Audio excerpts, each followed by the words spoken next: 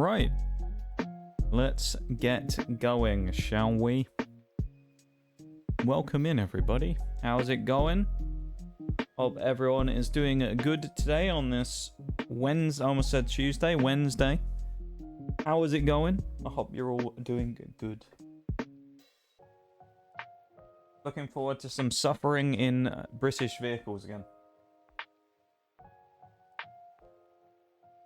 Hi, Onyx and Shags and Nitty. How are you guys doing? I do have an update, actually, about something, because this is kind of one of those ones that's a bit hard to believe, Onyx, but that booster box has already arrived. It arrived this morning. So it's here. There you go. So we have 3 in hand already. That's crazy, isn't it? It's less than 24 hours and it already showed up. That's crazy. It had a same-day delivery sticker on the front, which is kind of crazy. So there you go. Royal Mail can't do it, but Amazon through Throne can. Does a lot, really. Yeah, welcome in, everybody. How you guys doing? Let's thunder some wars. Yes. We'll try anyway. Doing good. Just had some mash. Well, just mash, Shags, or mash and something else. With something else, you know. We're going just plain mash. Yeah, it was Amazon. Yeah. Amazon is what we is where it came from. I have had a look over because I know Amazon's one of those ones where it's like when you buy stuff from there, obviously sometimes can come from other places than official stores. And I know some people say about you shouldn't buy on there because it's a chance of you can get fake stuff. But I know that all of the items that I listed were specifically from the Pokemon store on Amazon. So I know that they aren't like fake boxes. But we'll do the RIP test at Christmas anyway when we do it, because it's just a thing we do all the time, and we do the RIP just to see and go, oh look, here's how you test if they're real or not. So I've got 3 booster boxes in hand now. That's a cool thing. We've got Paldea Evolved, which arrived today. We've got Scarlet and Violet Base, and we have Temporal Forces. All 3 of them I have physically here right now. 2 of them are in the ether, one being currently on pre-order, and the other one is waiting to come back into stock. So that's 5 of the 8 boxes we need. We're getting very close. And we still got like a month and a half, so we got plenty of time. So we'll see what we can do. We'll see what happens, you know. We got a couple of booster bundles maybe to knock out on that as well, in the last couple of boxes, but I'm hoping we can make it. I think we can. I'm hoping we can. We'll see if we do it. I'm excited. I'm looking forward to this stream, though. I was kind of hoping that box wouldn't arrive quite so soon as well, because Paldea Evolves one of those ones that I really want to open because it's got some really good stuff in it. That's probably where one of the best, that'll be one of the best boxes we can open because of the stuff that'll be in it. On a date? You were on a date today, AO. How'd it go? I hope it went well, Onyx. How was it? How did it go? Tell us all about it. What did you do? What were you up to? Mincemeat and mash? AO. That sounds pretty good, though. Almost like a cottage pie, we would call it. Suffering British vehicles, isn't that just regular traffic? I mean, you're not wrong, to be fair, Nitty, honestly. You are not wrong. Rain seems to be subsiding, which is great. Yeah, that's good. I'm glad. I'm very happy that the rain is going away. As I open the game up here real quick.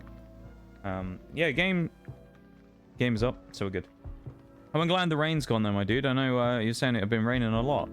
Kind of a weird, we had like a weird thing as well. It'd been really cold the last week or so, and then all of a sudden it went back to being really warm again this week. So it's a weird flipping the weather patterns for the world at the minute, isn't it? I'll quickly run through and just show you everything so you can see what's happened since last time. We have the M109 for the Americans still. T26E1-1 Super Pershing. I'm not sure if you saw this on stream last time or not. You might have. The M26 Pershing, the regular, which if you look at them, basically the best way to look at it is this is the Pershing. This is also the Pershing, just with a riot shield strapped to its face. Then we have the M41A1 Walker Bulldog, and of course what I like to call the cheese wedge, because it does look like a piece of cheese. Yeah, I know. Cheese. Unlikely is what you're thinking, but tell me that doesn't look cheese. Look at it. Cheese. Cheese with missile tubes strapped to the top of it. So I've tried this thing out. It's kind of a meme, but it's, I don't know, it's a bit niche. So I've been memeing with this thing this week as well. German's exactly the same. Russian's exactly the same because I haven't played them. And British is exactly the same because I haven't played any of them either. And let me tell you, I cannot wait to get rid of this fucking charioteer. Because my god. It was nice for a while, but after finding out it literally only has 5 degrees of gun depression, oh my god, it's giving me more depression. The only problem I've realized though is if we get the Tortoise, right, which is 6.7, I don't want to get it because I don't want to start fighting 7.7s. Now that means I've got to grind out 134,000 XP across these two. Ugh. Like, that means I gotta suffer with this fucking thing for ages. It's gonna be... Oh, it's gonna be horrible. So, we're gonna strap in and we're gonna get going, because there's no time like the present, right?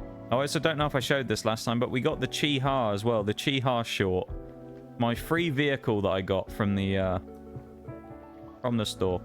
As part of the Battle Pass Challenges stuff, actually. Oh, nice. We got that professional one. I didn't know if we had that done or not. We'll grab our rewards real quick. It's, if anyone's wondering where it was, because I was talking about this the other day. It's in the shop here. You basically had to complete these special tasks, and if you completed enough of them and then spent the, like, what are they, war bonds on it or whatever, you could buy one of these. So I got the Chi-Ha short. So we have a pretty bad 2.0 premium Japanese tank. So there you go. Let's get into it. Let's get into... That was very quick. Bloody hell. Went great. We got another one set for Friday. Let's go. I'm very glad. Let's go. Where did you go? What did you do, Onyx? Give us your secrets. What did you do? What were you up to on your little date? What did you do? Do anything fun? Casual? Get some food? What did you do? You don't have to tell us, of course, if you don't want to. Hell yeah, that's what we love to see. Do we have like a good track record, I feel like, of people for some reason randomly getting into relationships not long after discovering stream. It's really odd. We've had this with a number of people now. So yeah, that's pretty cool.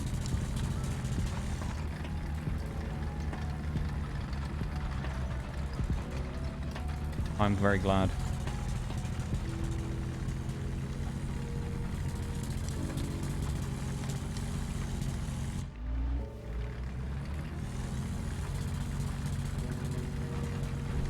Yeah, that cheese wedge missile tank though, I've been playing it recently. I don't know how I feel about it because it's kind of okay, but I'm not sure I really like it that much, to be honest.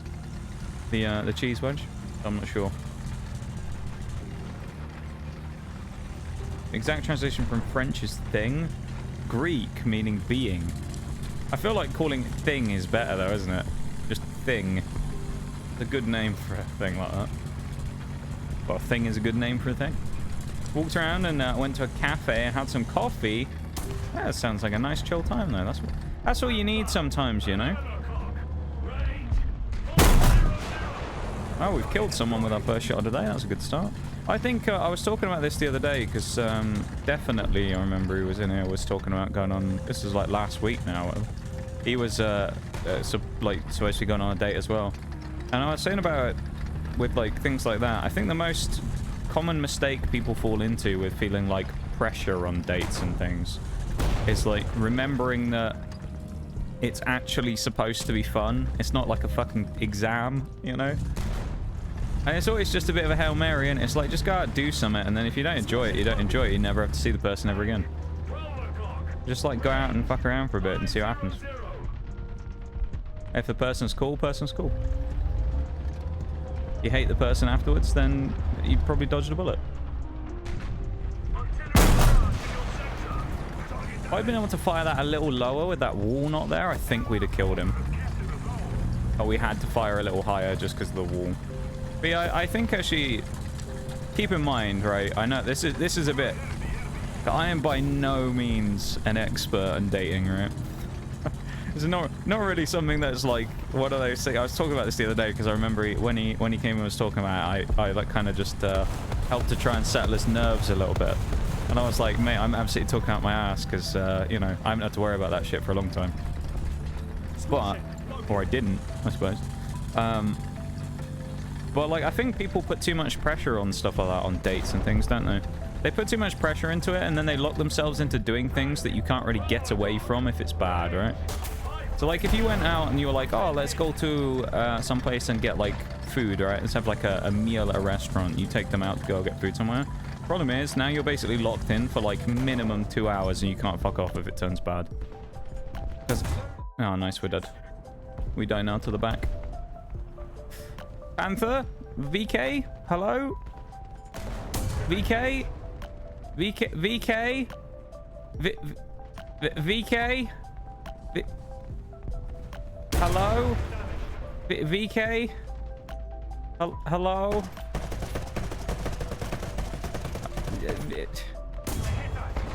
VK? Can you pay attention, please? There's a guy behind... please? Fuck me, dude. German players, honestly. And now he's just gonna die to the Panther as well. What a helpful chap. Welcome in, Axelo. How's it going? And Maximum. How are you guys doing? That was not so fun, though. Getting, well, as always in the barn, getting shot in the back by someone and then killed while being unable to shoot back. What a fun thing to have happen. Love it. VK says, nah, yeah, he was not interested. Cole can just fly off like that? Well, see, the thing is, it is actually a thing that can happen, because pretty much what happens is the ammunition inside the vehicle gets detonated. I'm dead. Probably. No, he shot... why would you shoot the enemy Panther and not me? Yeah, you can detonate the ammo inside a tank so it can effectively blow up like that, yeah.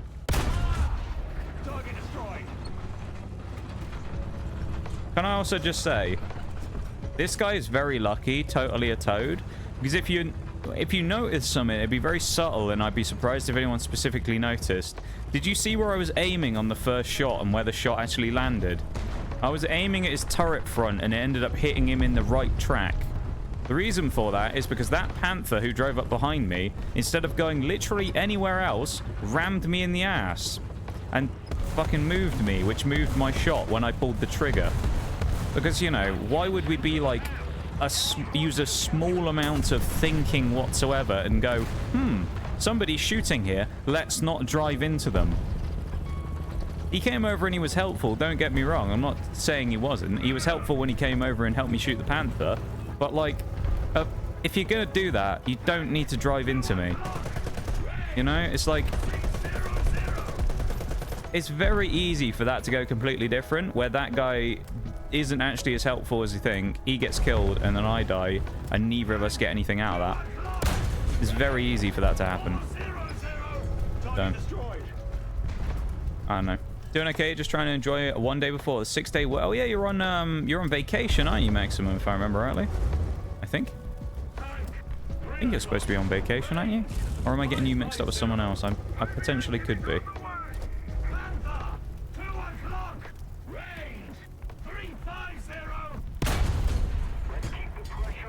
I like how I was talking a bunch of shit about the Charioteer earlier, and what's that, 3 kills now?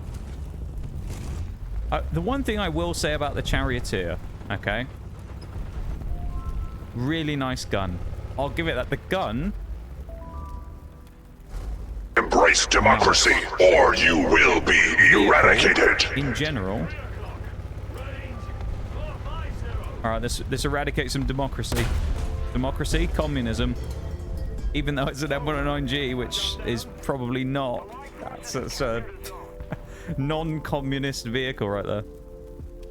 We need to find the nearest Russian tank and shoot them right now so we can eradicate the communism. Hey, for the redeem down. Nah, Panther died.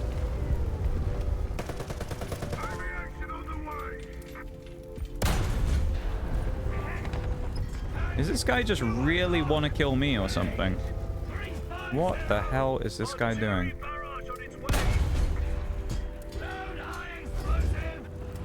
Like, what is... Oh, there's people coming up behind me again. No!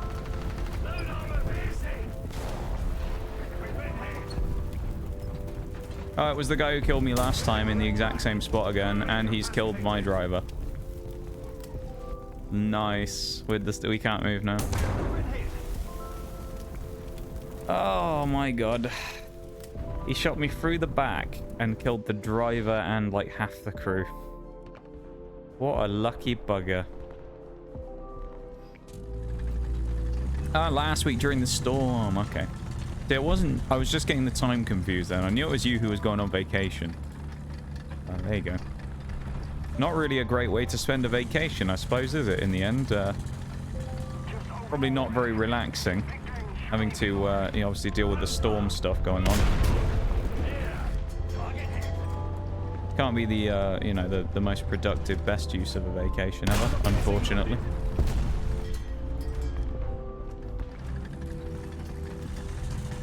Oh, someone actually shot him in the back. M51? No, it was the Panzer 470 going. Nice.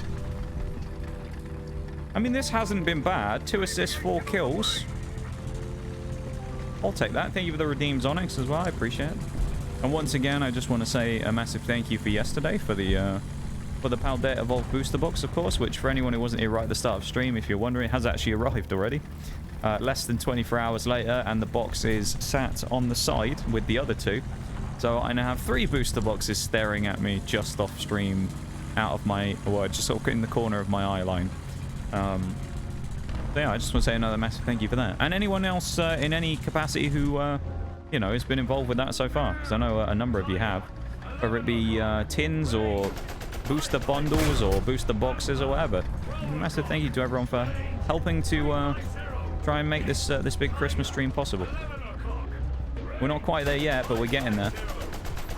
We're certainly looking fairly on track to make it happen. So... exciting stuff. I reckon we can do it, though. I think we can make it in time, just.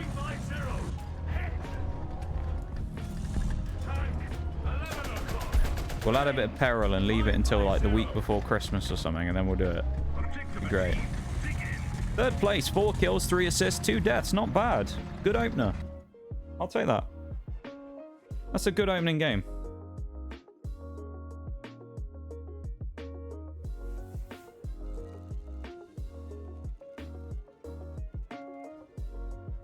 $10,000 silver? I'll take 10k silver lions. We're very close to getting the tortoise here as well, which is nice. With the 32-pounder gun. That's going to be another interesting vehicle. Centurion we unlocked. What did we get? Crew replenishment. We can finally change the crew out. That's nice. Elevation or brakes is really the option here. I mean, actually engine's quite nice to get. I think what we'll do is we'll go for the 1800 on brakes so we can get the bonus XP. Just helps us grind out things faster. Tortoise as well. So I'm not gonna... Oh, it's the Conway as well. Oh, that's annoying. If I get the Tortoise and a Conway... Oh. Well, I could swap the Chariot... No. Dude, the Conway's a beast. 500 pen. It's got that 120, hasn't it, I think, on it. Tortoise as well. Solid shot, unfortunately, but 250 pen is quite nice. We'll have to figure out what we're going to do. I think what we'll do is we'll come back to the Conway, because we can always get another tank destroyer after. We need to get the mediums and that ready. Because we're lagging behind on the mediums. Medium and heavy tank. This is actually one of the few maps where I think Charioteer could work quite well, just because it's fairly flat. I'd prefer being on this spawn, because there's a spot, I think it's like here, or here or something. There's a little divot that I quite like sitting in. You can shoot all the way down here. It's a very nice little spot. I do quite like going in there, so... I would like to have been able to go there again, but we're on the wrong side for that, so... This is a TD type map, though. I know technically if you want to look at it and split hairs, the Charioteer I think is considered a medium. But let's be real. it fulfills none of the roles and obligations of a medium, does it? It's basically made of paper, has no gun depression at all. It has a decent gun, but like its kind of fighting capabilities are fairly limited because of the nature of what it is. It's really not a medium, I think, if you want to look at it like that. This is just going to get me killed, isn't it? I already know how this works. It's happened too many times before. We actually do have the gun depression here as well, surprisingly. With our -5 degrees, we actually have enough to play on this ridge, which is quite tidy. I'll take that. Now we just got to hope someone goes there. I think it's about there, maybe, where I normally peak. I'm trying to sort of figure out. Or it's that ridge line there. There's something around, like, here, this kind of area. There's a little spot I like to go and sit in. It's very nice. Yeah, I can see him. Boy, we missed. Dangerous going for another bite. We're going after the communism. Russian T-3485. Communism has been defeated. Not by us, but by a friendly teammate. Communism vanquished once more.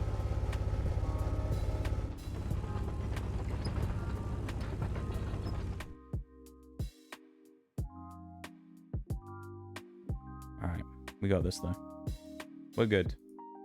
Got to settle, you know? Settle in. Looks like there's not a lot of people here, though, so I'm probably going to move a little bit more towards the town. Like, enemies aren't really over here. It's probably because there's no cap over here this time. There's no capture point. A's over there. A lot of the time on this map, you'll get a single capture point down there in the shipyard. Or the graveyard, basically, for the dead ships. So, no one seems to have really gone over there other than the light and the T-3485, so it looks pretty barren. So I'm guessing we're probably going to have a better time coming over here and trying to shoot towards middle. Which actually kind of works, because it means for our other vehicles, we probably have a better time of things. He's behind something. One into him, and the Tiger 2, we damaged / broken his breech, I believe. Yep. He got a nasty little swipe there from us. Charioteer isn't necessarily the most dangerous vehicle, because, I mean, its gun at the end of the day is still firing APDS, which ammo-wise isn't incredible. But it can certainly pack a punch in the pen department. If you need to go through someone, like butter, then this is a gun that can certainly do that. Now, can it follow up and kill people? Different story. But it certainly will go through people. That's the main thing. That's sort of the big thing to keep in mind and consider with this vehicle is, while we're not killing everybody, we can pretty much pen almost everyone. So easy to get assists, not so easy to kill people specifically unless we get the right shot. The problem with the solid shot AP type vehicles with APDS or whatever, you really just have to make sure that you're landing a shot through a kind of critical component, otherwise you're not going to kill someone with it. That's just how these guns work. Because it's got no explosive like all the other shells really do. So it's only going to deal damage basically based on just going through something rather than exploding when it hits something, right? Okay. Well, I kind of didn't realize they were there until it was a bit too late. The tracks came off. They were sat behind this building. They're all camping off nowhere near the cap, so... yeah, we took a bit of a beating there. That's fine. Got caught out of position. Took a bit of a beating. Please don't bomb me off of spawn. Oh, God, these are getting closer. Please, no. The other guy behind me is the one I'm more concerned about. No, he's going away. Okay, we're fine. We're alright. We're just about safe, anyway. Shame we can't got the ramp here, but we'll have to go the long way. We could have got that one, but it looks a bit steep, so... the old barn is going to be trekking along. Thanks for being here, everybody, though. I appreciate you guys coming and hanging out and vibing here in stream. Lurking, chatting, whatever it is you want to do. I appreciate you guys being here.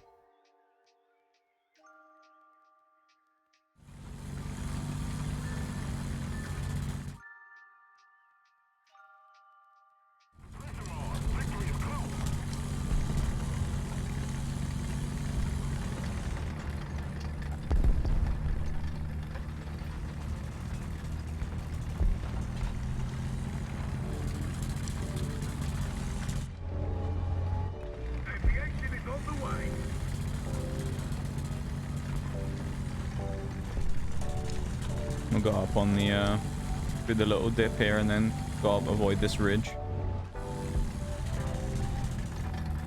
We are blending in. We got good camo here. We blend in well with the sand, if nothing else. Not that that'll save us, because we're the size of about the Empire State Building, but, you know. It'll be alright. We also only fire high explosive ammo, of course, so we do have the problem of having to shoot through things.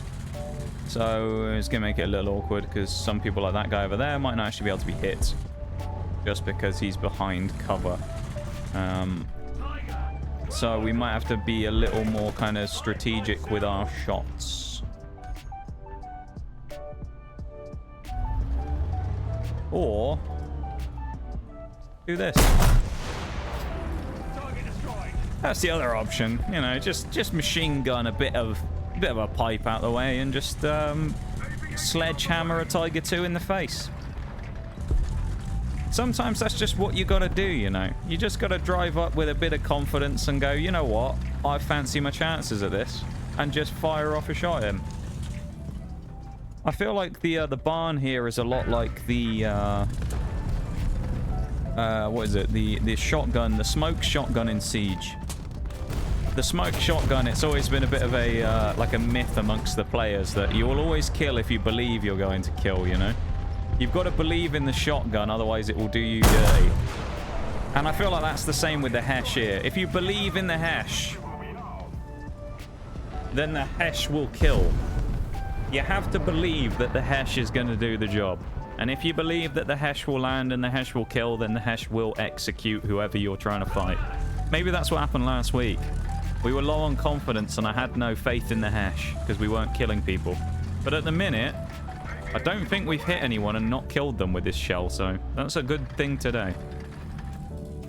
Meanwhile, watching Yon trying to keep my band of warriors alive in Battle Brothers, and fun fact, the main leader of the group, I named him Nox, the Headhunter, and he's 55 kills so far.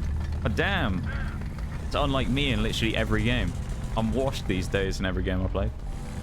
I live vicariously through the Headhunter there instead, because I lost that title IRL. Being the gamer that I used to be. 2 kills, 3 assists though. This is not the worst game in the world. It's certainly nothing special, but it's not the worst game in the world. It's confidence building, you know? We've got to build ourselves back up.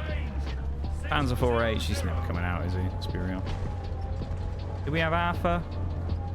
Oh. Oh, no, he's too low down. There's no way we're hitting him. That's a real chance shot if we take a crack at that. That's too chancy, even for me. Now, I like a punt, don't get me wrong. I like a punt of a shot every now and then, where I'll go for a bit of a speculative one. That's a bit too much of a punt, even for me, I think, that one. A little too far of a maybe this will land. That being said, though, this, not so much.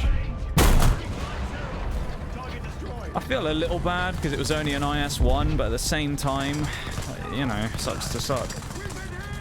Go away, Pershing. Leave me alone. You didn't believe hard enough, so you didn't hit me through the train tracks. Nice. Manifesting fatalities. Yes. That's what we got to do. We got to manifest, you know, just manifest kills, and we will get them. We've unlocked the tortoise, though. Let's go. We got the tortoise. So we're not going to do the tortoise yet. We're going to go into the F. You know, let's do the FE4202 because it's slightly quicker. Let's do the 4202. There's also, while we're doing this, upgrade the Centurion. We now have our Charioteer even. Get the filters. And let's get into another match. Let's get going. Hey, you Shags for the noise as well. Barn, barn, barn. Yes. And barning time. The farmyard's out in full force today. Don't be annoyed, your character in game doesn't get paid. Oh, that's fine, don't worry about it, you know. That's fine. I work for free when it comes to headhunting. I don't need to be paid for that. I do my assassination work for free.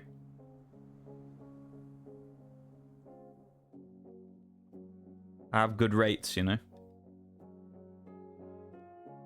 They tried to nail the coffin shut. Manslayer, how's it going? Won't stay down. How are you guys doing? This is yours You now. must have been playing some War Thunder again, I'm guessing.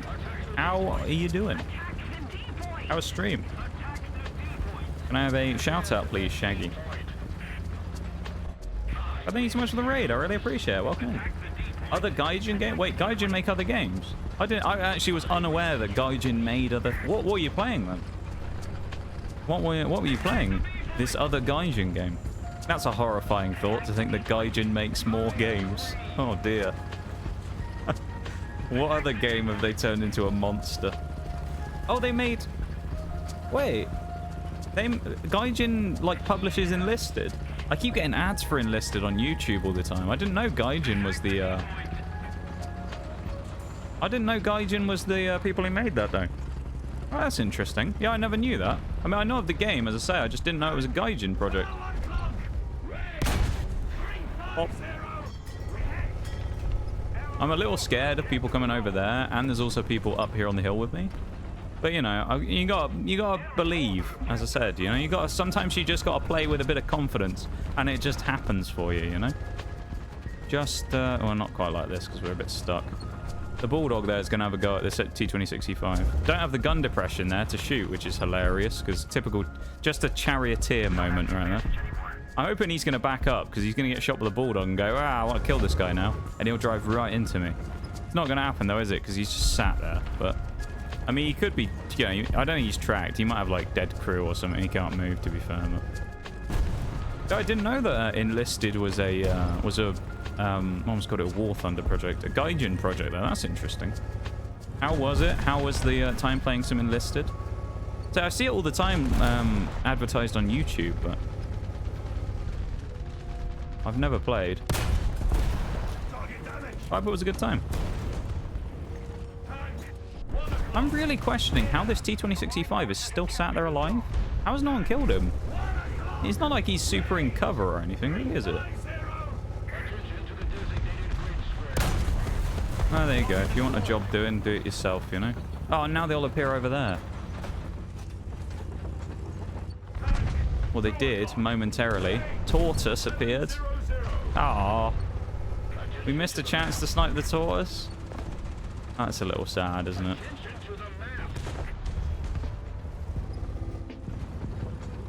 Let's go dig in, shall we? Have a bit of a poke around up here and see if we find anyone. I mean, there's a couple of people up here. It's more just a question of where are they looking and who the hell are they, you know? Panther F. Okay, Jagdpanzer 4. I'll have a go. Why not? Run, run, run, run, run, run, run, run, run, run, run, run, run, run, run, run. Good, we're good.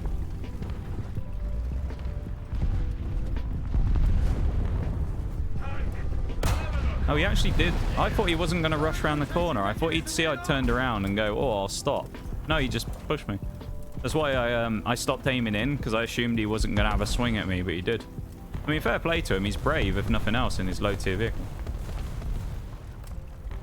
Tomorrow I'll eventually suffer through the War Thunder event. I'll have the tank, and Friday I'll have the event squad for them. Let's go. That's what we love to see.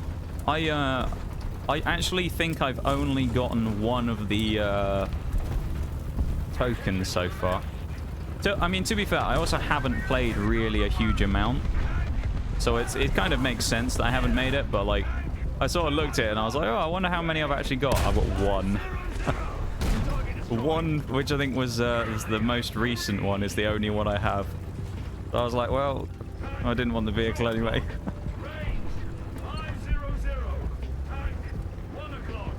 That's cool, though. I know everyone's been kind of suffering at the minute. Bruised as well has been having a bit of a torrid time with trying to grind out the vehicle. So everybody seems to be having a bit of a dodgy time with it right now. Trying to get that new vehicle. Pretty good. I think the grind and stuff is more fair and the events are a lot easier. That's good, though. That's the one thing with War Thunder, is the grind is long. I mean, if you don't have a premium account in War Thunder, you're not, like, completely screwed, but your chances of, like, doing anything just go down quite a lot, don't they? Because it just takes a long time.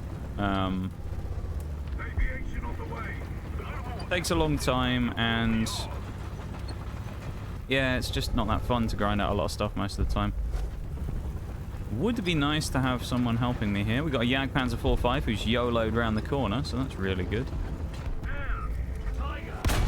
He's going to peek me now. I'm fired. Yep. Well, I mean,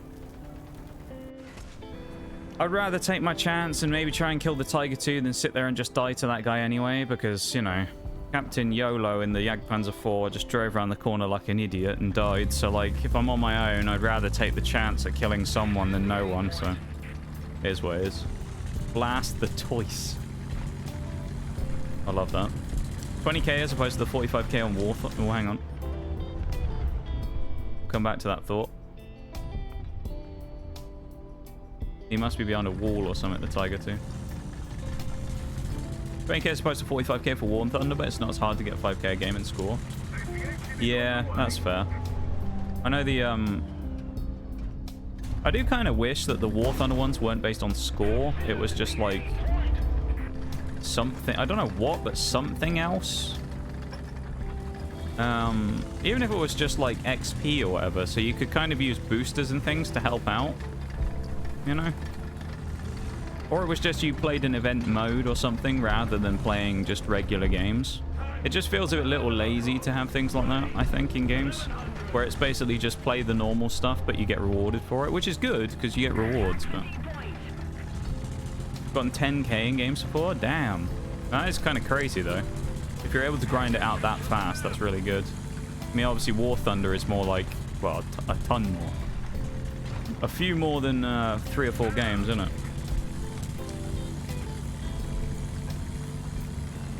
Keeps complaining to me about it.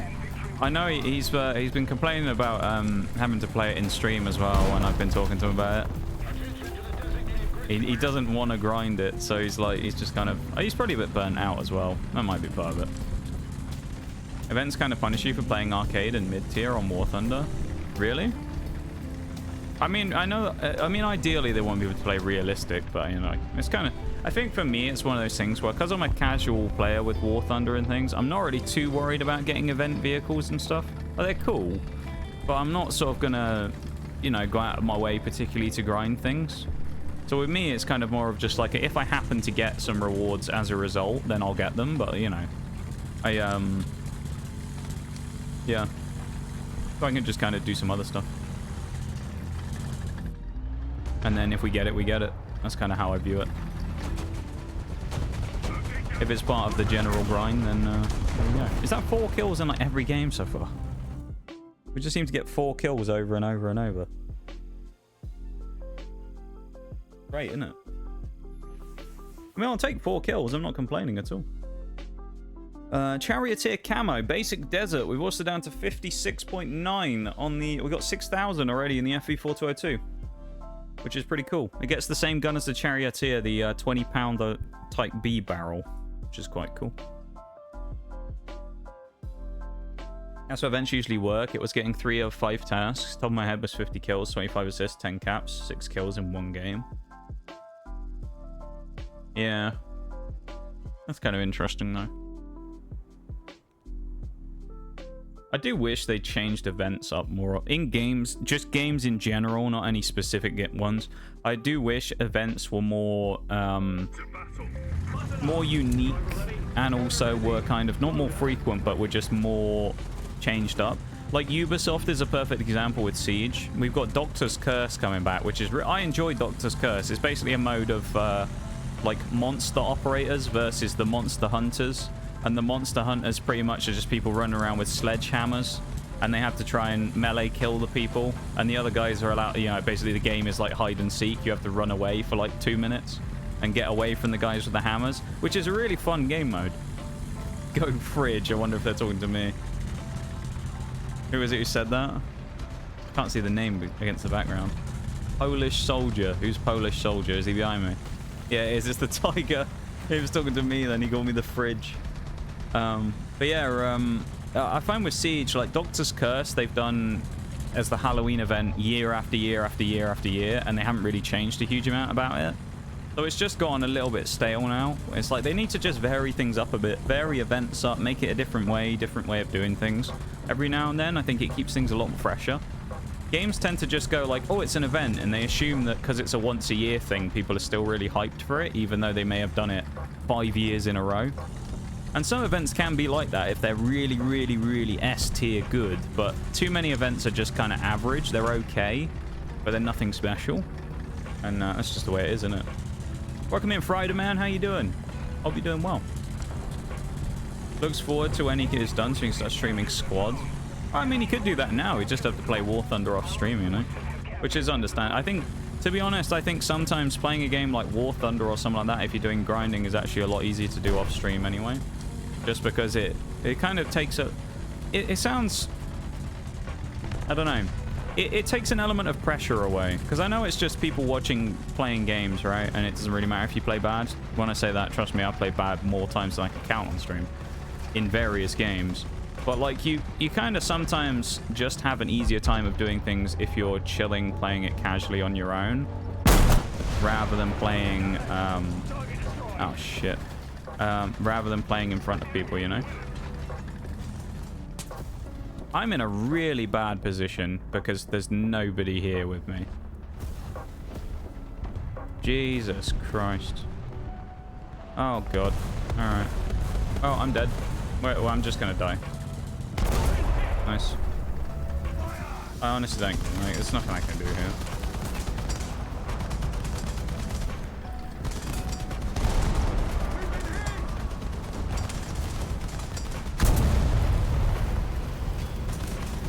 Nice map control we had there. That was fun. I enjoyed the way that I got attacked by 15 million people in the middle of the map. That was fun. It wasn't even that far into the game either. I had to play top tier and realistic to get 1.5 multiplier on the score. Arcade and lower tiers are, I think, below 1.0 score multiplier. Interesting. I didn't know that, actually. Good to be here. It's good to have you here. Yeah, I hope you're doing well. We're doing some War Thunder today rather than Skyrim. It's slightly different, but equally large amounts of murder. Just in a different way. That bounced. I'm kind of surprised. Well, we died to the T-29 again now, don't we? No, he didn't kill me the first time. Unless we kill him somehow. He does have ammo down there behind his tracks, but...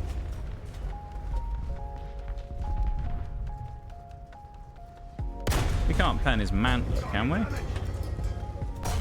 No, okay.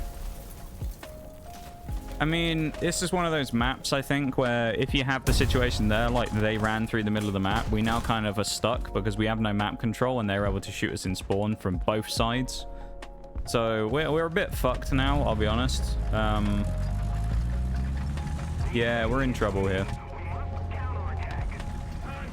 Because they've got both spawns locked down now with people spawn camping, so we're basically all just going to die. It's going to be a matter of how long it's going to take for them to kill us all now, probably.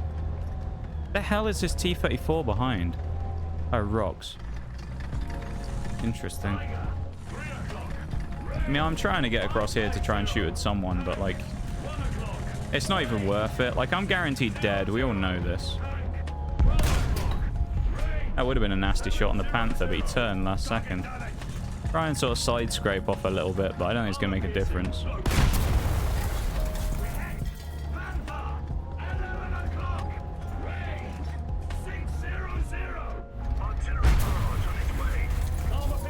Little bulldog's going to come back in a minute. I reckon he goes right hand side, but he might go left. Little bastard. Oh, the building's crumbling. That's not good. And I can't tell my turret anymore. This is awkward.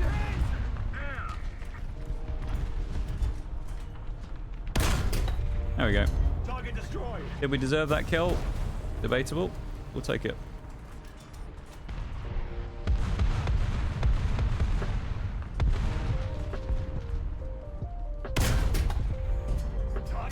Oh, I broke his gun breech. He can't shoot back. Yes, we live to fight another day for now. For now. That's it. I'm not looking at chat for a minute. Hang on. I'm just a little focused. I'm trying to maximize as much as I can do here before I die. Because, let's be real, it's kind of inevitable that I'm about to die. But if I can get anything done here, it'd be quite nice. Okay, I was hoping we could land one there. I might try and get behind this ridge line. That might be a better place for us to go. Unless this Panther's watching across here. But... Well, I traded. Nah, I shouldn't have stopped. I should have just crossed. But it is what it is. I killed the M109. It was a bad game. We actually somehow have now retaken the caps. I don't really know how that's happened, because if you look here, our whole team basically went down to C. They flooded A and B, came through the middle of the map, started pinching in on the 2 spawns from here and here. And we started getting spawn trapped. And then somehow we've like managed to retake B. Now we're losing it. So we are going to lose the game, but we'll leave that at that. Ugh. When streaming, it sometimes helps curb frustration. More likely to scream curses when you have an audience around. I don't know if I'm the same on that, actually. I think I probably get equally as frustrated. Or I get more... Well, it kind of depends. I also kind of have a thing where I get annoyed if I'm playing bad on stream because I don't want to... It's not fun necessarily to watch if things are going really badly, right? But like in a situation of me just playing bad constantly, it kind of winds me up quite a lot. And so it's quite annoying to play the game when I'm just playing really bad. So it almost has the opposite effect sometimes, where it makes it worse because I'm more frustrated because I'm doing badly than it is just normally if I was playing with Mirage or whatever off stream. Never heard of this game? Do you just blow people up? Yeah, it's a like a... Well, I was gonna say World War II. It's not really, is it? I guess it's like a... Well, it's just a tank, plane, boat kind of like semi-realistic sim type game. This is one of the like more casual modes, so this one isn't quite as realistic, but yeah, it's designed to just be like a kind of like tank sim type game. It's quite fun. I do enjoy a bit of War Thunder. We're gonna die if I don't. I have to roll forwards. We're very lucky they shot the guy next to me and not me, but it's basically just the case of you need to try and capture the 3 zones on the map in the bottom right. You can't actually see it because it's covered up by my PNG. But there's a C zone over there, there's a B zone over there, and there's an A zone over there. The idea for us is to capture all 3 of them and drain the bar at the top of the screen, which you also can't quite see because the overlay covers it. There's a bar that basically each team has of points, and the idea is to capture the enemy zones, or capture the zones in general, and drain the enemy's points until the point where everybody runs out, and then you win the game.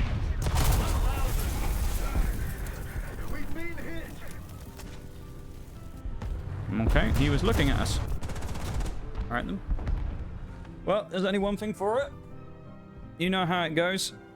Once it happens, we believe in the barn. Do you believe in the barn? Have a good one, Onyx. You get some good grub, yeah? Take it easy, man.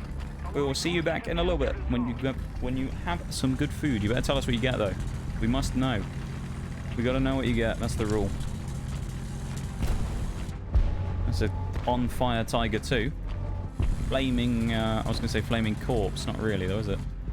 Flaming shell, I suppose. They're all over there. Oh, 151. He's quite a long shot, though, isn't he? This is a bit of a... Ooh. That's a bit of a long shot if we go for it.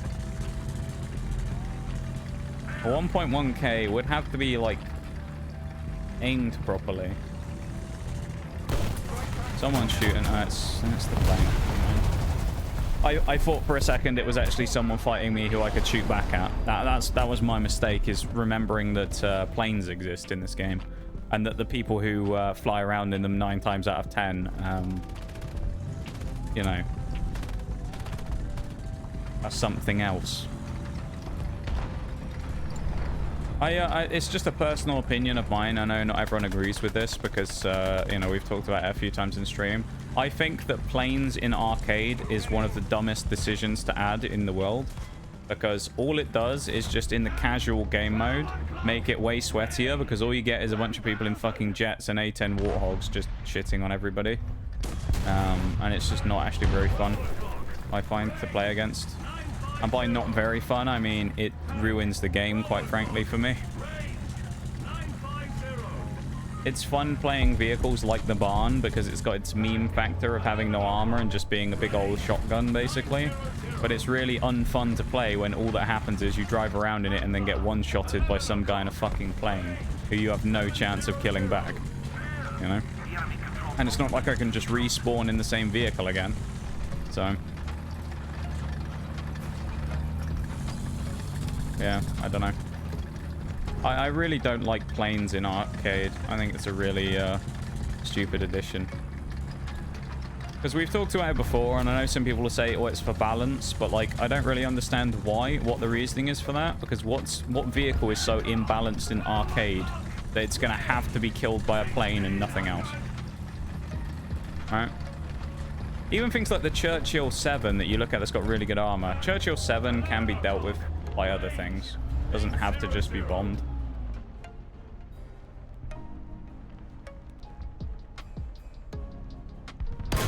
And the thing is with the Churchill 7, while it's got some good armor, it's also got no, like, a terrible gun. You know? So it's like, in my books, it's already balanced as it is, and it doesn't matter that its armor is really strong, because the vehicle can't kill anything, really. It's not like you're going, oh no, the Churchill 7's come here, he's going to definitely kill me now. It's you find the Churchill 7, you go, oh no, Churchill 7, I bet he can't pen me anyway. I'll just ignore him. Dead. Nice, we got rocketed. What a terrible match. The duality of War Thunder. Right there. Last couple of games, pretty good. That game, get onto a map that... admittedly, I don't hugely like that map so much. It's not a situation of me hating it in general. It's more of a dislike in certain nations. I quite like playing that map in the Americans. I will say that. The Americans work quite nicely on that particular map. The problem is that... other than that, even the British don't really work that well there, I find. The British tend to struggle there, I tend to find. It's just more of a situation of, like... while some of them do have some gun depression, it just feels like the British vehicles don't really have a lot of armor to begin with. Our lineup is basically these three are made of paper, and then you have the Centurion, which is made of made of cardboard rather than paper. So yeah, we're pretty in the thick of it when it comes to getting shot at, really, in 9 times out of 10 situations, because we're just gonna die. Until we get a couple of upgrades and get one of the better Centurions with an actual turret that's fairly decent and a gun that can kill things, so we can slightly mitigate the lacking armor, we'll kind of be in a situation constantly where we're just not really that effective with anything that requires playing with armor. We can sneak down here, I think.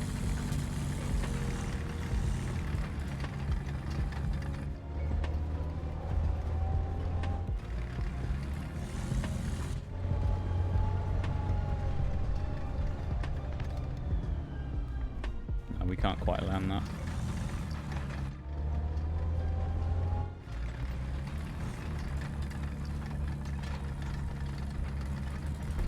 No, Spider-Man, not that. I wouldn't reference something that shit on my stream.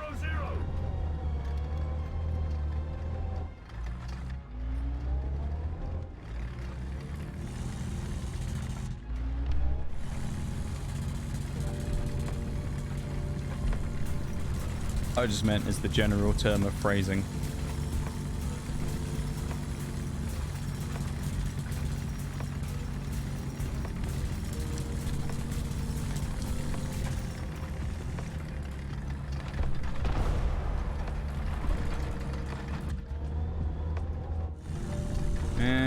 This is kind of a bit dodgy, but... well, we're going to get one shot off, aren't we, here, and then we're going to be caught out. But I'm kind of willing to risk it. Sometimes you've got to just risk it, haven't you? In the hopes that maybe something happens and kind of goes your way.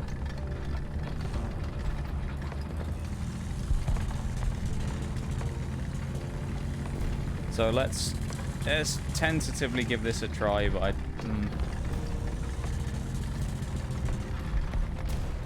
not all too keen on what I'm doing right now, but it's certainly something. We're going to get a free kill probably on this TD. Yep. There was no way that guy lived that. Was that Roshev? No, it was an M109. This T-3485 is potentially either about to be saved or is going to die. It depends on how fast I reload and whether this heavy tank pushes him. I don't know what it is a problem. There is also an ad break about to start. Just a heads up for everybody. I just noticed that in the corner of my eye. So there is an ad break about to go on right now. T-3485 slays the IS-2. Beautiful shot from that little guy there. Saves himself. Can't shoot the wall down. Love that. We'll go the other way instead. Good stuff, though, from the T-3485 as he slays out and gets a free kill there. Let's go around the corner, have a bit of a peek. They are looking to where the T-3485 is, but are they expecting a ship barn? Probably not. So let's go and slap someone in the face. Who's the victim? T-44. Good night. No, he survived! We did nothing to him. What? Oh, if we'd hit him in the... If we'd aimed slightly higher and hit him in the turret, that would have been so much better. That would have been free kill. What an anticlimax. You know the rule was it's time to die. Exactly. Except in my case, we just spared him. I didn't believe in the Hesh that time. That's the problem there. I didn't believe in the Hesh. I will this time, though. Almighty Hesh gods of above. Allow this shell to kill the target with one shot and lethal force. I pray to thee. O merciful Lord of the Hesh. Bless us on this day. Never mind, my gunner's dead. We got shot by, I think it was the T-44. He was not very happy about me trying to shoot his teammates, I guess. Back up, get the gunner back up, or the loaders, or whoever. The turret ring's broken as well. Let's fix up, and then we'll come back around the corner. Then they won't be ready for this. The barn will come back swinging again. We just need some repair time. Kind of works anyway, because it means no one, well, people have a smaller chance of missing something from the break as well. Because we're currently in the break, and this is for anyone watching this VOD later on. We are currently on a break, so good time to reload and repair. Turret ring absolutely broken though. We got smashed in the front of the turret as we normally do in the ship barn because the turret is 5 miles long. This guy's getting face hugged, I think, the M109. Don't really know if we can kind of... Oh, we can. Yep. See ya. We can poke around that corner, as it turns out. And that's worked out quite successfully for us. We need to run away again now, because the chances that these heavy tanks / mediums may come up this corner is quite scary, and I don't fancy getting shot at. So I'm going to run back around here, hide away, and then wait for my reload to be done in 5,000 years. Then we're going to drive around the corner, and we're going to go and one-shot somebody else. And it's going to be great. All right? Look at the turret traverse on that. Look how fast we can whip that turret round. Look at that. That's impressive, that is, for something as big as a building. I mean, look, which one's bigger? This building next to us or the barn? Obvious choice, really, isn't it? It's the barn. Barn's just bigger than this building. Hello, someone's about to cross there, I think. Get these pipes down. Or is he going to cross there, though? No, I don't think he is. I think he's realised that there's a heavy around the corner, so he's not going to peek it now. There's our revenge kill on the T-44 who survived earlier. Oh, finally he goes down. The barn roars into life once more. There is something just satisfying about this when it works. It's when it works. It doesn't work all that frequently or consistently. And it's very easy to get your gunner and loader and things like that damaged, so your chances of shooting go down significantly every time you take a hit. But I do have to say, welcome back from the break, everybody, first. But the barn is hilarious when it works. So we'll sit here and we'll reload. For anyone who missed it during the break, we did get 1 kill. We basically spent a lot of the break repairing. So not a huge amount went down during the BRB there in the barn, but we did get a kill. I don't... Maybe we got a second one. I can't remember. Oh, hello. Hello, hello, hello. Where's he going? Whoever this heavy is, let's back up. Gives us more options. Looks like he's going to go this way. No, he's going to the right. Okay. Works for me. No, I'm stuck in the building. I don't want that.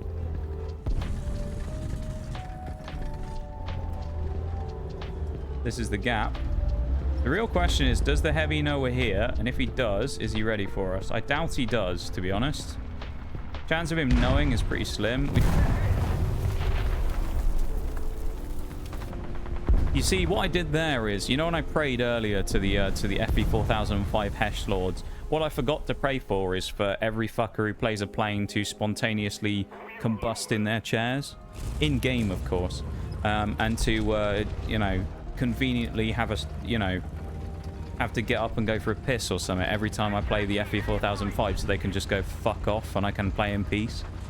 Because my god, is it annoying to get bombed every time you play it. We're having a great time there, playing passively, not doing anything too aggressive, nowhere near the rest of the team. Got bombed anyway. Unfortunate, I guess, but like bloody annoying when it happens, because that IS-2 was fucking dead to rights.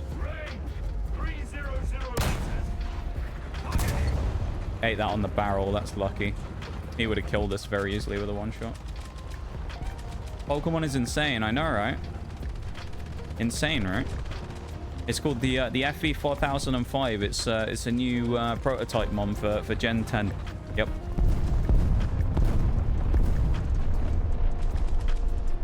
That's what it is.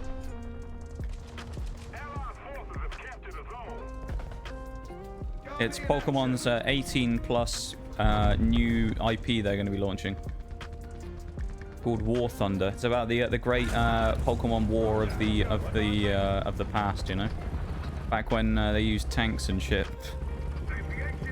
What it's all about. I bet he knows I'm here.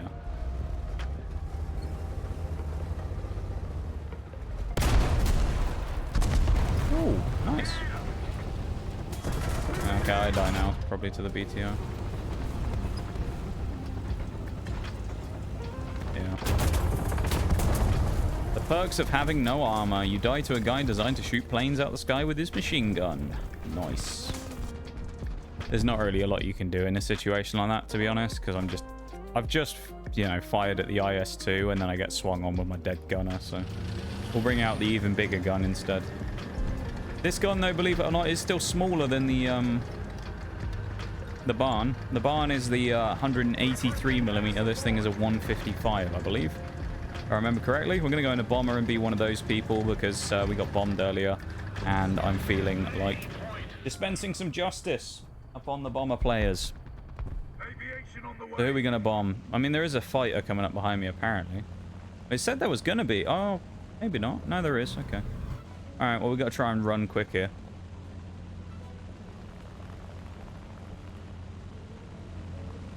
We can go for the SPAA. Why not? He killed me. If the fighter hits me now, we're probably good. Never mind. Alright. I think we should hit some on the IS-2, though.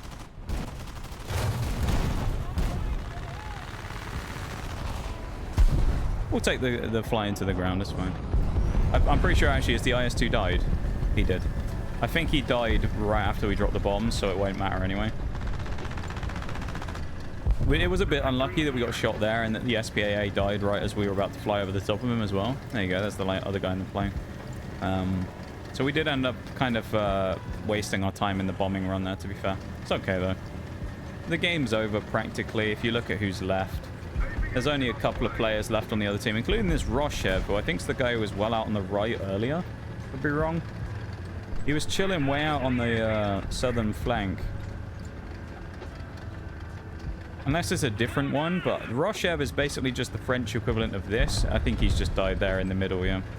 The Roshev is just this, basically, but a French version. It's a slightly different version. It's got a boxy turret. It's very similar, though. The Roshev is pretty much, just think of it like the M109, but just French. It's a similar vehicle. HE spamming. Typical, like, SPG.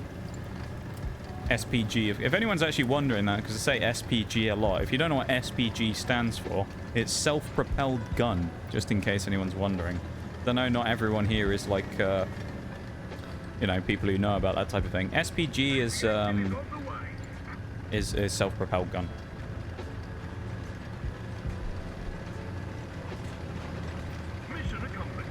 Nice. All right. Not the best game in the world. It was okay. We'll take it. It was okay. Nothing crazy, nothing special, but we got the job done. We got some kills. Yeah, not bad. Not great, but not bad. We did unlock... Oh, we just got 2,600 XP onto the thing there as well, onto the Centurion, which is nice. We've unlocked the transmission in the Charioteer. We're going to unlock smokes next because it will give us the XP bonus again. FV4005 just unlocked something. It didn't even give me the menu, weirdly, though. Oh, it's the final upgrade, the transmission. We now have the engine. 113 mighty horsepower. Look at that. 0.6 seconds off the acceleration time. Our 0 to 60 is going to be off the charts now. What I am going to do, though, real quick, is I am going to switch screens. I am going to go for a quick BRB because it happened during that game. So I'm just going to go and do that now. I'm going to go grab my drink and things real quick. I'll be back in like 2 minutes, okay? I'll be quicker than normal because it's not a timed break, but I'm just going to go do that very quickly. Stretch my legs, grab my drink, and I'll be back in just a minute, okay? And we'll keep going. So BRB, everybody. Back in a sec.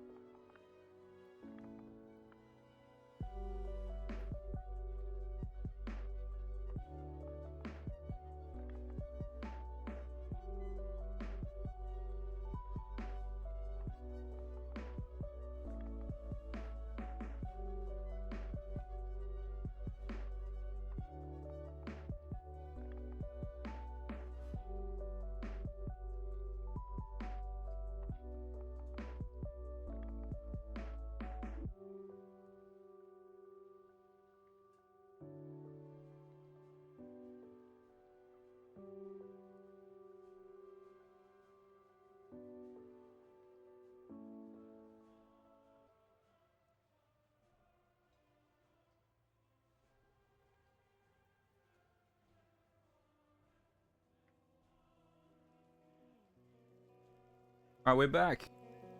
And I've got a belter of a coffee. So you know what that means. It's time to go hard in this game. Go crazy. Let's go absolutely wild.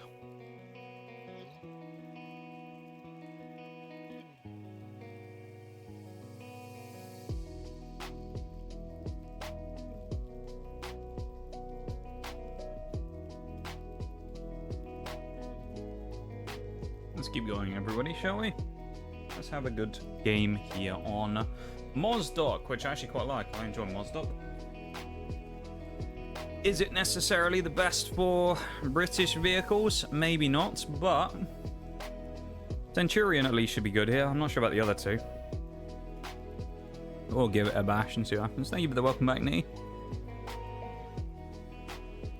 I appreciate it, mate. Thank you.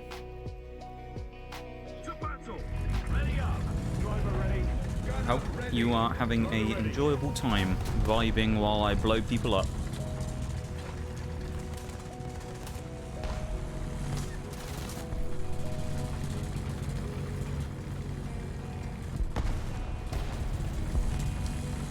Hope everyone's having an enjoyable time while I blow people up.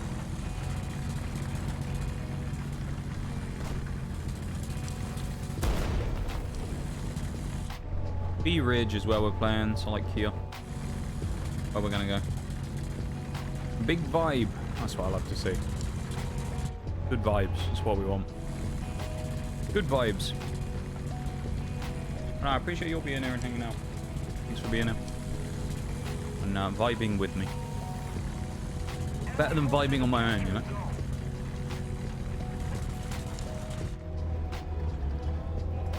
Well, there's someone in the smoke, we just can't see them. Skyrim's every Tuesday, right? Is indeed. Skyrim Tuesday is War Thunder Wednesday. Thursday is Pokemon, and Sunday is Pokemon. Pokemon's like, it was like my big thing for a long time. It's kind of what I built a lot of the stream on. So it still holds 2 days for the stream schedule. Although in the not too distant future, there will be on, so it will eventually be moved out of the schedule. But Skyrim's on Tuesday. Yeah.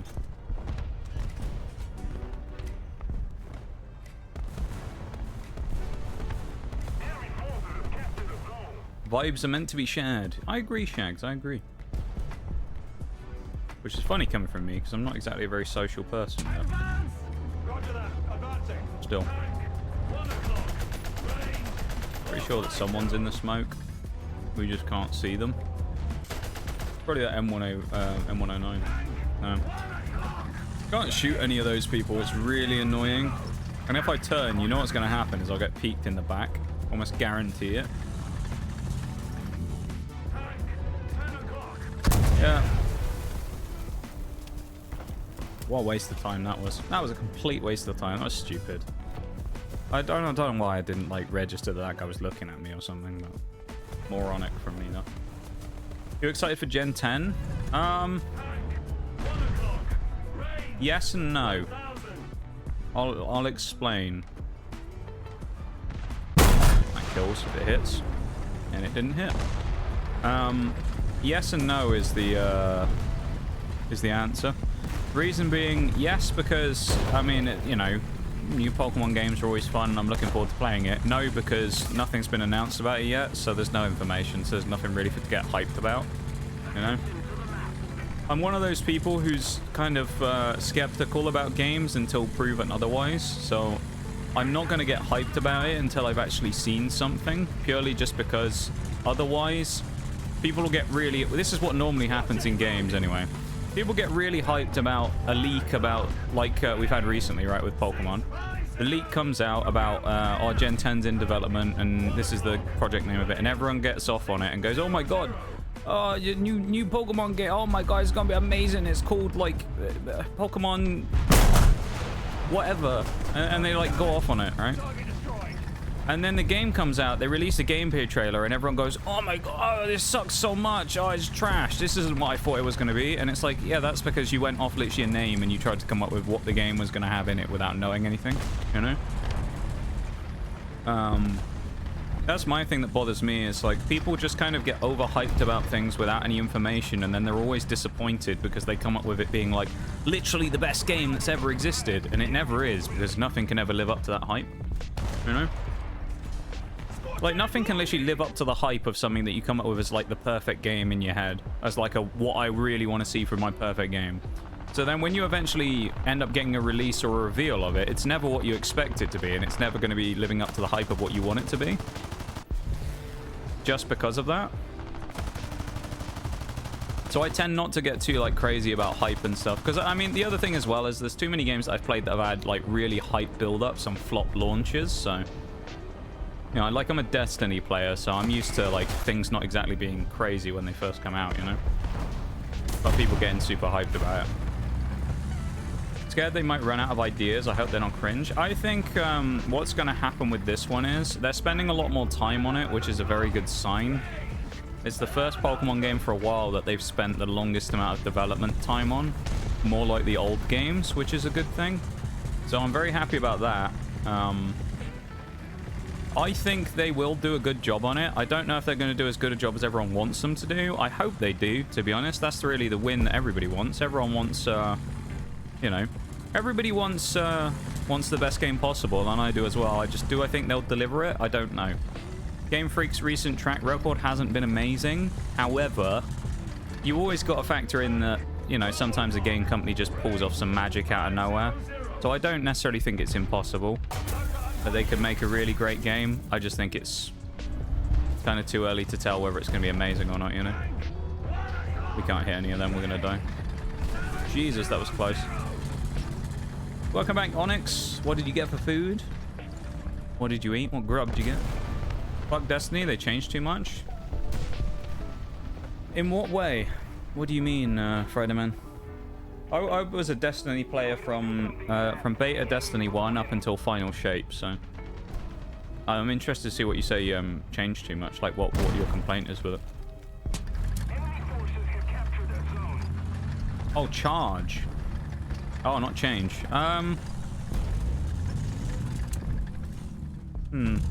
It's an interesting point, actually. More annoyed that the fandom can't wait and phishing attack on Game Freak, and for what? Weird half-baked leaks and cut concepts, come on. Exactly, that's the thing that annoys me. As I said yesterday, though, Nitty, it's just, what you'll see is, you'll just see a bunch of people who, as per usual in the video game community, do one thing and say the complete opposite. Right? They say, we want to wait for our game so Game Freak has the appropriate time to make it properly. Less than a year later, after them saying we're going to take the time to properly develop a game, someone leaks all of the information about, or hacks into a Game Freak employee's PC, steals all the information about Gen 10 but won't publish it because they want to get on their moral high horse about it and go, oh well, I'm not going to post it because I don't want to spoil it, even though you've already hacked all the shit anyway, and then post all these cut concepts of previous games. And it's like, and then the Nintendo fans are sitting there going, well, they deserved it because they didn't give us any information. And it's like, but didn't you want them to take longer? And then when they take longer, you're unhappy because now they're taking too long. You know? It's just like, that's what I don't get. It annoys me. All games, like, fan bases are the same with that. They say they want something, they get given something, and then they complain about being given what they wanted. Destiny is the same, Siege is the same, Pokemon is the same. They're all the same. Siege is one of the worst.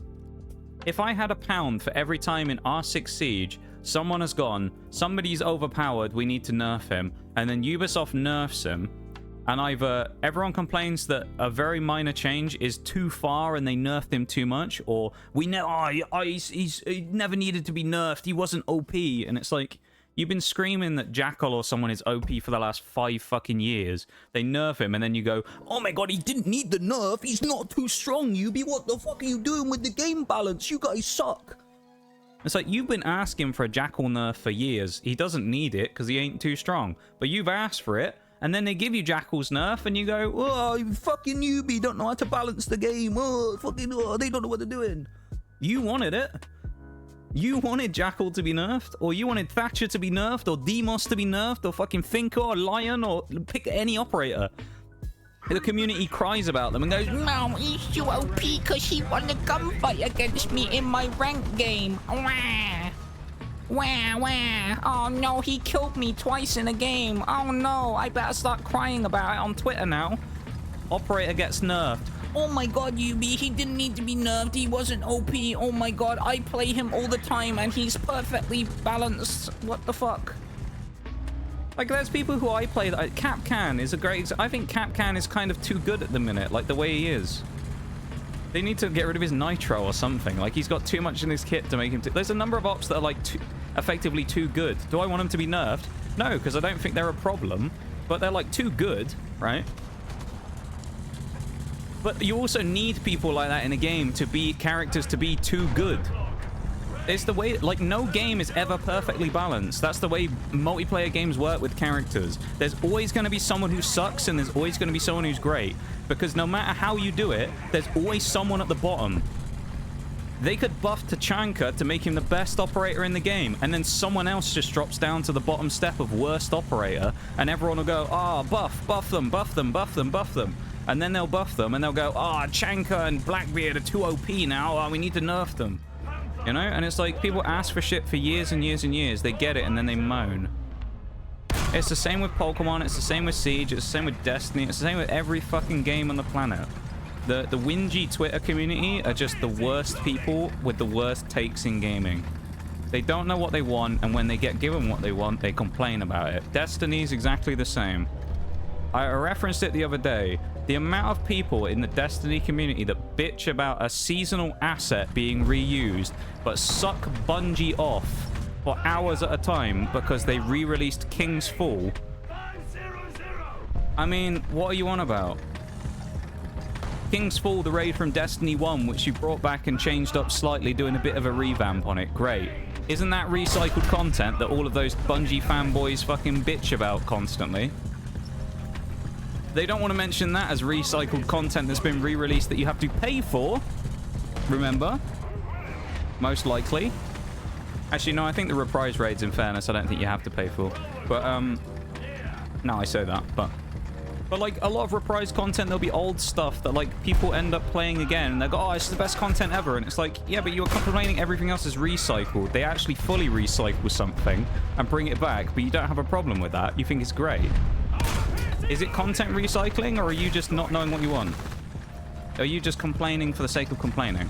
Because I think that's 90% of what it is. People just moan for the sake of moaning about it. People always... The modern way of people is people always want something to be angry at. That's just the way it is. That's life these days, is people just want to be angry at something. Point the finger at something and go, it's not my fault, it's that. You know? Again, like Siege, Yubi, all those things, operators unbalanced. That's why I'm losing my ranked games. I'm losing because Demos is OP. Are you, or are you just not very good at the game? Because anyone who's really good at the game will get on the mic, go, Demos is in Hooker Billiards. You know, he's on the couch, and then his teammate walks up and shoots him. But if you're dying to Demos consistently, it just suggests that you're not very good. Because you don't know how to call out. You don't get on the mic or whatever. That was a long rant, but still. It just fucking pisses me off, man. People in, like, gaming people who whinge about shit all the time are just annoying. So, some weird vegan burger that tastes like cardboard. Wait, what's this? No, I've talked about it a lot, but it makes me irate whenever it comes up. I agree. Oh, that's what you ate. Are you a vegan, Onyx, by any chance, then? Or is that just, you just had it because why not? See, I think with Bungie, personally, I would say that I think Destiny's problem wasn't necessarily... It's kind of funny, and this is another one of those things where I will say that this is one of those things where people were wrong, including me. People thought that when Activision got the boot from Destiny, it would be the best thing for the game, but what actually happened is, and this was way worse, Sony took over. And you might look at it on paper and think, that's a bit of a strange thing to say, how could Sony be worse? But the problem is Sony basically just pushed for so much monetization to try and make up for the hemorrhaging cash that Bungie was losing, that the game just became monetization simulator. And so now Destiny 2, 90% of it is ways of them trying to sneak more monetization into the game. Because I think if you looked at it, there was a stat that came out about this, I think last year, for like the financial reports. And it said that Bungie was hitting something like 45% of their estimated yearly revenue that Sony wanted out of them. Because keep in mind, Sony bought Bungie for $1 billion. If I remember rightly. I'm pretty sure it was $1 billion they bought them for. They ain't getting the money back on their investment right now from Bungie. That's why the monetization and stuff is so aggressive in Destiny 2 these days, is because Bungie got a lot of money spent on them by Sony to buy them, and now they aren't getting their money back. So the only way that Sony can make more money is by cutting costs at Bungie and charging more money for things. And as we've seen, it doesn't help if you got a fucking useless CEO running Bungie who would rather sit there on Twitter and post about his fucking car collection than actually have any sympathy for the people who get laid off from his company because he does such a shit job as the management. But, you know, again, another one of those situations where if you go and mention that on Twitter, you'll just get all the rose-tinted Bungie fanboys who'll be like, so when was the last multi-million-dollar gaming industry company you owned, huh? because of course everybody needs to have owned a multi-million-dollar gaming company to know that, you know, gloating about owning a fucking car collection on the day when people get let off from your company and lose their jobs is not a good idea. But you need to have you know, 20 years experience in a multi-million-dollar gaming industry job to know that, of course. Nah, dude, I'm on a rant today, honestly. I'm ranting today. Not, but my family uses HelloFresh. It was a meal today. Oh, okay, I see. Oh, thank you, IS2. Mildos, I appreciate it. What a nice chap helping me out with my repair. What a lovely chap. Thank you. Very handy. Russian heavy tank players being useful. Surprise. Oh, he is actually there. I thought he was behind another bump or something, to be honest. Well, we won the game. 3 kills, no deaths. Not bad. We're not actually dying much today, which is nice. We're doing things cleanly. I'm just not really doing that much. Playing War Thunder, that makes it a rant day. Yeah, that's true. I feel like I always end up ranting on War Thunder. For anyone who's like new around here, this is fairly common. Like, I used to love a good rant.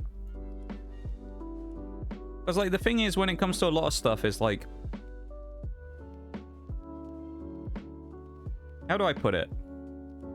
When it comes to the internet in general, and I'm not talking about literally everybody, of course. I'm not like referencing you guys in chat in some subtle way of bashing you. I'm not talking about you guys. When it comes to the internet in general, when you look at like social platforms, people who go on like the Destiny bros who complain about all that shit and on Twitter and all that, people's opinions on the internet are stupid.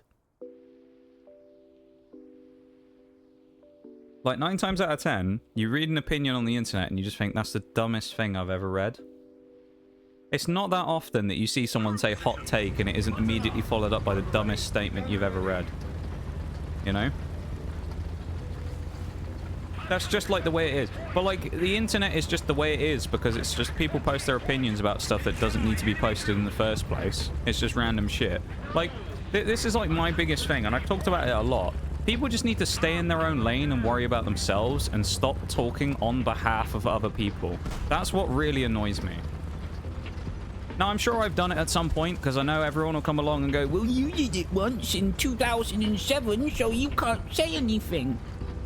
everyone fucking has in their entire life. But what annoys me is when you get people on Twitter who go and talk on behalf of everyone else and tell everyone what they should and shouldn't do, while also, you know, then saying, well, you should have your own boundaries and do what you want because it's your stream and your space and you shouldn't let anyone else tell you what you should be doing, and then also tells you what to do.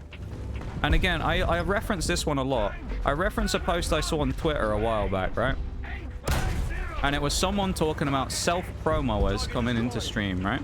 It's a common thing on Twitch. People have rules that suggest that if someone comes into the stream who you don't know, it's a rule about self-promoing, and if you don't know what self-promoing is, I'll give you a crash course on that, basically. Self-promoing would be, say, let's say, Riderman, you're a streamer, okay? And you were streaming War Thunder right now.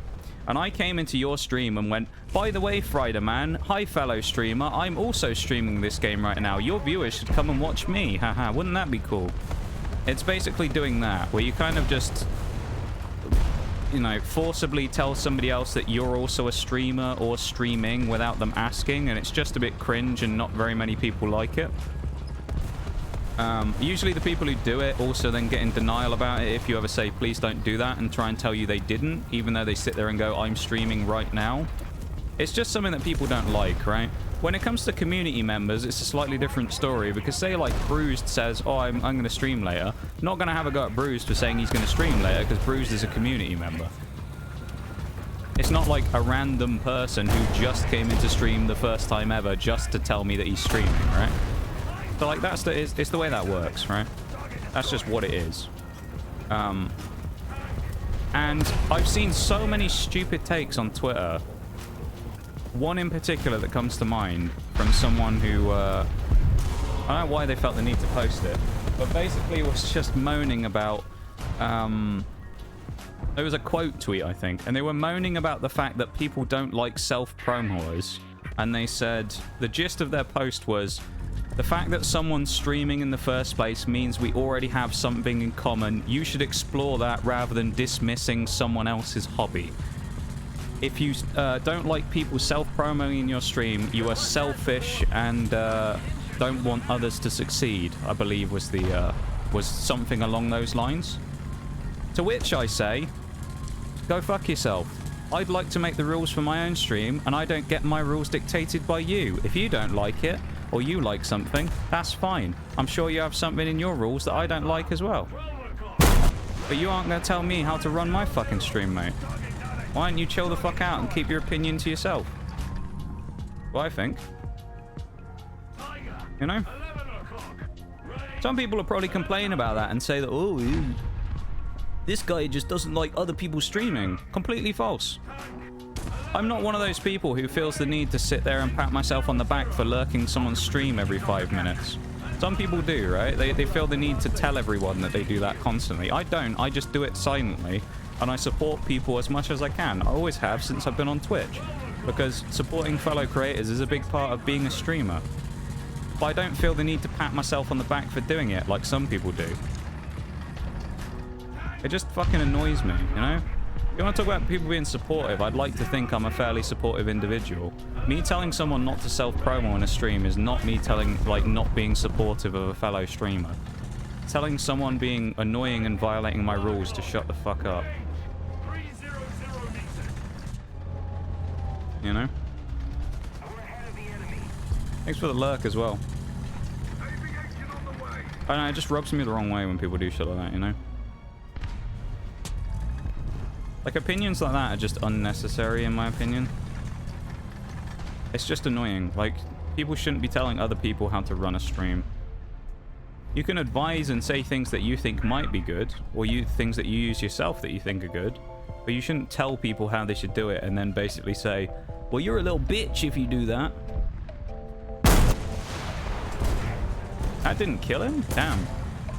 But, like, complaining and saying that you are selfish and, like, you know, hate people if you don't like people self-promo on your stream is such a stupid take, in my opinion.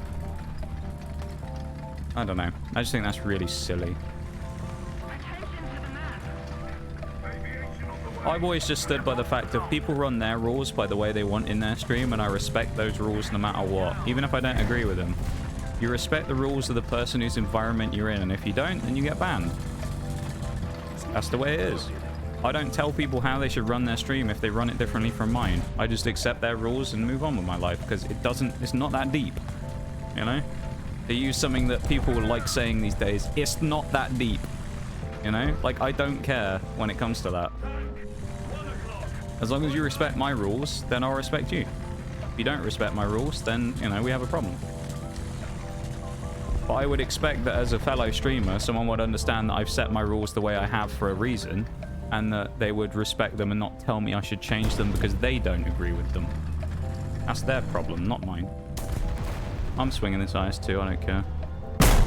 We didn't kill him, we hit his barrel. Oh no, we didn't. We hit him under the turret, but he's facing backwards, that's why. So we just blew all the shrapnel into his engine, not into his hull, and killed him, unfortunately. Yeah, I don't know. Stuff like this just gets me kind of like annoyed, you know, fired up about it. Yeah, the D2 guy, Pete Parsons is his name. The Bungie director is just way out of touch. This guy's an idiot, honestly. I think he previously was involved in marketing, which explains why all he does is want to, you know, monetize the game more as part of Sony's little puppet. Don't you know, it is what it is. They can do what they want.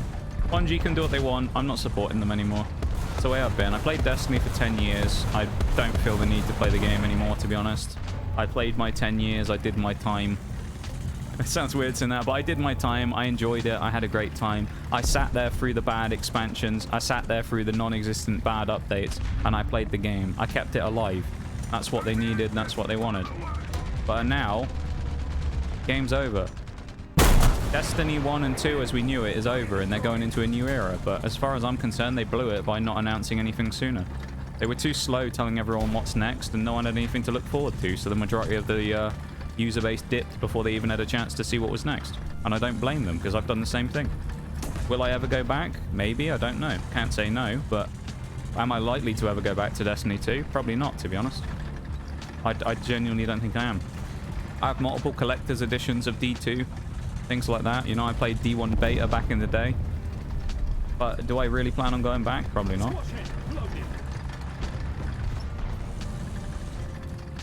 And that's their own bad decision making that's led to that. And I'm not the only person who feels that way about D2. Most people will walk away at this point. Do we get shot out of spawn? No, we don't. Hey, yo. We snuck across just. Right, we're going to let this M109 kill him, because these people are going to be looking at him, not me. There we go. Tiger in the face. Don't worry, you're in the majority. I don't think most people find shameless self-promotions appealing, especially non-community members. Yeah, but this is my other thing as well that I've always said with it, right? And I just... This is from personal experience and nothing more.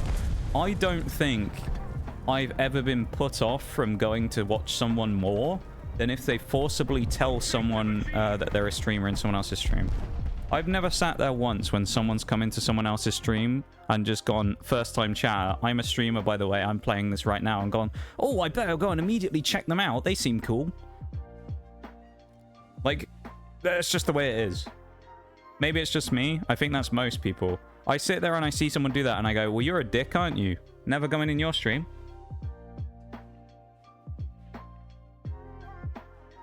It's like walking into someone's birthday party and going, by the way, guys, it's my birthday tomorrow. We should be celebrating mine. It's my birthday tomorrow. Guys, why do you care about this person whose birthday it is? It's mine tomorrow. We should be celebrating that instead. That's the equivalent of what you've just done. You've walked into someone's party and just gone, nah, it's mine now, mate. It's about me. It's not about you. It's about me. And then people just go like, nah, you're cringe for saying that you shouldn't have self-promoting people. Yeah, my bad. I apologize for offending you, oh great streamer person overlords. You can politely suck my ass. I don't care. Like, it's the way it is I don't really care about, like, other people's opinions on things like that when it comes to that, you know? Like, if someone thinks less of me for saying what I've said there, or I'm saying that I think it's silly as an opinion to complain about complaining about self-promos, right? To go, no, you should accept stuff like this in your stream, even if it's your rules that says no, but at the same time, you should set your own boundaries. If someone thinks less of me, and some other streamer person I know goes, oh, time to unfollow this guy, good. Because you probably didn't belong here in the first place, I'll be honest. If people, I always have said this, and I always stand by this, and everyone who's been here for a long time will say exactly the same thing. If you don't like the things that I say, or the opinions I have, and the things I do, that is your problem, not mine, and you can leave at any time. If you don't like me, you can leave. You aren't forced to be here. It's not a fucking concentration camp. You're not going to be shot if you try and run away. You can leave when you want. If someone doesn't like me, they can leave. You know? But if you're someone who sits around and keeps trying to be nice and trying to be a friendly person, even if you don't like me, just save it and fuck off. Because I'm not ever going to give anything back to you if I know that that's what you're trying to do. Because there have been people that have tried to do that. Where they try and still pretend to be all friends, even if they don't like you. Because they want to keep their appearances up for other people. To make it look like they aren't a bad person to other people they know. I don't care. Save it. Honestly. When people do shit like that, just fucking save it. You're wasting your breath trying to, like, impress other people by trying to be friends with me. If you don't like me, politely fuck off. That's what I think. That's my, like, thing. I don't have time to deal with people that don't like me. Just go away and live your life. There's 8 billion people on the planet. Not everyone is gonna like you, and I don't have time to waste on people that don't like me.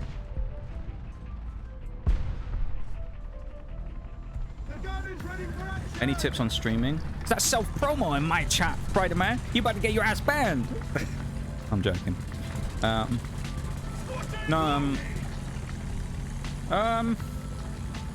See, I always say a similar thing when it comes to people saying about thinking about starting on streaming and things.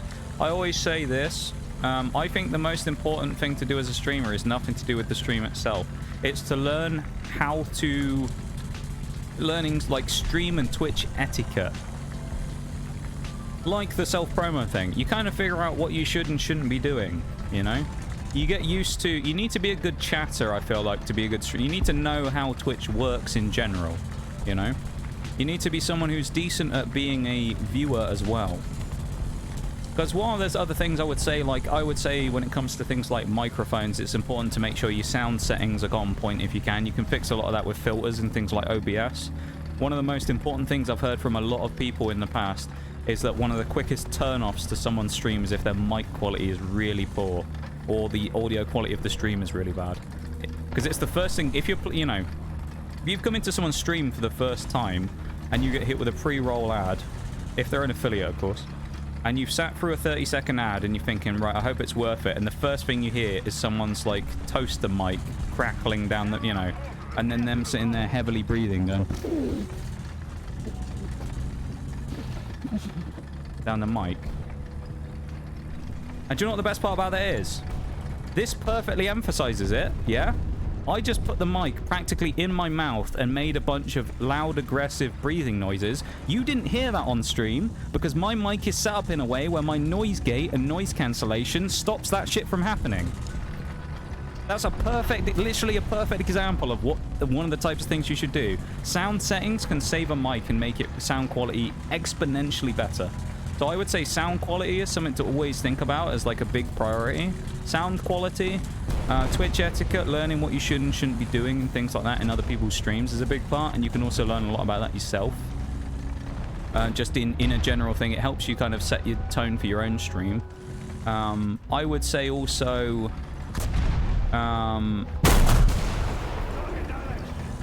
setting your rules and being comfortable with the rules that you set, whatever they may be. For me, I have an 18+ rule and things like that. Some people don't. But also be comfortable with if people break it. I know it's like as a small streamer, you don't want to like piss people off, because if you have one viewer and then one viewer guy comes in and does something that's really uncomfortable, you're kind of thinking, well, I don't want to have no viewers, so I don't want to piss them off, right? But if guy comes in and says something really uncomfortable, honestly, and I say this as a person who's been in a position like that, not in that specifically, but as a small streamer, you're better off just getting rid of someone like that, because it will put other people off from coming in the stream. It really will. People being uncomfortable and constantly breaking rules, etc., will put other people off from coming in the stream. It just will. And it's better to have an environment that you're comfortable in rather than one where you feel uncomfortable. You know? That's my personal opinion on that. Like, see, as someone who's like you know, I'm still a small streamer, if you want to look at it like that, aren't I? I'm still a small streamer. I know you might look at it and go, well, you got 1.5k, but like, you know, I'm not like in the upper echelons of Twitch where I'm like, you know, smashing partner numbers and shit every stream. Every once in a while, maybe I have like some pretty goated streams, but like I'm not doing crazy good, like crazy good, you know? This is just like small streamer advice. I'm sure there's other people out there who've done much better than I have over the years that could give you better advice on what you should be doing like long term. But for me, I think it's better to look at it from the perspective of make yourself comfortable and enjoy it rather than, you know, not enjoy it because of people being annoying. Like with me, I have a thing about like lewd jokes, right? Because there was someone once back in the day who came in and made an incredibly like aggressive lewd joke towards me, and it made me incredibly uncomfortable, and it ended the stream 10 minutes after. And it took a long time for me to kind of like I threw that rule in, but it was like one of those things where it was never something I properly addressed, right? And things like that just kind of linger around. It makes you uncomfortable. And now it's at the point where I make it so if anyone makes any jokes like that, they basically either get told this is what's happened before, so just be careful. You know, if they're kind of memeing, or if they actually say anything like seriously, then I'll basically just say it again and I'll fucking ban you. You know? Because at the end of the day, you've got to prioritize your own enjoyment as well. And I know it sounds crazy because you're streaming for other people. That's the way it works. But if you don't enjoy the stream yourself, other people aren't going to enjoy it. That's the way I think it is. If you are clearly enjoying yourself, other people enjoy themselves as well, and they enjoy hanging out. If you're having a terrible time, it's not as enjoyable. I look at my War Thunder stream last week. I had an absolutely torrid time. I'm sure it probably wasn't as enjoyable to watch as another day where I was playing well and I was enjoying myself and making shitty jokes every now and then and whatnot. It's just not enjoyable, like as enjoyable to watch as a day when I'm kind of chilling and doing whatever, like today, right? We're giving out like useful advice, but at the same time we're just kind of memeing about and driving around, and I'm not sitting here cursing fucking RNGesus and Gaijin and everything going wrong in the game. We're just kind of vibing and memeing about. And it's a lot more enjoyable of a time to hang out than it was last week, where I at one point said, legitimately, and I believe it, that was the worst stream I've done all year. It was that bad. You know? Being in that situation, it's not as enjoyable for you guys to watch if I'm clearly not having a fun time. Someone just spawned. Another tip to figure out what you enjoy and do most and then do that. Or enjoy to do most and then do that. You enjoy stream. Yeah, exactly. No, I agree. I agree, Maxim, like I said. I think, as a small streamer, yeah, it's important to do what you enjoy rather than try and do things that you think will be popular. Niche categories are always a really good option for a small streamer as well, because let's be honest, this is just the way Twitch is, and this is by no means like some thing against small streamers, but this is just the way Twitch is. If you went into like, let's say when's Black Ops 6 come out? In like a month? Let's say as a small streamer with 5 viewers, you went, I'm going to play Black Ops 6. The chances of you actually having anyone new ever come into your stream in that category is going to be non-existent. The reason being that what will happen on Twitch's search priorities, because this discoverability is bad on Twitch, right? People will go into the category for Black Ops 6, they'll see the first 3 rows of people with 5,000 plus viewers, and they'll click on one of them. Because to find anyone who's got that low amount of viewers in a category that probably has thousands of streamers in it, means they have to scroll for about 5 minutes to get down there, or something like that. It's an exaggeration, but they have to scroll a long way down, and people just don't do that. So like niche categories of games you enjoy, even if you think that's not a very popular game, some turn out to be kind of goated. I played Pokemon Mystery Dungeon on stream for a long time, right? And when I did Mystery Dungeon, I remember, I think the most viewers I ever saw in the Pokemon Mystery Dungeon category on Twitch was like 11. And that was like the highest point I'd ever seen of anyone streaming it with that amount of viewers in the category of all languages and everything at one time. And I found loads of people during Mystery Dungeon who came into the stream and were like, wow, I really love these games. Wow, it's cool to see someone streaming it, you know? Like things like that. You just gotta kind of find something you enjoy and do it, even if it doesn't necessarily seem popular. And then as you get bigger, obviously, people start jumping on trends and, you know, like TCG Card Shop Simulator always at the minute. Everybody's jumping on the bandwagon of that, especially all the big people, because it's really popular. And so for the big people, it works amazingly well. Because, you know, that's kind of what becoming a big streamer eventually is, really, isn't it? Is hopping on the back of trends and boosting your popularity even more. Because those people have already done the hard work early on as a small streamer, and they've got their name out there. So they can afford to. But yeah. I feel like I'm just rambling at this point. Yeah, TLDR, do what you enjoy, because people will enjoy watching you enjoy yourself. I would hazard a guess, anyone in here is more than welcome to share their opinion on this if you have a take on it. How many of you guys in here enjoy the Pokemon TCG streams when I open cards? Just as a general opinion. How many of you enjoy those when I do them? When I open cards on stream, how many of you guys enjoy those streams? This is question 1. It's a multi-part question, so be prepared for like 2 or 3 answers.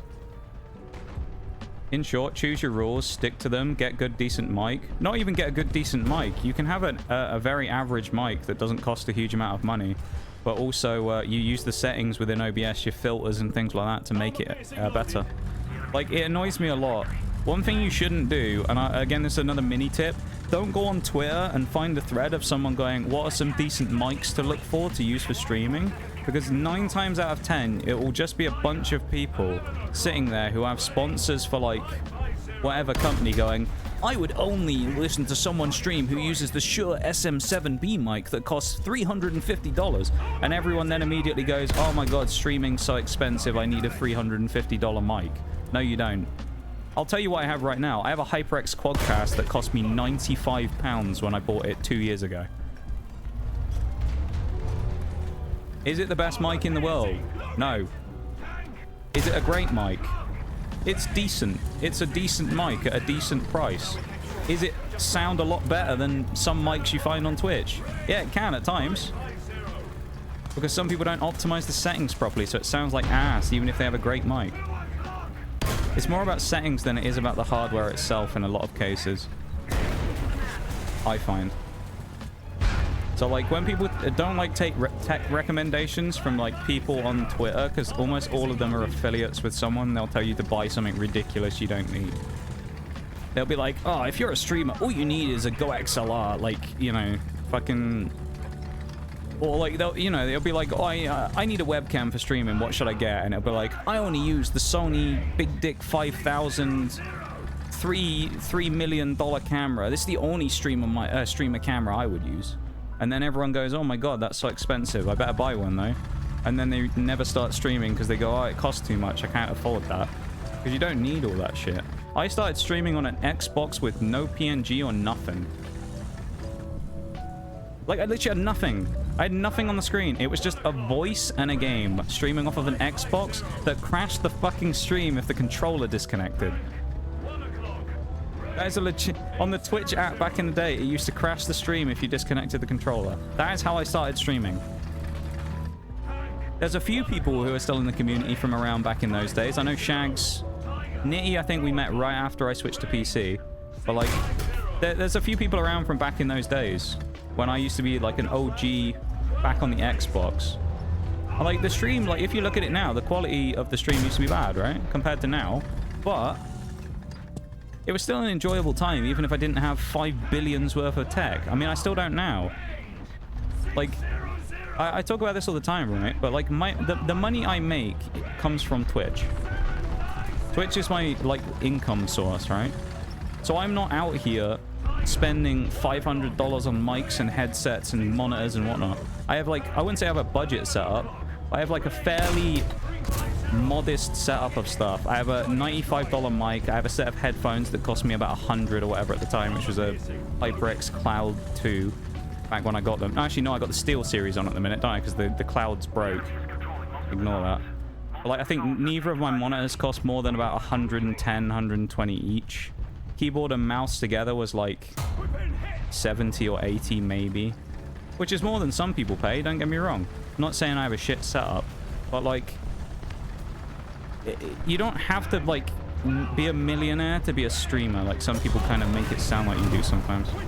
I'm gonna snooze the ad break as well, just because I'm on a rant right now. Love them, moi. Use a $50 headset mic and no one complains. Exactly. If you have the settings done right, no one will know the difference. Someone will come in and be like, oh wow, what mic have you got? And you'll say, oh, I just use a headset mic. And they'll be like, really? I thought it was like a XLR, you know, fucking $650 mic with a goddamn mix amp and shit. You know, and they'll think it's way better than it is. And you go, yeah, you can buy one for like $50. People were like mind blown by that shit, because all everyone tells them is, well, you need to be like a millionaire basically to be a streamer, because you need to buy $500 million worth of stuff, which you don't. Nice, I'm dead in spawn. No, I do, as I've never done anything to do with Pokemon, but I enjoyed your stream due to that. You have so much passion. So I'll come back to why I asked that a minute ago about the Pokemon streams. Hate podcasters and huge streamers for making the SM7B.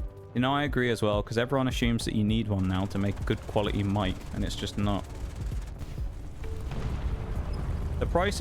Like, I saw one the other day where it was like a thread of someone being like, oh, tired of everyone telling you need the Shure SM7B? And I was like, oh, is it actually a thread where someone's going to tell you about a different mic? And they said, I've got a great, like, budget option mic from Shure as well. It's the Shure SM, like... something else. I don't know what it was called. I can't remember what the name of it was, but the SM something, or the Shure something else. And I was like, oh, let's have a look at this then. And it was 350 instead of 500. And it's like, that's the cheaper equivalent that you're telling everyone about. Go out and get, because it's basically the Shure SM7B, but you should go get it. And then I looked at their profile and they had an affiliate link for Shure. For selling the mics, and it was like, yeah, I get 10% of every sale. And it's like, wonder why you're promoting it then, you know? That's just the way it is, like, with those things. Is 9 times out of 10 when people promote really expensive tech, it's because they have an affiliate link for it, you know? Podcast is a great mic though, and you don't need anything like $100 for a mic, or £100 is like a pretty great point that will take you quite far when it comes to streaming mics. That's just the way it is. I mean, I got some cool stuff on this. I can tap the bottom of it and turn it, or like mute it. It lights up red when it's live. If it's not lit up, then I know it's not working. I've got volume sliders on it. I can change the directional sound. You know? I do loads of stuff. Welcome in, Legends. How's it going? Can agree to the thing you said about the Quadcast. It's a really great mic for its price. Agreed. It's a great mic. For the price, it's a really solid mic. Is it the best mic out on the market? No, because that's the way it is. But, like, that's just, you know... Of course, like, am I trying to say that the Quadcast is better than the Shure SM7B? No, because it probably isn't. But is it better for the price? Hell fucking yeah. I'd rather pay 100 for one of these than pay 500 for a Shure SM7B. It's like it's literally a meme that is like a thing that me and Oreo laugh about now. The amount of times that we've met someone who's a streamer. You know, I feel like maybe other streamers don't do this. I don't know, but maybe it's just me because I'm kind of nosy. But when you meet someone, you'll be like, let's have a look at their throne and just see what they got on there. The amount of people that I've seen with a Shure SM7B, it's become like a fucking bingo card now, where we'll be like, I bet they've got a Shure SM7B. And what was the other thing? There was always something else they had on there as well. There was a Shure SM7B and something else. I can't remember what the other item was. But it's literally like a fucking bingo card. We'd be like, let's see if they got a Shure on there. And you open it up and it's like, oh, there's the SM7B. And it'd always be on there. And it just used to be a thing that we used to laugh about. Of like, I suspect someone's just told them, you need to get a Shure SM7B.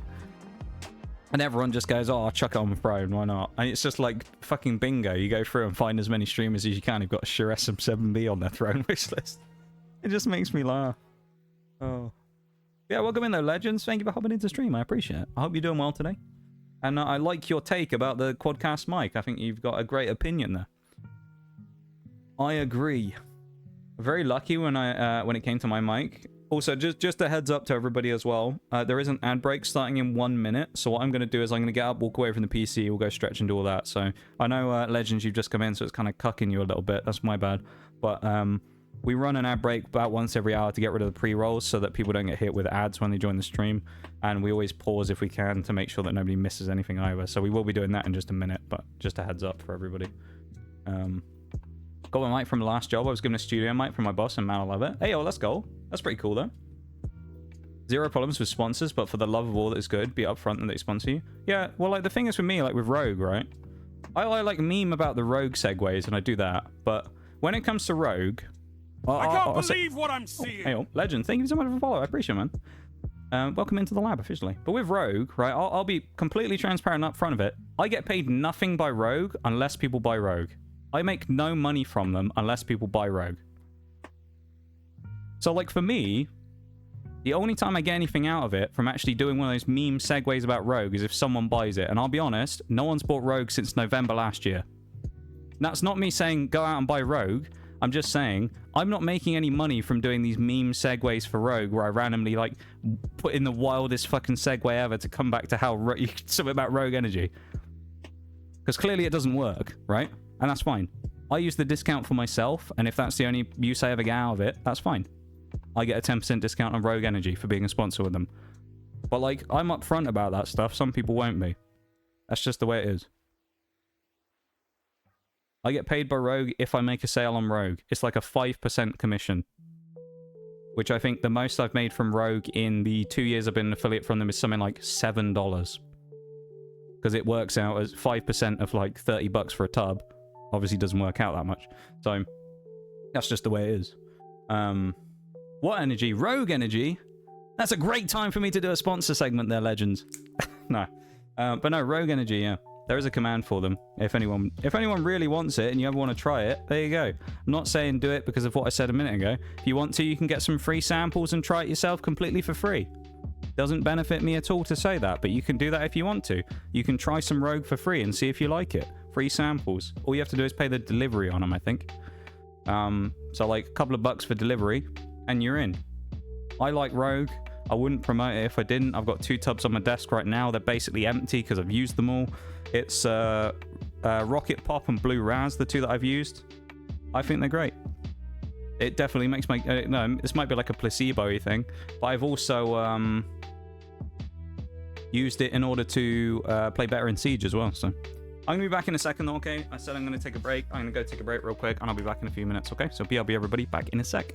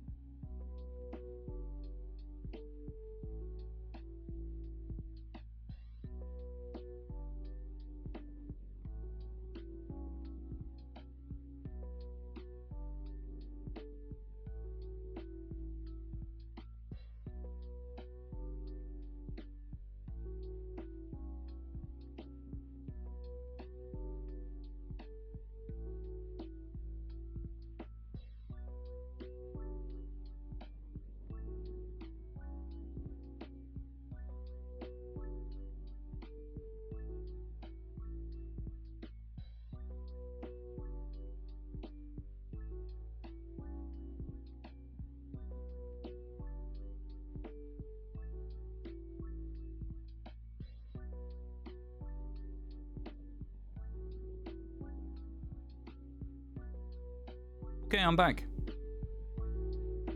Welcome back, everybody.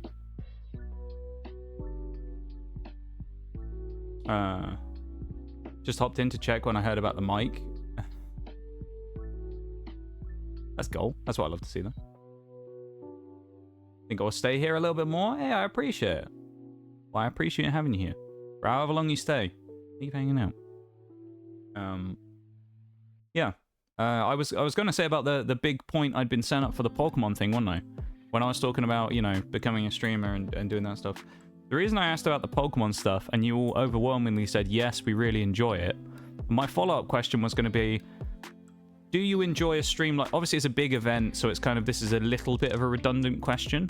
But do you guys enjoy an event stream like that, where we make a big deal out of it, and it's really, you know, like a bigger thing, than, say, just your average normal stream during the week, like today? Just for what it is. I mean, obviously, there's certain parts of it, of certain things that happen during a stream that makes you enjoy it more than others. But just in general, you enjoy it most likely more than just a regular run-of-the-mill weekly stream that has nothing crazy going on about it. It's nothing, you know, it's just the basic average stream that we do during the week. Yep. Yeah, just Shag's saying yeah. And I'm guessing that the sentiment is probably held by all of the rest of you who've been here for one of those, because we make it a big event, right? That's just the way it is. Those big events are more special, they're more entertaining and more fun than a normal stream, right? That's just the way it is. But see, one of the reasons why I would say that I think you like it more than that, not just because it's a big event, is because, like Onyx said, and he hit the nail on the head, listen to me while I do that shit. We're all just having fun, aren't we? I'm having fun opening it. You guys are having fun watching it. We're having fun building up. It's kind of like... The way I describe it is, you get... When you open, like... When we do the TCG streams, one of the things we get is we get this atmosphere that's kind of unlike other things. It's like almost being in, like, a sports stadium, you know? If you're watching, like, a tense moment in a sports stadium, and, you know, you get that kind of moment where someone's going up to take, like, a big chance to score points, and everyone's kind of in the background. You know, there's a bit of a sort of tension there. Is he going to be... Is he going to do it? Is he not? Is he not? Is he going to do it? And then we, you know, we pull off when we go, all right, there's a chance of pulling a big card here. I've seen something special at the back. I've seen something shiny at the back of the pack. And we're all just kind of building up, and it's building up, and it's building up. And I'm like, right, next card's the big one. Whip it out, and then everyone suddenly is over, like, goes crazy because it's something great or it's something trash. Everyone's like, oh, fuck this. But it's like, you know, you get like that. It's kind of, that all comes from, like, the enjoyment of it as well. It's a super enjoyable time, and I really like doing it, which is why... As I'm getting the timer up here for Wales real quick. We'll switch to Welsh as well when we can, just very quickly. So we're in 5 minutes of Welsh mode for the moment. But, you know, it's part of it is the enjoyment of it. And I thought... It's always been the way I have thought about it, is when I do these special streams... Oh, we didn't kill him. Especially recently. You know, I really enjoy doing the Pokemon-only streams because it's something special and it's something that we all really enjoy. It's not just like, oh, well, it's a special stream just for the sake of it. It's a stream that's sort of, it's more than just a stream in the sense of what it is, right? It's got like kind of sentimental value. It celebrates things. It feels like a celebration. It doesn't just feel like, oh, we're just doing a longer stream. We're just doing a 12-hour stream. It's like, we're doing a 12-hour stream or something, but we're also opening, you know, fucking thousands of packs or whatever, and it's going to be crazy, you know? Or something. It's something, it's more special. That's just the way it is with those types of things. And I don't get to do special streams like that very often because, you know, when it comes to milestones and stuff, I mean, you do a stream if you hit a milestone, but if you don't hit milestones or whatever, you're not going to be doing them. So I don't do huge streams very often. And the Pokemon streams we do every couple of months when a new set comes out. And I'd like to try and make that a tradition if I can possibly afford to do it, because as I always say, Pokemon is kind of expensive these days. I would like to do the, you know, once every month, 2 month, whatever streams it is, when we get to open the new sets when they come out. Because I think it's just really fun and it's something special. And, you know, I explained this a while back, but part of the reason why I enjoy doing those Pokemon streams so much, because you might think, what's so special about opening TCG cards? I'll give you an explanation, right? And I say this because this is for context of why I enjoy them so much, right? Because I know what people can be like. This is no, like... you'll see what I mean. But there's no, like, secondary meaning behind anything. This is just to literally explain the context of why I enjoy those streams so much. Okay? So the first one of these we did was on around my birthday last year, which was a super fun time. And the reason why it was so special in 2020, no, it was 2022 we did it, was it? Or 2020? I think it was 2023 actually. But the reason why it was so special, right, genuinely, was because last 2022 Christmas, which I love Christmas. Christmas is one of my favorite times of the year. I didn't get a chance to do any kind of celebrating or anything because, as a lot of you know who have been in stream for a long time, my old man, who I live with, has stage 4 lung cancer, right? And it's spread to a couple of other parts of his body, liver and things like that. And he's also had it previously in, you know, in the intestines and stuff like that, right? So he's pretty. At the time, he just found out about the lung. You know, obviously he's very vulnerable, so he couldn't go on and do anything. And especially at that time in 2022, when kind of COVID was not far out the door, you know, it meant that we weren't able to do anything, and there was no kind of celebrating. We didn't really do anything special, nothing like that happened. And we didn't really have any form of Christmas at all, or anything like that. And, you know, didn't see anyone, didn't do anything special. It was just kind of another day. I basically spent the day, to be honest, VCing with my SO on Discord. That was kind of the most enjoyment I got out of the whole day, which was really nice because we, you know, we spent a lot of time together, which was nice. But, well, at the time anyway, of course.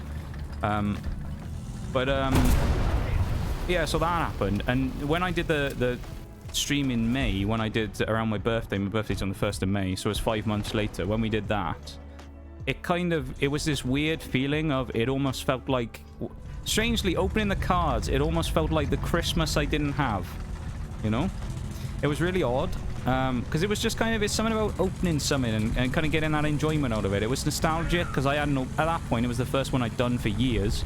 I hadn't opened Pokemon cards since Diamond and Pearl in about 2008 maybe. So it had probably been a good 14 years since I'd opened TCG cards, and it was just something special, and we had a really good time of it. And it was just great. You know, it was kind of the Christmas we didn't have, and it was a super enjoyable time, and we all loved it, and we all had a fucking phenomenal time, and we made such a big event out of it, and it kind of became a bit of a tradition that we did these big streams. And so, like, with this one that we're going to do at Christmas time, where we're planning on opening 8 booster boxes, one for every Scarlet and Violet set, as well as anything else we accrue by the time, which, you know, you guys have been insane with helping out with so far, whether it be booster boxes or booster bundles or whatever. I mean, you guys have been fucking phenomenal, and you know, I don't even know how to express saying thanks enough for the amount of stuff that you guys have done to support that stream already. Have a good one, Legends, as well. I appreciate you hanging out. Thanks for being here. I'm still Welsh, I'll switch back to my normal voice again now. But thank you for hanging out. I appreciate the follow very much, and yeah, you have a good one. Yeah, take it easy. Have a good rest of your day, and I appreciate you taking the time to pop in and hang out with us for a bit. Okay, take it easy, dude. You have a good one. Ooh, hello. If I'd fired that a couple of seconds, like maybe 1 second earlier, I reckon we kill that T-34. I think we hit him a little bit too far back in the turret, which is a bit sad. But yeah, yeah, like what I was saying was, so it was the Pokemon streams became like the special kind of Christmas special streams. We do them for milestones, we do them for things like that, and they're just really fun. There's something about it. It's kind of a special kind of sentiment to them as well. It's not just, oh, it's a random stream every once in a while where we celebrate something, you know. It's just the way it is, and it's a nice thing to have as a bit of enjoyment every now and then in an otherwise pretty, you know, kind of dire world that we live in these days, isn't it? Nice to have something to look forward to like that. And those streams are always really fun. You guys really love them. I really love them, and I get excited about them. I talk about them for weeks before, and I talk about them for weeks after, going, oh, I can't wait to the next one.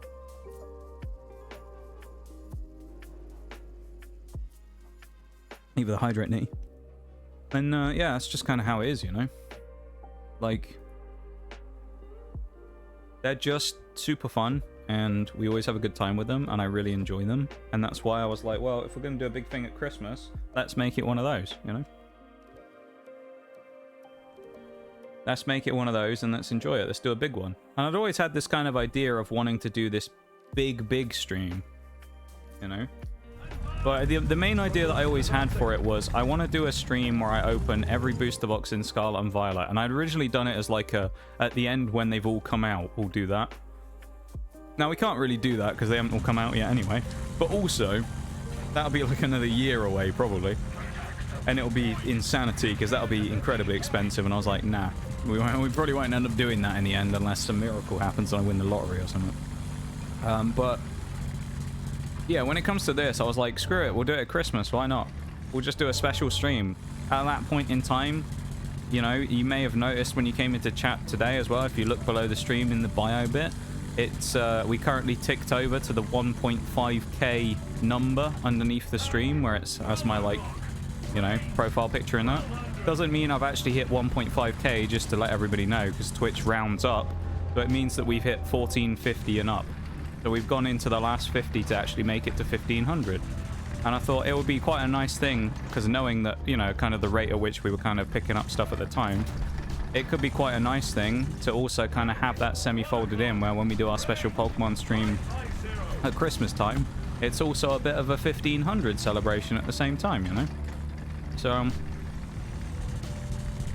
kind of a double duty of special stream and also kind of a celebration week, like we did last year, because funnily enough, at the same time of year, by pure coincidence, we also had the 1K celebration. So we did the same type of thing where we did a week celebration at Christmas last year when we hit 1K. So I think that's really cool. And it's really nice to be able to hit another milestone and, you know, maybe do another special week. So I just hope that people enjoy it in the end. It turns out to be a good event and we have a fun time with it, you know? That was a bad shot. I hit the tracks. But, I mean, just as a kind of general raise of hands right now, how many of you guys are excited about that stream coming up? How many of you guys are sat here now, a couple of months away, going, I'm looking forward to that stream at the end of the year? I'm hoping some of you are. No one says anything, I'll be like, or if no one says, like, yes, I'll be a little sad if no one's excited about it, but I know that you guys are. Just Flame, thank you very much for the follow as well. Welcome in. I hope you're doing well. How is it going? I hope you're having a fun night tonight and doing well. How are you? Yeah, he's behind the dip. Yeah, I don't really want to get shot by you. We'll wait for the Artie to drop because it might end up killing him. There's also the Bulldog on the left. We might swing him. Yeah, thank you so much for the follow though. I appreciate it, man. Very kind of you. Thank you for taking the time to pop in and yeah, and actually do it. Drop the cheeky follow. Very kind of you, man. Always nice to meet you folks. Absolutely hyped for it. See, that's what I love to see. And it's a long way away, right? It's still a couple of months away and we're already getting hyped about it. Which is... I can't believe I missed that. Which is, that's really cool. That we're that far away from it and we're still already getting really hyped, right? I should have shot him in the gun. But, like...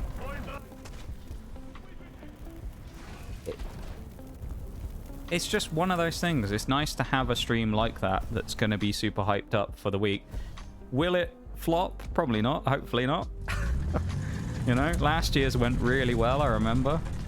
We had some crazy streams last year when we did it. We did the 151 opening at the end where we opened the brand new 151 special set and we got shafted by terrible bad luck. Except for when we opened the UPC where we did... we had, what, 16 packs, and I asked Oreo to, like, pick out the ones where the hits were, and she got, like... she managed to get, like, all of the packs out of the first half that had the hits in. It was kind of crazy. Does this guy know I'm looking at him, I wonder? I don't think he does, you know, in this 244. But we had some crazy moments. We had Wags with the ETB who picked out the 3 Garchomp packs that all had ultra rares in. We had some craziness from last year's stream, but I hope, or last year's week, and I really hope that we can kind of match that energy again this year with some crazy shit. I don't know if we will. Who knows? A lot of that comes down to all of us, doesn't it?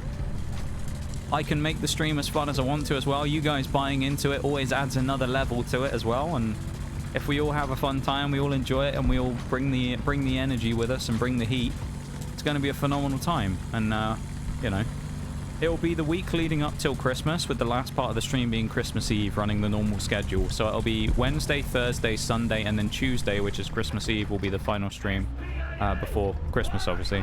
And then probably what I'll end up doing, to be honest, Christmas is on a Wednesday, as you can probably guess from me saying Christmas Eve's on a Tuesday. Or if you didn't, then you now know. Not that it was particularly hard to figure out on your own. You could have just looked it up on your calendars, but, you know. Yeah.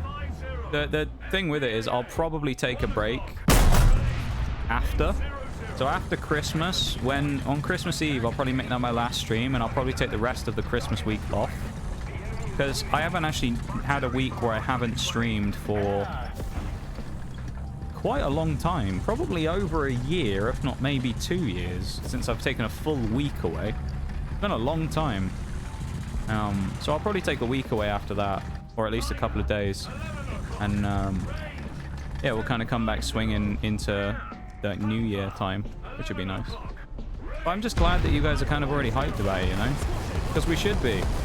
It's a stream we should be hyped about, and I don't kind of often blow things up as like big streams we should be super hyped about and stuff, right? Because I don't really have a huge amount of those that are worthwhile blowing up as like big streams. But this is one that I think is like, you know, we should be hyped about it, and I'm glad that you guys are hyped about it, you know? All I want is for it to go smoothly and for us to have a fucking banger time. That's all I really want, you know? And I just hope that it lives up to kind of the hype that we've been talking it up for so long. And it turns out to be a phenomenal time.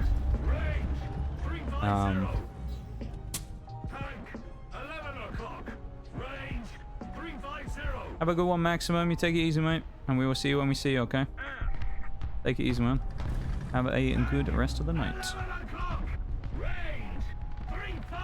No one wants to peek me at all, do they? Looking a bit dire, this, isn't it?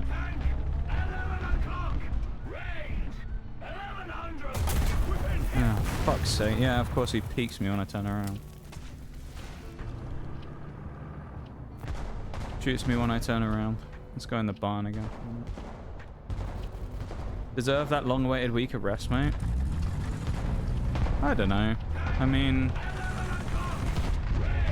I haven't not streamed for a while, but like, you know, it's something I still enjoy doing, you know? It's not like streaming's a chore and I feel the need to take a break for that reason or anything like that. It's just, it kind of works perfectly as a time, you know, people are busy around Christmas anyway and are doing stuff. And like, it kind of perfectly works out with, we do our big celebration as kind of like our almost send off for the year, and then get ready for the last couple of days before New Year's until we, you know, start the cycle all over again, I suppose. But yeah. I don't know if deserve is the word, but I know what you mean though, Nee. Fuck's sake. I feel like deserve is one of those words that I always kind of skirt around using anyway. I don't like the word deserved, especially when I use it about myself, because I don't really think I deserve anything. Things happen that are nice every once in a while, but I don't really deserve things, you know? Things just kind of happen. That's like my view on it, though. I know other people disagree, but that's just my take on it. Even if it was a bad one.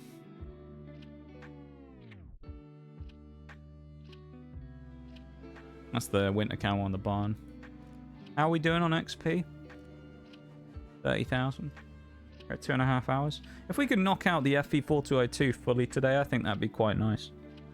I could see us maybe doing that if we have some good games. I've been talking a lot today, so it's like kind of, I'm not distracted, but like I'm not exactly like super laser focusing game, you know. So it does mean that it's like I'm probably doing some silly things here and there. I think we can make the charioteer work in the spot like here on the road or whatever it is and shoot all this way. Maybe. Right. But yeah. That stream at the end of the year though is going to be a banger time, and I say this Basically, if there's one like week of streams to be here for the entire year, that will be the week. The days leading up to Christmas will be like the best week of stream for the year. I guarantee. You have my word on that. It's gonna be like the best. It's gonna be the best week of the year. It'd be like equal tier with like the birthday week and that kind of stuff, you know? Where how crazy that was. Which that was a banger time. Got a BT7M, what? If I kill him, I'm just evil, aren't I? So I'll at least make it go out in a blaze of glory while he's flying through the air. Oh, I feel bad. I killed a BT7M. Am I evil? Am I mean for killing a BT7M? Oh, he left. No, was that him?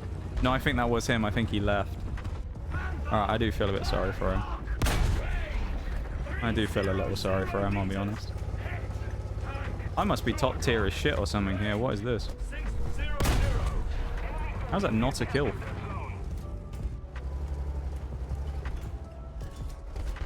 There we go. I'm kind of killing a lot of low tier people here. I kind of feel a bit sorry for him.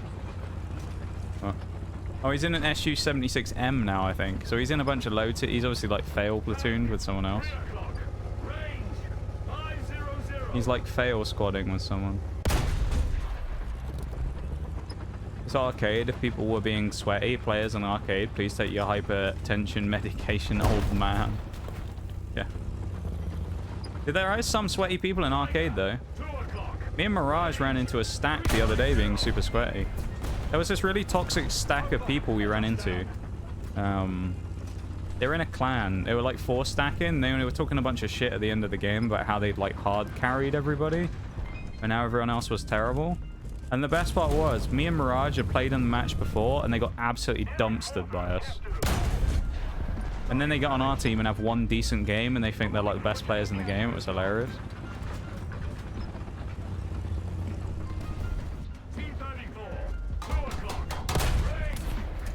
I can't hit that T-3485 for the life of me. It's me and one other guy are the only 2 here fighting this corner as well. Like, nobody else on the team is here. It's just me and this one guy holding this whole area back. And now I'm going to get YOLO by Jumbo, so... Nice, and he hit me on the move. Would have been nice to have, like, you know, 1 or 2 other people there that wasn't just me and the Jumbo. That would have been quite handy. I'm actually going to play the Charioteer again here because I need a gun with a lot of pen. And I actually think Charioteer might... This might be one of the few situations where the Charioteer actually works quite well here for that. Just because it's got high pen and it's able to kind of kill pretty much everything we will find here. He's going around the corner. Fuck, I thought he wasn't around there yet. This is a risk if I go after this Panther, but like... I was hoping he'd kind of cross or come back. He's not going up over the top, is he? Is he coming down this road? No, he is. He's dead. Hose him down and hand him some absolutely legendary loot. Soap. Yes. Who replaced my tongue with a knife today? No, I like this side of you though, Nitty. Savage, mate. I like it. I don't want to be on the receiving end of it though, you know? Gotta be careful. I don't get on the receiving end of it, mate. Don't want you hitting me with some savageness. I gotta watch myself, you know? Make sure I never get on the bad side.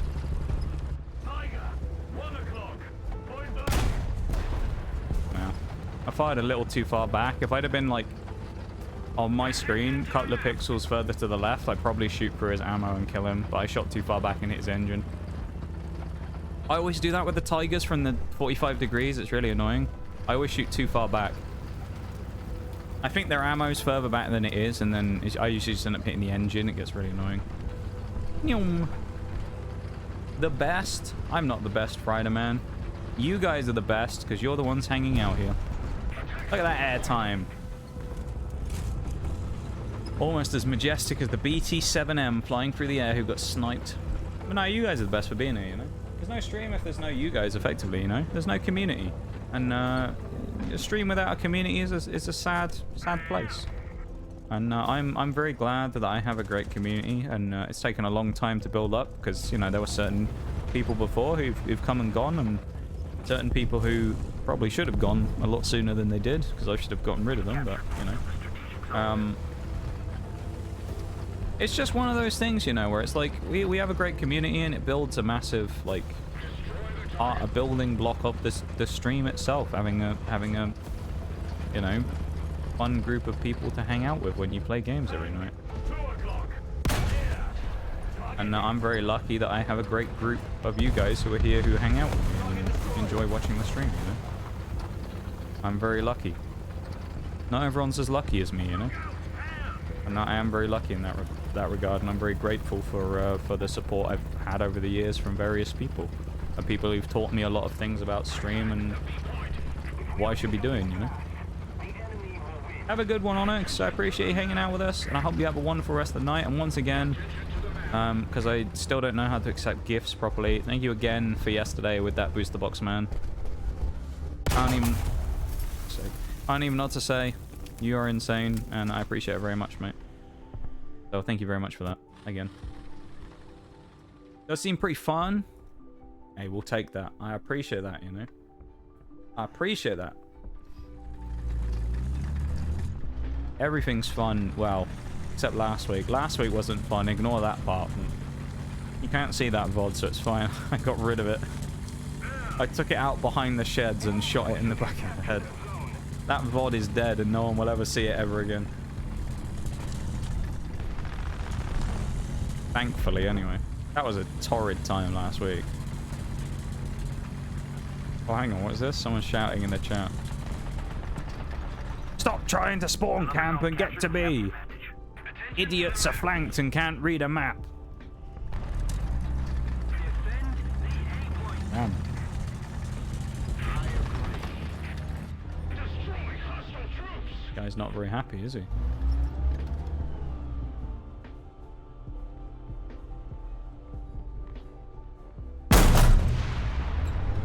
Oh, you lucky dog. Let's have a look at B on the map, though, and see what they're all concerned about. There's nobody there. Damn. Almost like they're talking about... Actually, where's the guy? Who was it? What was his name? Why am I not surprised that this is the guy talking shit? Mayrock. Where is he on the leaderboard?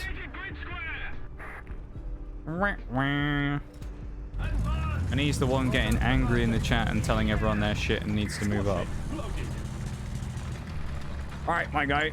Maybe you should do your job first before you start telling other people what to do theirs. Just a thought. Some people wouldn't like me saying that, but it's true. There's times when you can blame the team for your own failings if, you know, things go wrong because of that, but 9 times out of 10, there's probably something else you could have done first before complaining about the team. Now, War Thunder's slightly different because it's bigger teams, right? So it's more likely that you lose because the team does something stupid than it is one individual player does something silly, but still, I don't know. Teammates getting you killed is one thing, but like complaining that no one took B when clearly we're dominating the game, and let's be honest, he hasn't really contributed a huge amount. I don't know. Seems a bit much for me.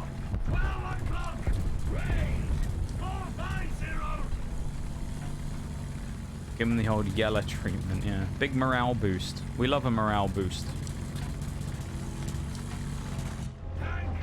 Hey, morale keeps you going.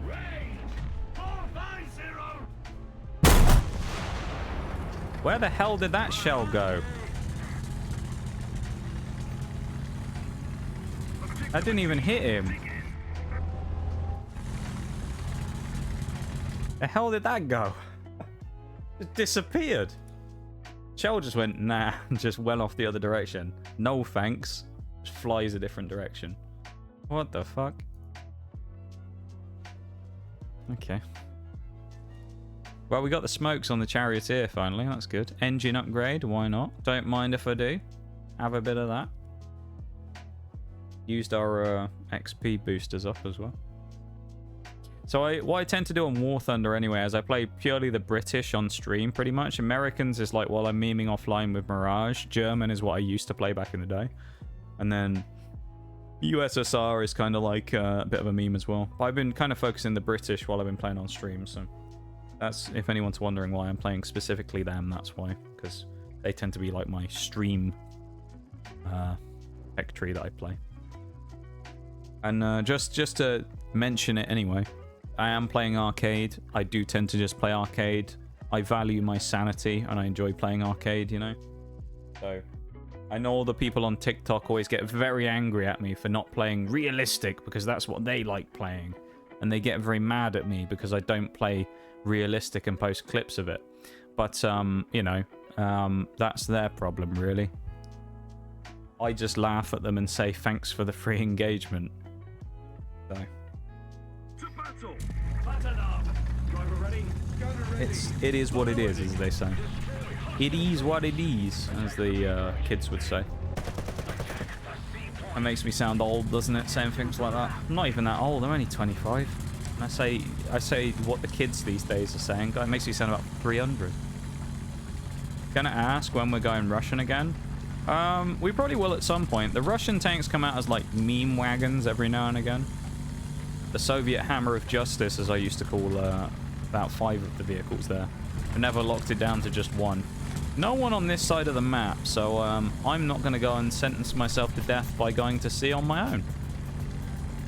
So I'm going to float around B in the middle and go and snipe some poor soul who drives in front of me.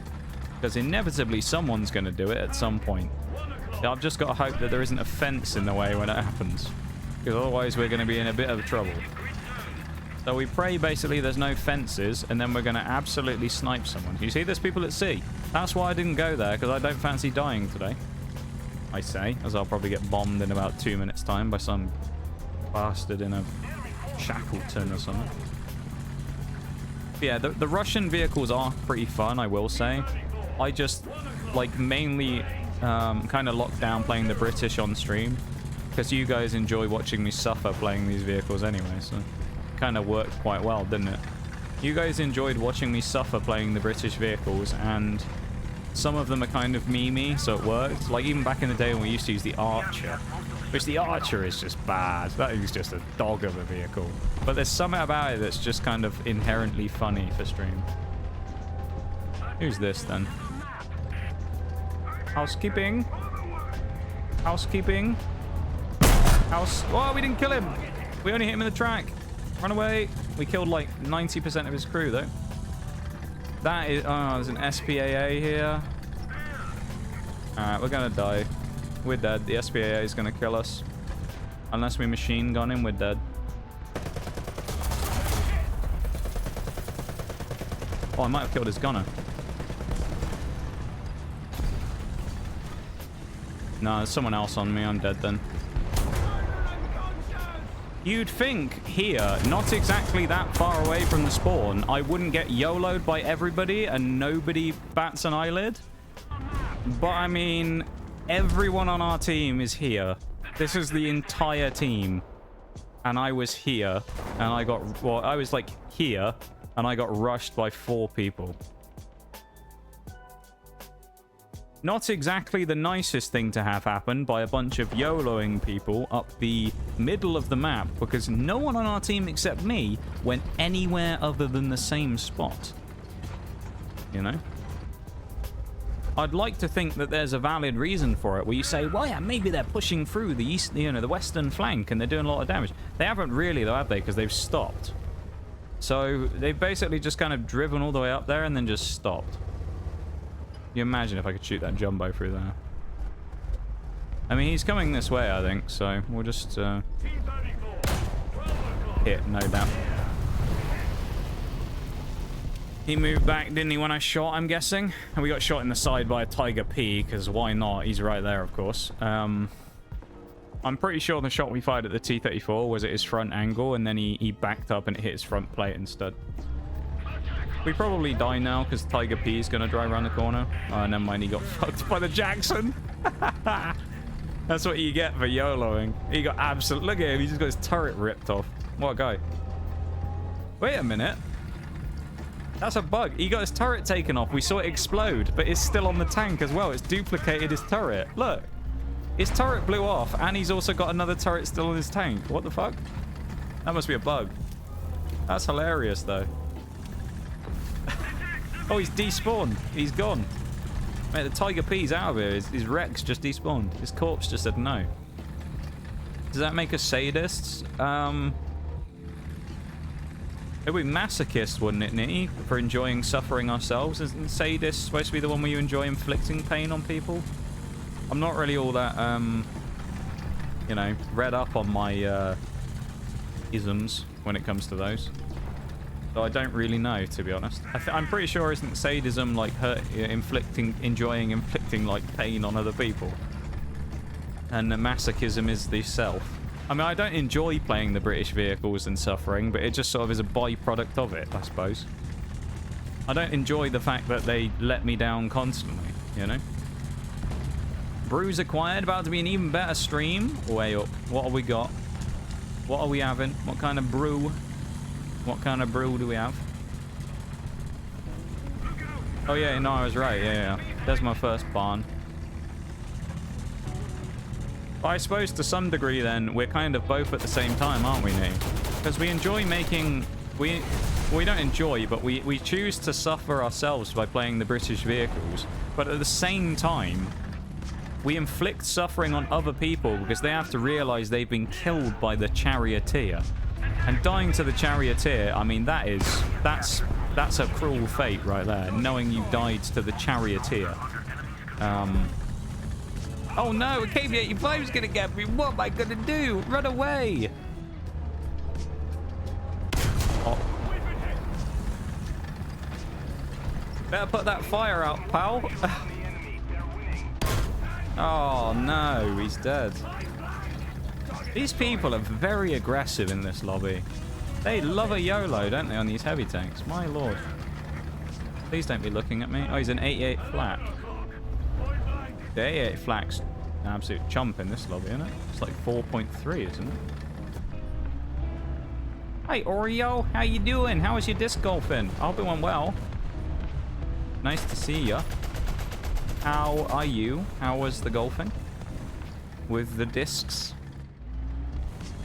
You sent me a message earlier that was kind of funny where you were like, there's someone behind me, it makes me nervous. I'm the same way when it comes to stuff like that. Like, I feel like if I'm doing sports and stuff, I'm way better if there's no one watching me. If I know there's someone watching me, it's just, like, terrifying. Oh, mutually assured pain. Exactly, Nitty. They suffer from dying to the British vehicle, and I suffer by playing the British vehicle. You know? Like, I both... like, make people suffer and suffer myself. So it's an equal opportunity suffering circle, you see. Self-enclosed circuit. Both parties suffer. Some more than the other. Depends what kind of a day it is in War Thunder. Today it's a... I'd describe it as a medium level suffering today. So we're doing okay, you know. We're suffering a little bit, but it's kind of working out for us and we're making more people suffer. Like the KV-85 that we set on fire and laughed at him.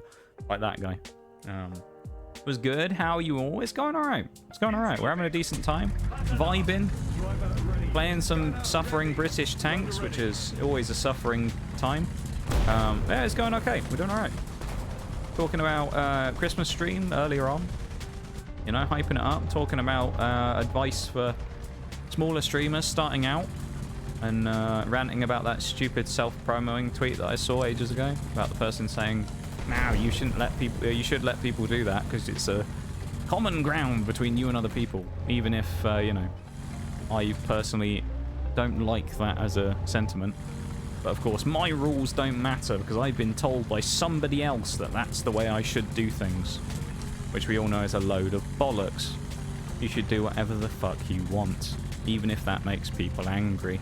Because that's their problem, not yours.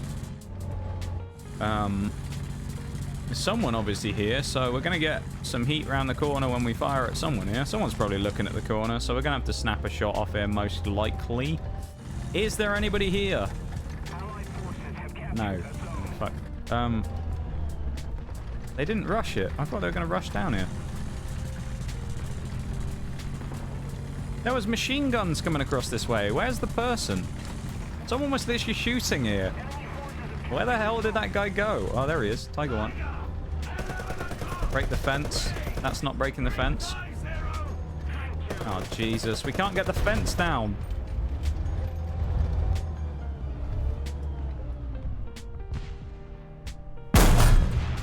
How did that hit him? It went through the tree. Okay. That shouldn't have gone through because it's Hesh, so it should have exploded when it hit the tree. So I don't really know how we got away with that shot, unless it threaded the needle, but still. God damn. Pretty lame here in the States, just some banquets.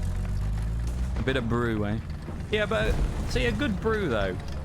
Even if it's just an average brew can still be a good brew, depending on the situation. It's not just about the brew itself, you know.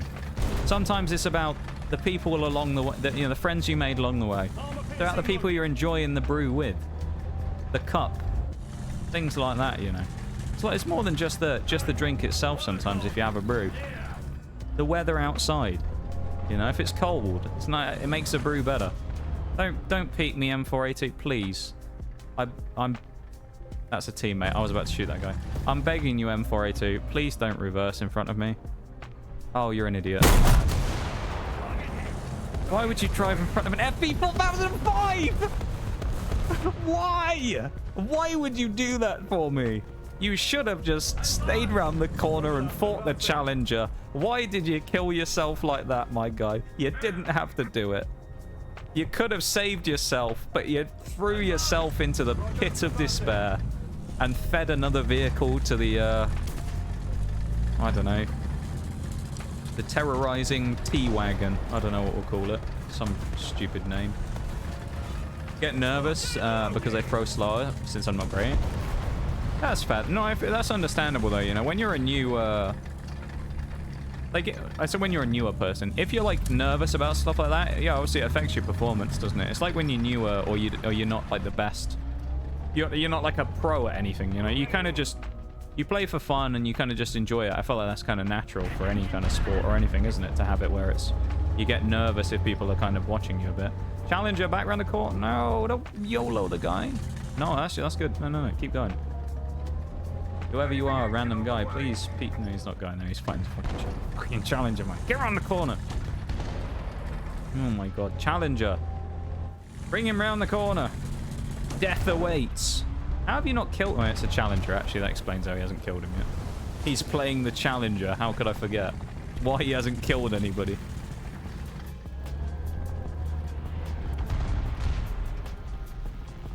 Hello, my friend. Oh. He's lucky. He's a lucky lad, that Tiger. He should be dead. Speaking of being lucky, certainly not us. I think we fired... That's 3 shells now for 1 kill. That's a bit unlucky. Fuck, someone coming in to... Oh, no, this wasn't, like, coming in. This was, I actually... I know what you mean. I misread that. But I remember I talk about that tweet sometimes that I see from someone who was, like, complaining about it, saying... Oh, people who complain about self-promos are, like, insecure streamers and... They're unsupportive of their fellow people, which I just find ridiculous. And honestly, my sentiment on that, which I said earlier, the TLDR version, because I'm not going into the rant about it again, is why don't you just let people do whatever the fuck they want? You worry about your shit and I'll worry about mine. Don't tell me what to do with mine and I won't tell you what to do with yours. Because if I tell you what to do with yours, you'll just disregard my opinion and complain about me trying to tell you what to do with your stream. So, shut the fuck up and I'll shut the fuck up. How about that? Stay in your lane, as people say. This Tiger has no idea we're here, so we're going to be little sneak and go around here. Sneaky beaky. He's gone around the corner, hasn't he? No, we're too slow. Drive forwards. Yes, thank you. How are you alive?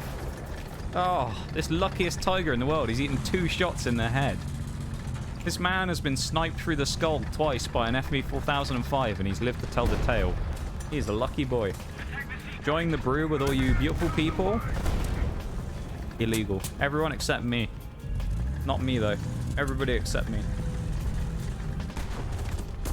Oh, he's staring at me.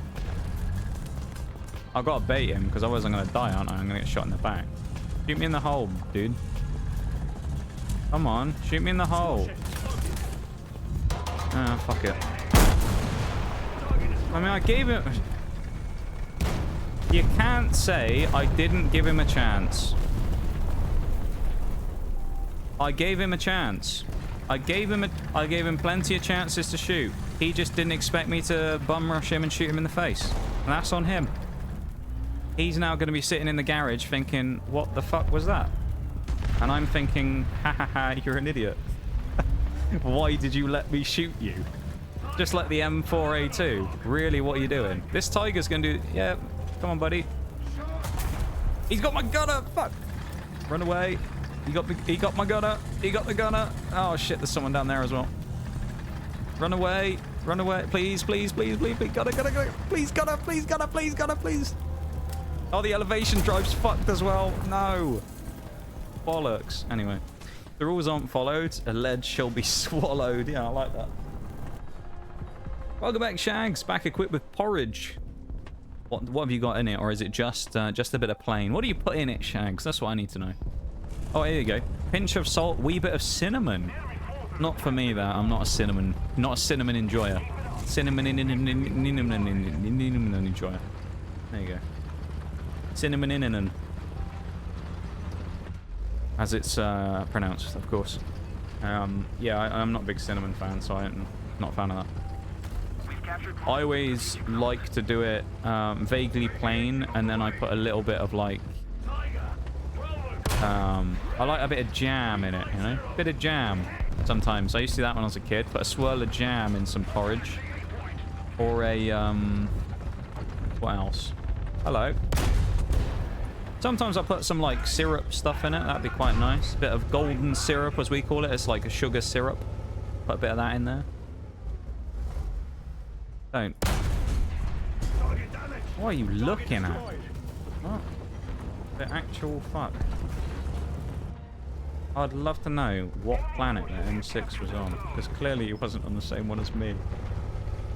I shot at him before and he's like, there's something behind me. What was that noise?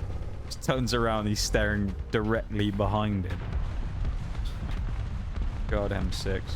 People are just making it easy for me in this lobby. Which, don't get me wrong, I love this. It's amazing. Because they're making it easy for me. But at the same time, it's like, what the fuck is happening? Oh, we seem to be at an impasse here, me and this Tiger one. Oh, no. I shot too far back again. Fuck's sake. They all know I'm here now, don't they? Vehicle reversing. Beep. Beep, beep, beep, beep, beep. Oh, the forklift truck's more maneuverable than this bloody thing. I like how this thing can go, what, 40 miles an hour forwards, but it can go 2 in reverse. 2 miles an hour.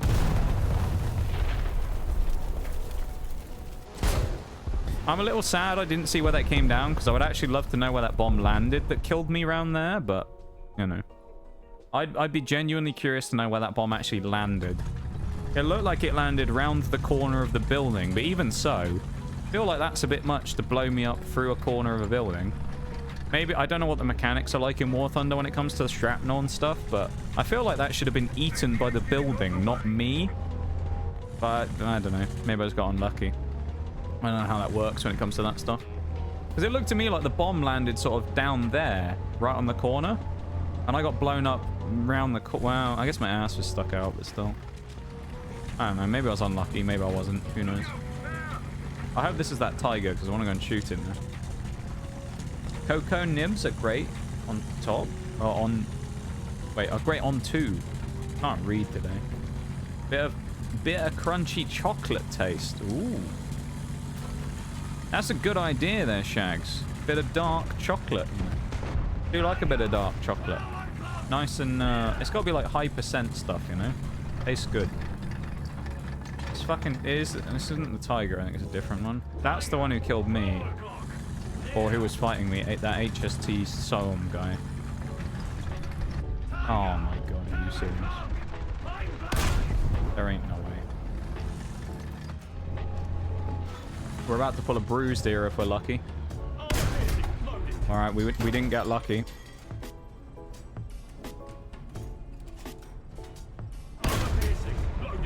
We did that time. I saw a gun barrel stick out there as well. He's on fire again. There you go. Watch that corner.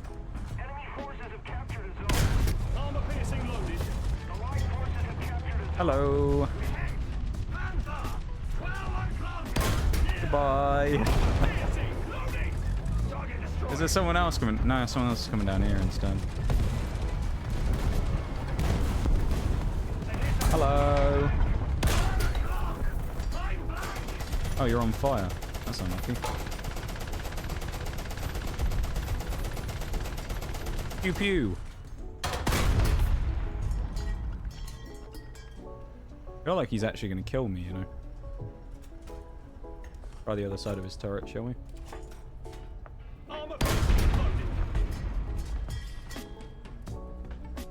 That should be a shot on his ammo, I think, right there. Bit of a stalemate here, isn't it, Cheeto? Or at least it was.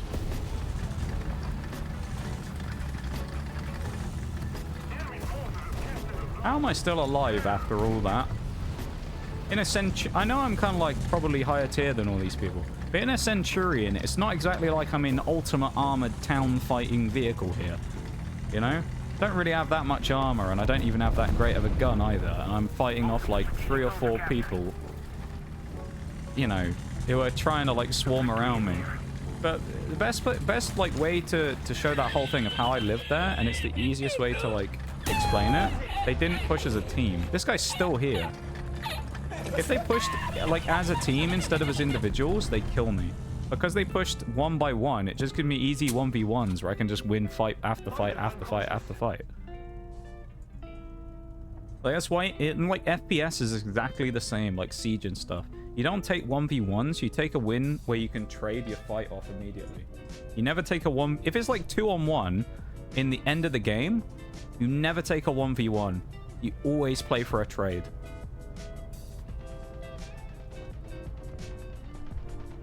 I think I can hear his engine, but I'm not entirely sure. Thank you for the Keck W there, Friderman. Staring at you menacingly. Yeah, right. Oh, this is perfect. I don't mean... Aw. I was going to say, I don't mean to use this guy's bait, but I was going to let him go around the corner and then get ready to swing. It's kind of using him as bait, isn't it, a little bit? That would have been a bit mean. We have got 3 minutes. I've just got a pop-up saying there's 3 minutes until the next ad break. So I will chill in the hangar until that break is done, because nobody really wants the break to start in the middle of the game, do you? So I will give it just a minute and then we'll get going once the break's done, okay? If that's cool with everybody. So we'll just chill here for a minute. We did unlock a camo, though, on the Centurion. And we have our smoke canisters, I think, now, don't we? Yeah, look at that. We have our smoke grenades, which I hate using. I hate smokes. They're really annoying. Mainly because I've just had a bunch of annoying people in the last, like, week that I've been playing with. Like, randos who just drive into the middle of, like, a cap circle and then blast the smokes off. And it gets really annoying just because it blocks the view of everything. You can't see anybody and you just end up getting shot. I like that color scheme. Let's see if we got any cool color scheme. Let's have a look at the FE 4005, shall we? We got any good stuff here? Fish. I remember Bruce said about this one. Fish. Look at that. He's a little fish. Look at him. Fish. He's a little shark. Have a good one, Nee. You take it easy, my dude. Thank you for hanging out as always. I appreciate it. I hope you have a wonderful rest of the night, man. Okay. You take it easy, yeah? He looks like a narwhal. Yeah, I guess it kind of does because of the horn, yeah.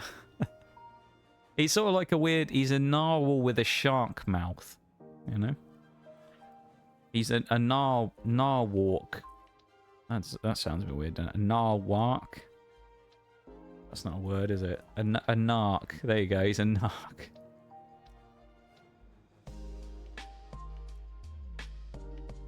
A narwhal shark.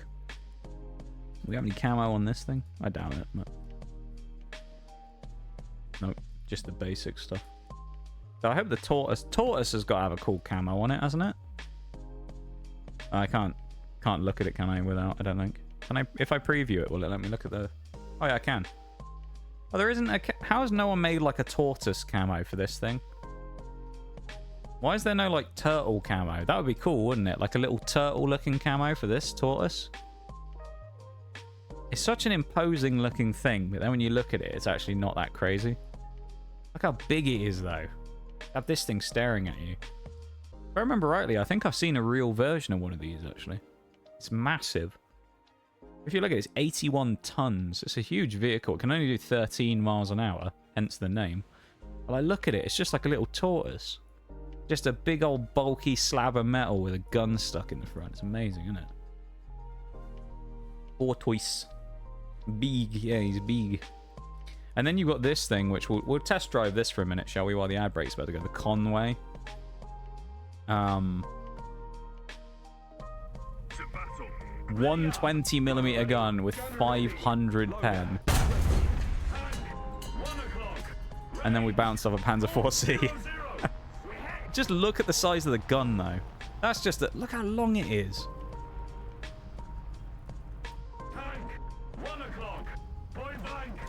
That's the type of gun that pulls up alongside another tank and makes it feel self-conscious, you know? Look at it. That's a it basically just looks like the mini version of the barn, doesn't it? But like, it's just, the Conway is actually just nasty, though. 500 pen on the APDS rounds. Oh yeah, there is the Doom Turtle. That's a point. That shell probably went straight through him and out the back, to be honest. It probably flew through him. If you lined them up, I suspect you could... I don't know, you might be able to kill 2 people with 1 shell. Nice.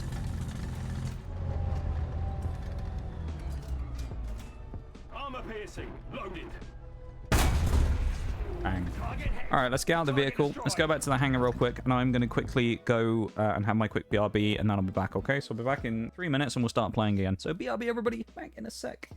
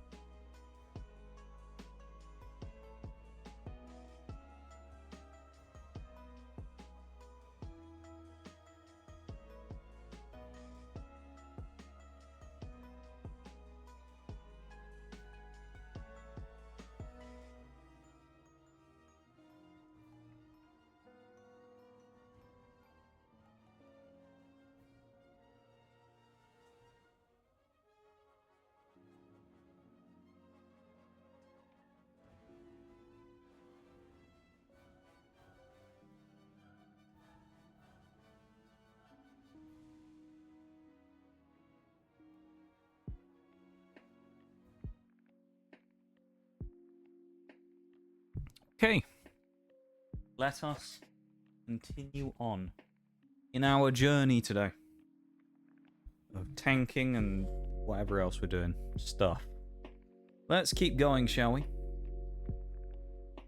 Alright, here we go. Get back on target. What are we doing? We're looking to get the FE4202 research today. 16.9k. Nice. Let's get it done. And let's start knocking out the Centurion 3. The old Centi Mark 3. Let's get that done as well. Or at least part of it done. Let's get a chunk of it knocked out tonight. We got about 2 hours, just under. 3 hour 50. So, let's see how much we can do. Let's do some damage.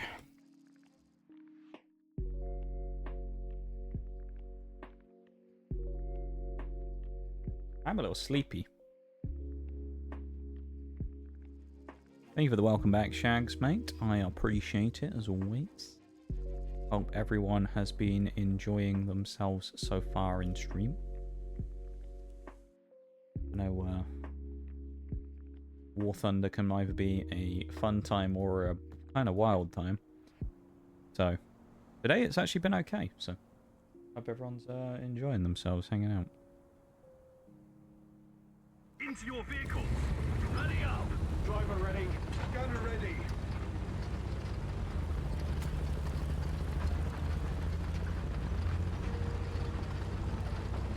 Attack the C point.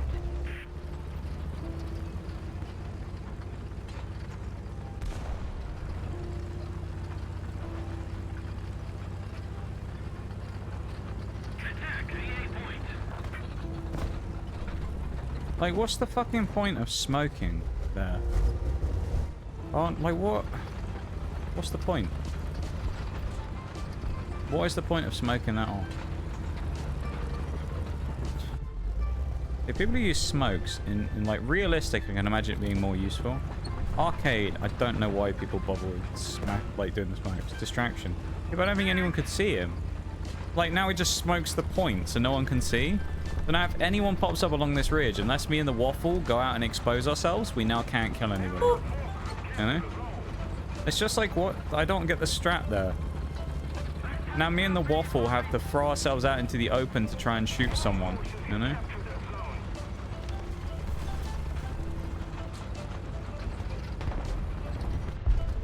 EBV is dead. Nice. This guy's further down. I know we can see that too. Oh no, he's looking at me. Fucking hell.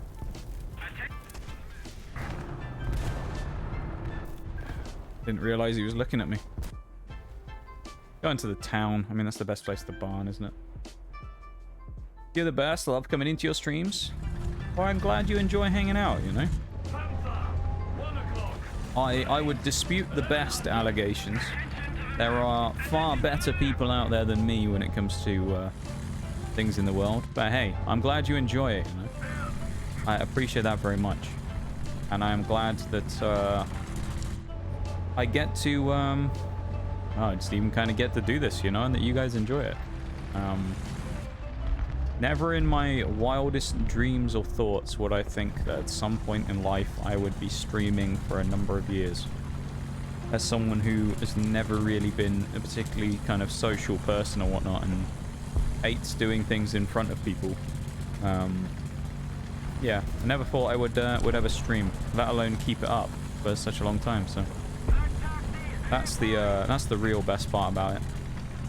No, I'm still here after this time. Longevity.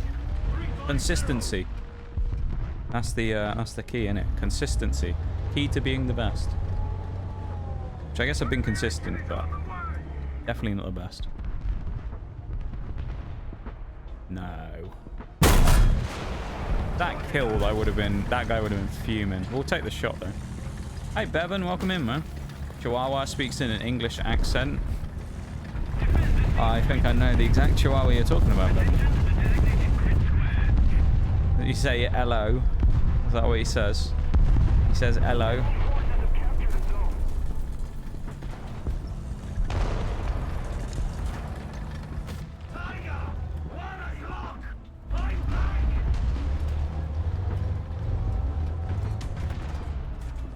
Squash it! Loaded! Has he not learnt his lesson? Oh no, you think he might. I realised there actually, without looking, I drove right out in front of a tiger, so... Hello. 1 o'clock! I'm blank!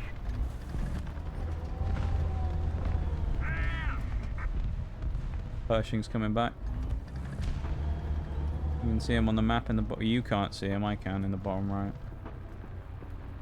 She's moving up to the road. I think he wants to come back. He's sort of half doing it and then backs off. This tiger goes on the corner, he blocks my shot, which is going to be really annoying. Because I bet the Pershing peaks now. Hey, what the fuck are you looking at? You're looking at the building. Roger, let's go. Advancing. 1 o'clock! He's staring like at the building. 0 meters! What the hell are we doing? Oh, Jesus Christ. That was not what I wanted to do. I wanted to save my shot. Run away. Run away. Jagdpanther over there is probably dead if he comes around the corner in a minute. But we've got Kung's Tiger over there, which is kind of dangerous. Jagdpanther down there, and then there's a heavy in the center as well. Alright, he's fired, but the Jagdpanther probably reloads again, so I'm going to have to wait for him to fire a second time before I can peek. I'm reloading anyway. But... Alright, now we can get him. Squash it! Loaded! See ya, buddy. Target destroyed. Squash head loaded. Bang. See ya, my guy.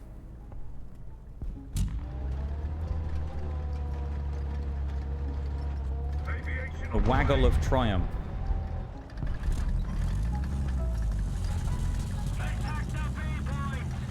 He says hello, does he, Bum? He just says hello. Is that the only word he says? Hello. All he says. Just hello. Just hello. Limited vocabulary.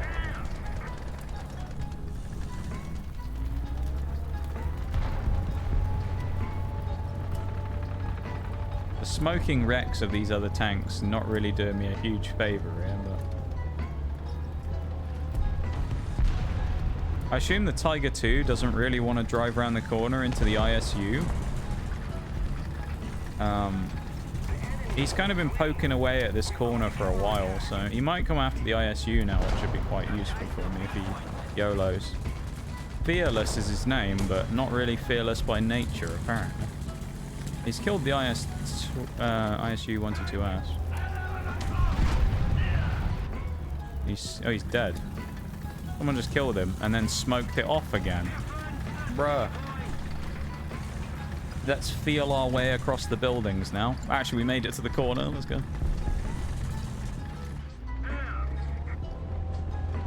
Oh. I don't think we kill him if we land that. Too much of a hat shot. 11 o'clock. Yeah. Nah, we ain't killing the Panther. If I shoot his friend back there, I've got to guarantee the kill because he might try and kill me. Panther. 11 o'clock. See ya. Oh, see ya, Frenchie. Target destroyed. Or Lenin is his name.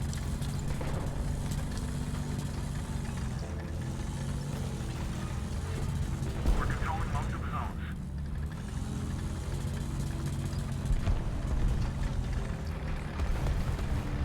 The spin of victory.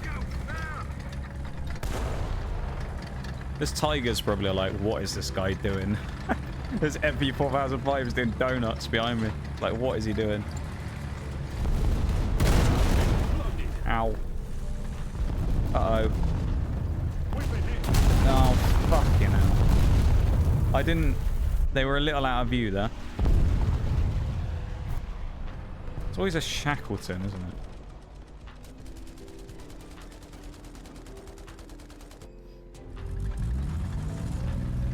Browser crashed? No! Welcome back though, Shags. I'm glad you're back with us. Mods are back in town. Requesting air support. Tiger or Tiger? Well, one is an animal and also the name of a vehicle. The other one is a biome, isn't it? Like a vaguely scrubby winter biome, if I remember rightly. Tiger, isn't it? in places like Siberia.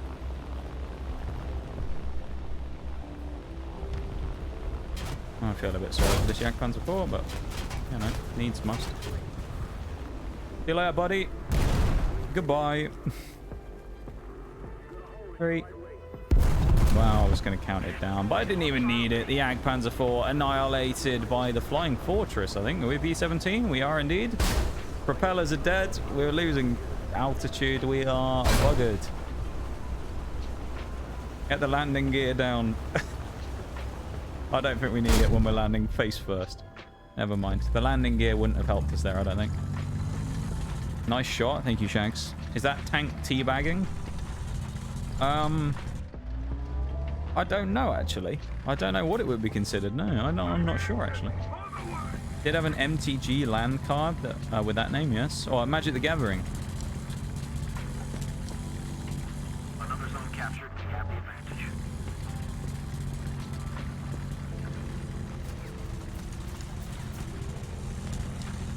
Mission accomplished. Hang.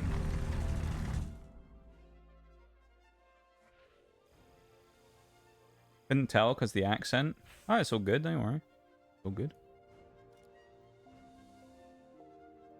Was it? Someone came in last week and asked me if I was Australian or English. I remember when I was playing War Thunder. They were like, UK or Australia. Always makes me laugh. Because I feel like the UK and Australia, when we like compare accents amongst ourselves, neither of us think we sound anything alike. But apparently people in America always get the accents confused all the time, which I've never understood. Because I don't think we sound anything like the Australians. And I don't think the Australians sound like us. So I've always been confused why people can like cross over the accents and get them confused, you know?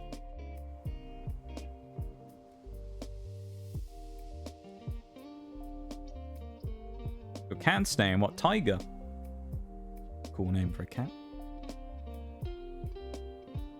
Cool name, though. That money sink, yeah.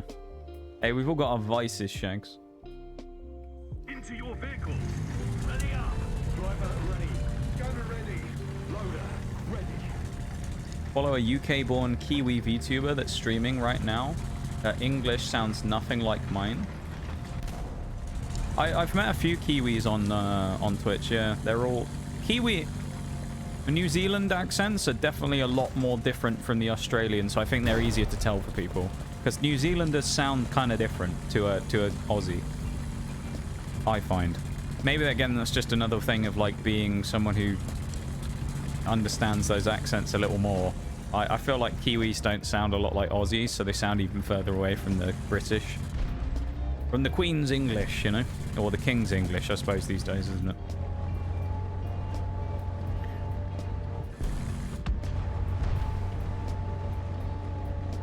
King's English. Who have we got then? Someone's here. We see machine guns rattling away. Are we going to fire on the move? Probably not, because that would be silly. And we are perfectly sensible in our FV4005 barn. I don't want to do anything crazy here, because I don't want to die. But at the same time, there's a light tank, and I really want to shoot him.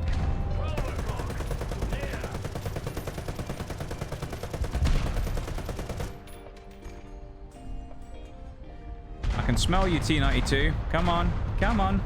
See ya. Oh, strike. Oh, let's do the bag again.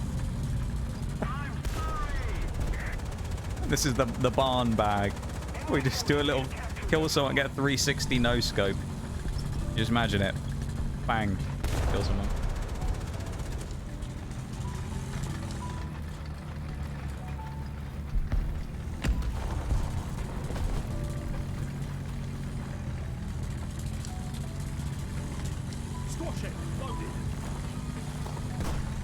Oh, fucking smokes, man. You people are actually something else. Fucking Tiger drivers, honestly. People who drive the Tiger consistently need to be put in an institution or something. It's particularly the ones who spam smokes constantly. Someone needs to do a wellness check on those people, because My god, they shouldn't be allowed to live on their own.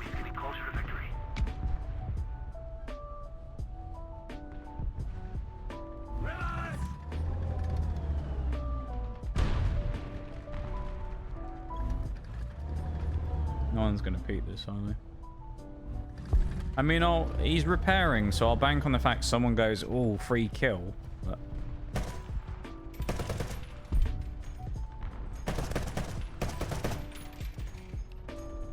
there is a TD right there, though. I wonder if he knows. I think it's the Jagdpanzer 4. I don't think he does, you know. I don't think he knows I'm here. Why are you sat... Are you really using an FV4005 as a shield? Come on now.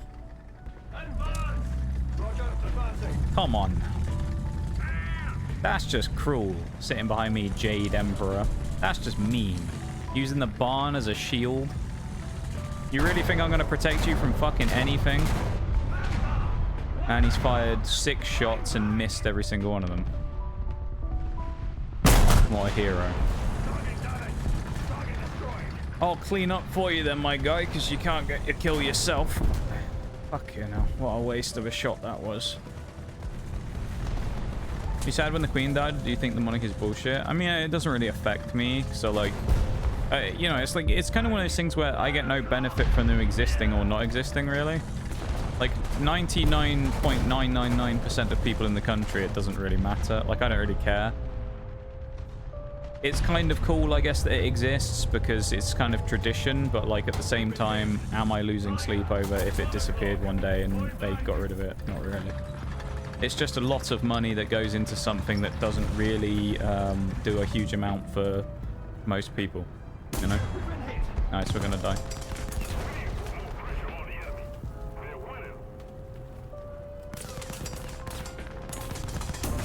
Yay! Yay, we died! Yay! Fun times! Maybe we wouldn't have died if we didn't have Captain Quality Aim over here in his M50 fire 6 missiles into a train. Maybe we would have possibly survived because we wouldn't have had to have wasted our shot on someone else and get shot while we were fucking reloading. Or whatever. Or we wouldn't have had to have gone there in the first place to cross in front of the Jagdpanzer, you know? Fucking annoying. I wasn't looking.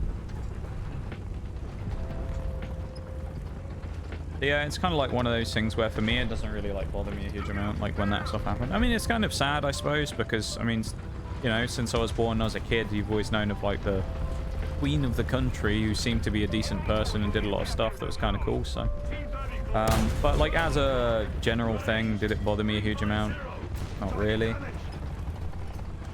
That's just the way it is, really, isn't it? I mean, with those things. It doesn't affect me. Not like I benefit from having any people like that in the country, really. Would I rather that, like, money went towards things that were more important? Yes. But it's not going to. That's just the way it is, isn't it? That's the way it is with literally anything. It's the same thing with, like, governments and stuff, right?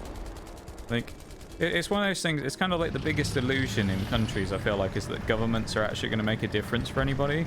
9 times out of 10, all governments equally are just bad, and they don't do anything other than to benefit themselves. Anyway, I started It's just the way that type of stuff works. This isn't me being, like, conspiracy theorist or anything. I mean, it's just the way it works, you know? Pretty much no matter who's in power in any country, most likely all they'll do is just do things that benefit themselves and don't actually benefit most people. So it's just, you know, the same thing with that. Like, governments and monarchies and all that, most of the time aren't going to do anything that actually benefits other people. It benefits them, but not much else. He fucking stopped moving! Oh, you lucky bastard. And we didn't even break his gun enough to stop him shooting me. Fuck off. Fucking Pershing is the luckiest guy in the world.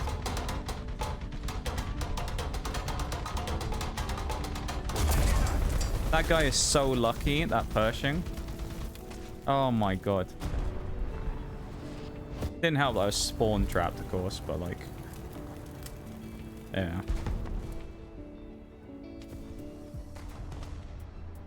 Oh, I don't have another respawn, do I? No.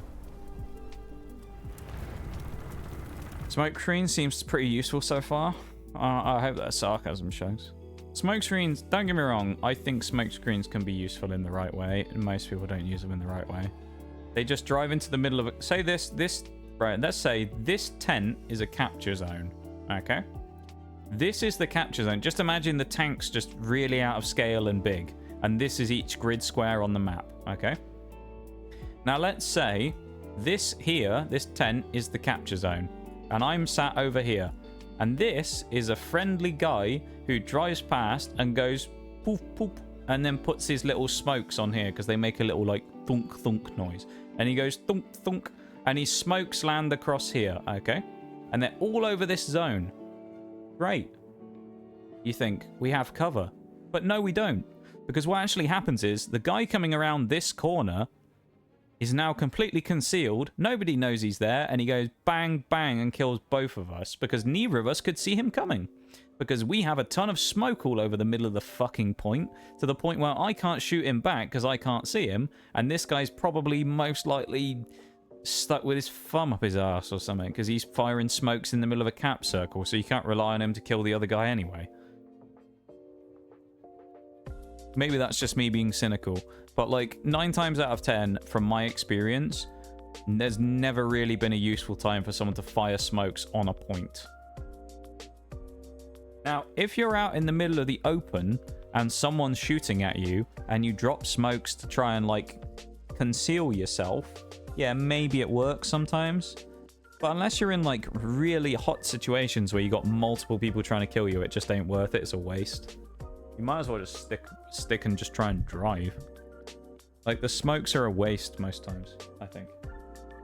People are, like, more than happy to disagree with me, and I'm happy to have people, like, say, oh, no, they're not. But, like, just from my general experience of what I've seen, at least in arcade, again, it might be different in realistic, but from my experience of arcade, people don't use smokes very well.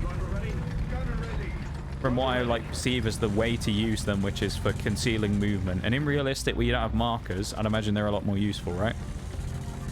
But in arcade, where you can see people and it removes your outline, which is nice, people just, like, drive here. There'll be a guy over there that I'm thinking, I'm about to shoot him, and someone will fire a smoke on this corner.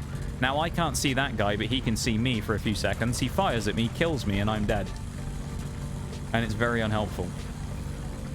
So, I don't know. Maybe that's just me being cynical. But, who knows. Either way, though, it is what it is. Nothing's going to change it, is it? But, yeah. Fucking trees. Thank you for being here, though, everybody. I appreciate you guys hanging out with me and vibing and lurking and chatting and getting involved in the rants and getting involved in the hype for the Pokemon stream at the end of the year, which will be Christmas time again, remember? It will be the lead up to the 24th, so it'll be the 24th, 22nd, 18th and 17th?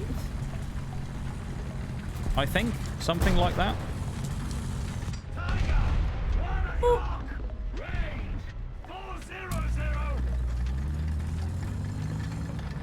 Sad FV 4005 noises. Move up in your fucking Pershing, dude. You're like one of the few people who can be really useful here because you have gun depression and shit. I'm stuck in a shit barn and I can't even play the corner and stay safe because you're sat there in a Pershing. Like, play up. Like, alright, I get exposed and I die to that guy. But, like, you know earlier when I said about, like, the whole, usually there's something you could do better in most situations rather than blame the other person for you dying. That's one of those situations where that's a little more ambiguous because you go, okay, well, you drove out and got shot. I did. But I wouldn't have had to have fucking driven out if the goddamn Pershing had used his brain for 1 second and gotten out the fucking way. Instead of just sitting there in the sniper spot. You're a Pershing. Go and sit on the fucking point. Don't sit camping at the back, blocking all the paper TDs and making us go out and get shot in the flank. Like, fucking hell, man.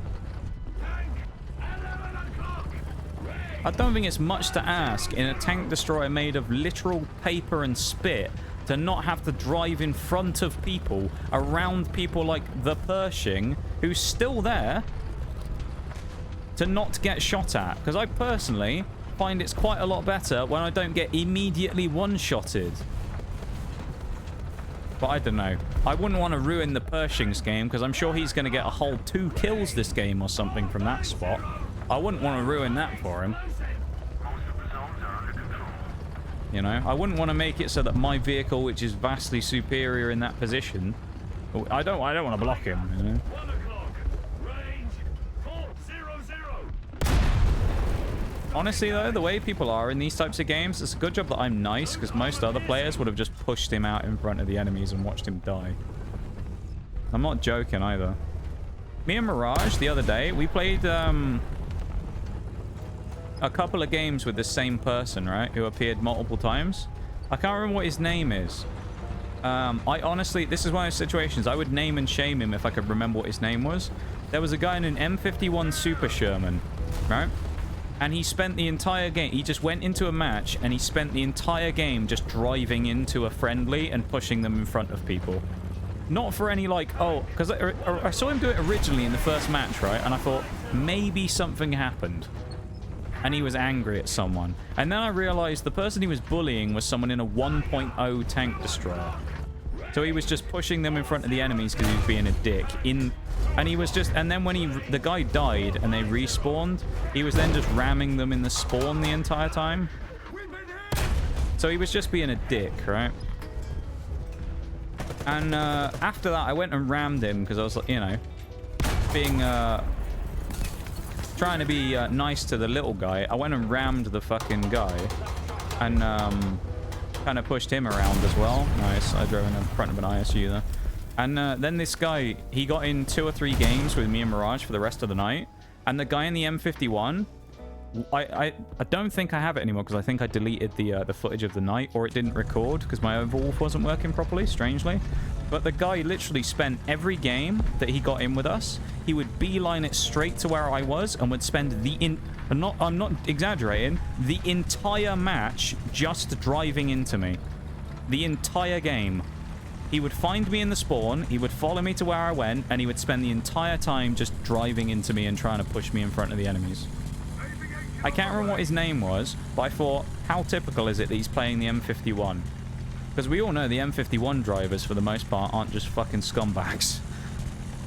If you're an M51 driver and you're in this stream, I'll give you an exemption because you're in the stream. But let's be honest, 9 times out of 10, people playing the M51 Super Sherman are fucking scumbags who are playing, quite frankly, a blatantly OP vehicle at low tiers.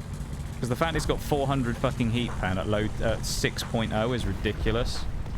And there's so many of them all the time, they're just spamming it everywhere. And I hate them. I really hate the M51. And it's always M51 drivers doing, like, questionable shit that gives them a bad reputation, I swear. And, yeah, I don't know, it's just, I never have a good time with M51 people. They're always annoying. Or really sweaty, one or the other. Yeah, and this guy literally spent probably, out of the matches we were in, he probably spent a good 10 minutes driving into me. And then what ended up happening was Mirage came over in his IS-2, and we basically spent the rest of the time waiting for him to drive into me, but he couldn't even do that properly. He was so crap at it.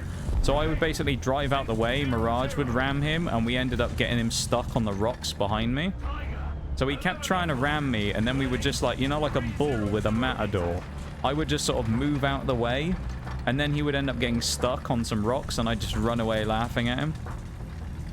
Or the other thing was I'd wait, and I would try and get people to bomb. Like, I would wait until someone started bombing me, and then move out the way of him, so he got caught by the bombs or the artillery or something. Hilarious. Hi. Hi, Mr. Tiger. With an R at the end. Get the gun back up.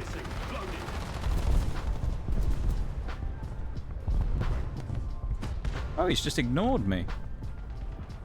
What? Where is he going? Where's that tiger going, dude? He fired one shot at me and he's like, nah, don't worry, bro, we're good. We're good. I'll go fight the other tiger. We're fine here. We don't have a problem. Please not, Mr. Centurion. I know, I didn't mean it. Like, I probably wasn't going to kill you anyway. I'm only in a Centurion with a 17-pounder gun. It's not like I'm super dangerous. He'd have been better off fighting me than he would the other Tiger 1, honestly. He really would. Oh, hello. Bark up. Oh, you spoil sport. That was mine. Sag. Sag Centurion noises. I mean, fair play to this guy, though. He kind of helped me out, but, you know. You're evil! He didn't steal my kill, but he killed the guy I wanted to kill. We're fighting pro team here. We better be careful. I'm sure he's a professional. Not pro team. Legendary player. Oh, he hadn't moved, so he couldn't be shot either. And 9th. That was a crap game, let's be real. Nothing special in that one. I just spent the time driving around complaining about M51, man. I did, I don't think it's in it. I sent him a message the other day. I don't think it's obviously not recorded in here, but I sent him a message. I can't remember what his name was. It was like, Keypop or something. K-pop? Something like that.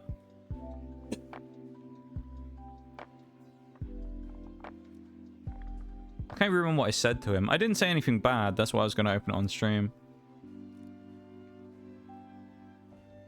I did say at one point, this is probably something that Gaijin doesn't like, but considering the guy did it to everybody else, I did go into all chat at one point, and I said,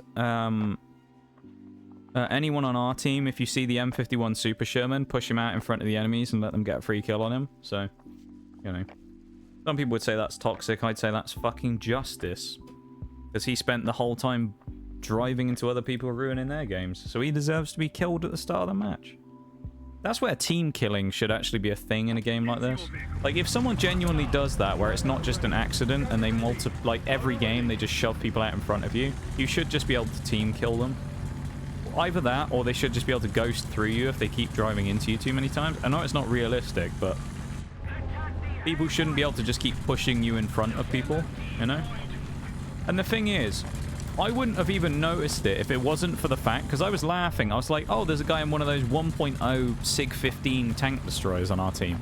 That's funny. Where is he? And I turned around and saw him, and then he was getting rammed by the M51 Super Sherman. That's the only reason I noticed it, is because he was bullying the 1.0 tank destroyer.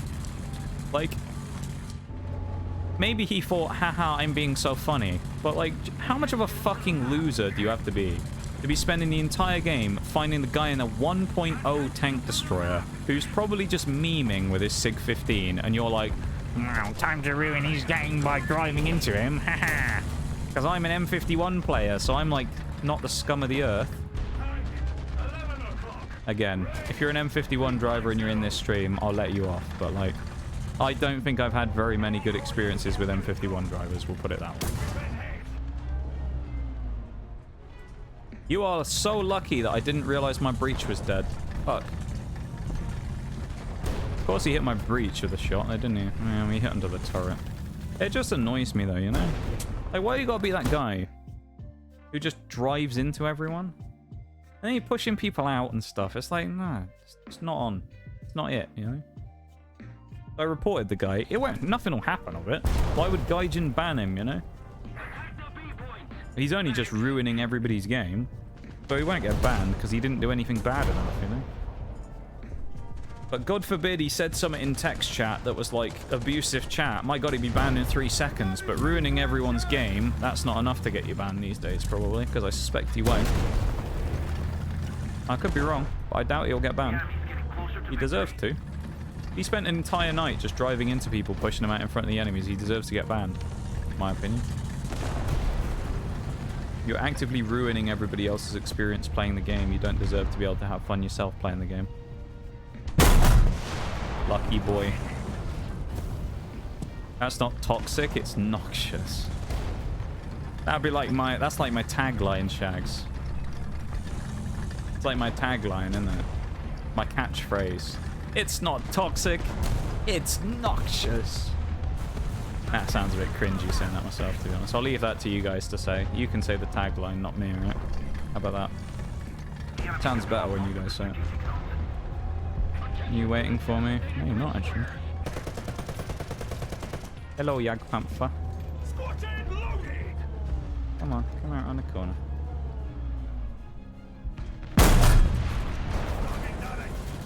Oh, this boy is lucky. That's 2 in the face he's eating now. I one-shot the Jagdpanther earlier, shooting him in the bottom. I'm sad that I haven't killed him yet. Sad barn noises. Go away, you fucking plane. Fuck off. Locksock Poe or something like that. If I find out he's that Jagdpanther, I swear to God. If that's the Jagdpanther, where is he? We can't see he's still in the plane. Oh, why am I not surprised? He's an M51 player. Why am I not surprised? Why does that have no surprise to me whatsoever? Who'd have thought the M51 player would be the annoying shit in the plane targeting the FV4005 just trying to have fun? Nah, never. I would never have put 2 and 2 together. What a fucking hero. See, and everyone's probably thinking, man, he really doesn't like M51 drivers. I wonder what they ever did.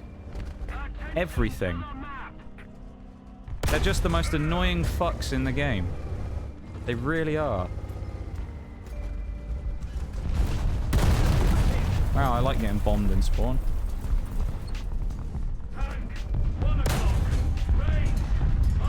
Don't really know why you drive out in front of me there, but okay. Take the free kill. Taglines are cool. You reckon, Shags? You like a tagline, do you? Oh, what a helpful chap. Hey, you Panther.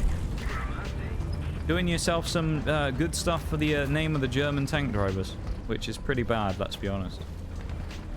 The German tank driver's reputation is pretty piss poor. So this guy, I like him. He helped me out. Fair play to him. Not really. I see, Shags. I see. Not that big a fan of taglines.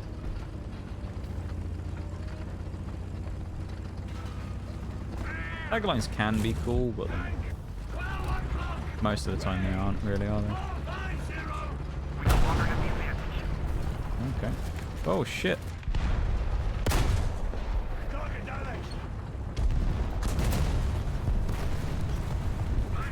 Okay.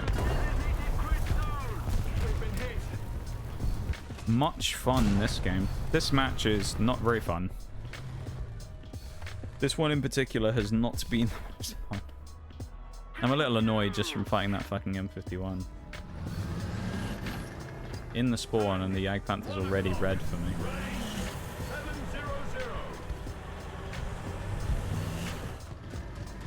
Well, how likely is it that one of these people is going to come after me? I think quite likely that one of these planes will see me and come after me, but I could be wrong.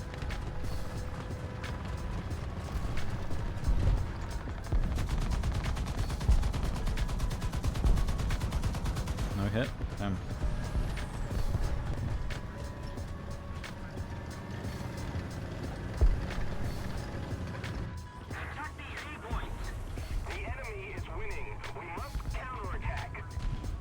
Ah, I should have fired. I should have had a go at that Jagdpanther. Oh, hello. Hey, buddy. Hi, buddy. Hello. Hello, mister. Wait a minute. Oh, it's the M51 driver again. Wow. My best friend in the whole world. Fucking hell, dude. I hate M51s. Like, he kills me at the end, fine. Of course it's that guy of all people who kills me, though, isn't it? But, like, Jesus Christ. We'll never find out what I got from that box now. I genuinely despise M51s, though. I really don't like them. They're just annoying. They're just annoying. Like... It's like I say, when it comes to M51 players, I don't think I found a player driving an M51 that I go, wow, he's actually good. They're all just annoying fucking sweaty people most of the time. 90% of them are just annoying sweaty people, and it annoys me that they play the way they do, because it makes the game less enjoyable. Because it's just some pixel peeking fucking M51 that will go and sit on like this part of the map and he'll just be spawn sniping people, and it's like, good for you, buddy. As long as you're having fun, right? Fuck everyone else.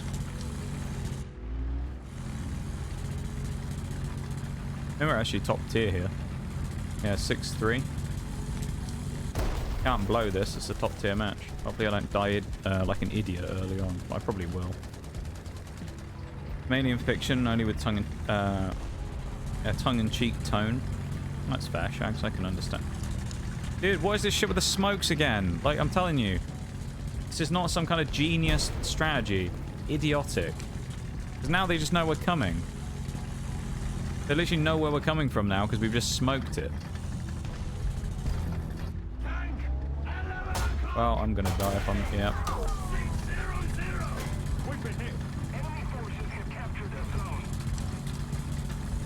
Please be short enough so they can't hit my... Okay, I think I am.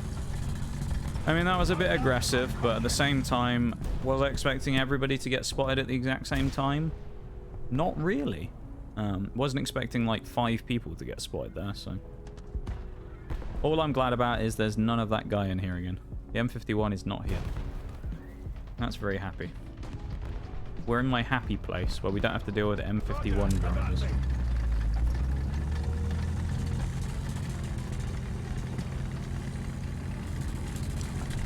They can probably all still see me here, these people, but...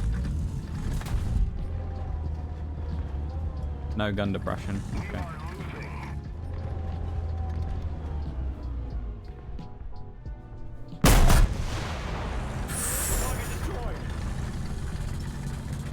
Ooh, that was a spicy one on the Jackson. I hit him in the machine gun and it exploded through his roof.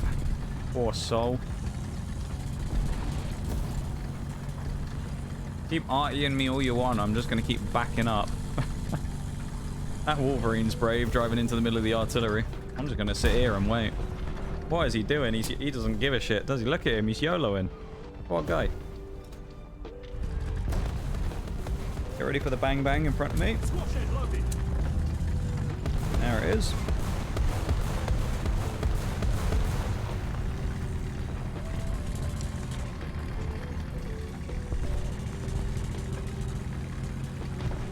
Bring the heavy machinery over. Yeah. That was a mercy killing, really, wasn't it? Killing a KV-1 in this matchup. That was a mercy killing. Poor guy. I do... You're no fun. Yeah, I'm glad you fucking missed. You're no fun at all, Mr. Fun Police.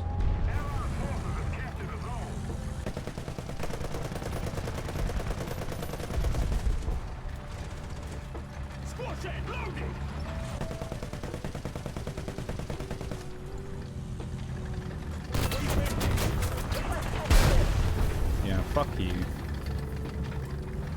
Wee woo, wee woo. The Fun Police has arrived.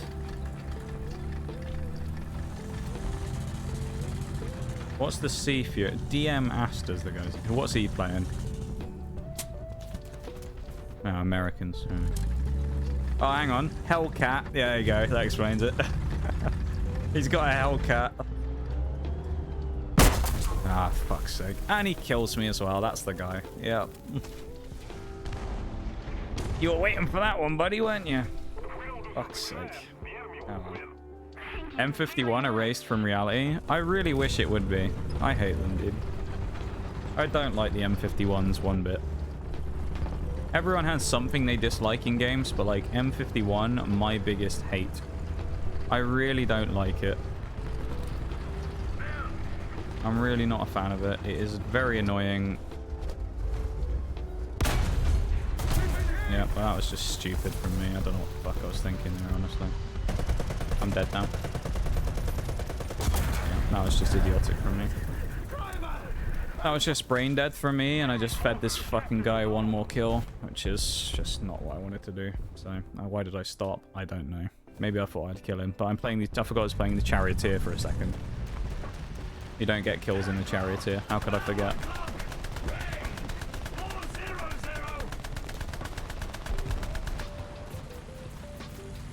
Fucking M4, man. You're going 5-0. Damn. What was his third vehicle? M36. So he's got a Jackson and a T1E1.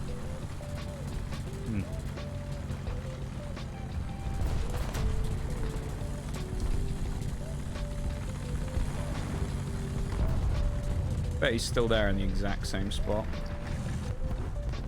Yeah, there he is. Tank, 12 o'clock. Point blank. Oh, hi. 11 o'clock. Range. Oh, he's behind the buildings. Lucky fucker. Oh, there's a wreck there. Fuck.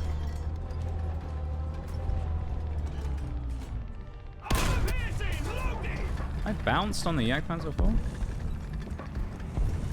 Really? Yeah, I don't want to fight the ARL. How did we miss? He was behind the building, so he like ducked in behind the buildings. I couldn't hear him.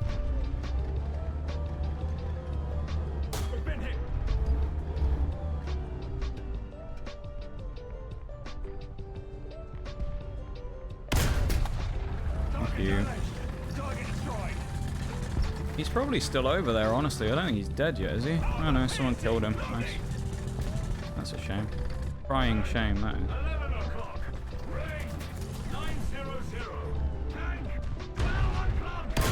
Take out on his other M4 buddy instead. Avenger. We're not in that vehicle anymore, though. We were.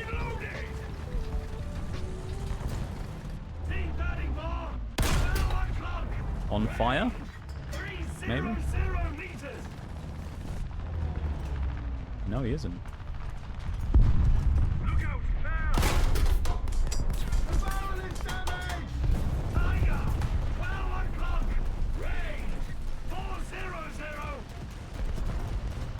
A lot of people looking at me right now.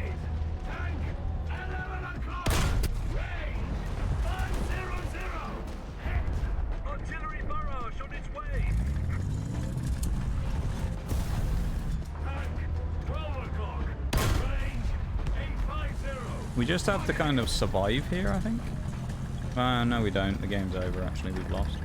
I'm basically guaranteed that.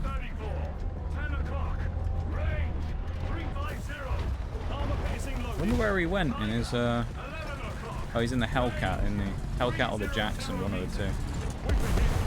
Wonder where he went in the end.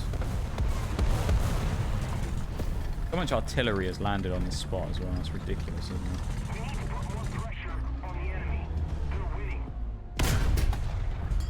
Hi, buddy. Me again. Your old friend Centurion. Goodbye. Forget about me, my guy. Oh, there he is. He's in the same spot he was before in his E1 Heavy instead. He won't be able to resist the fact that I'm here again. Come on, buddy. Your time is now. Swing me.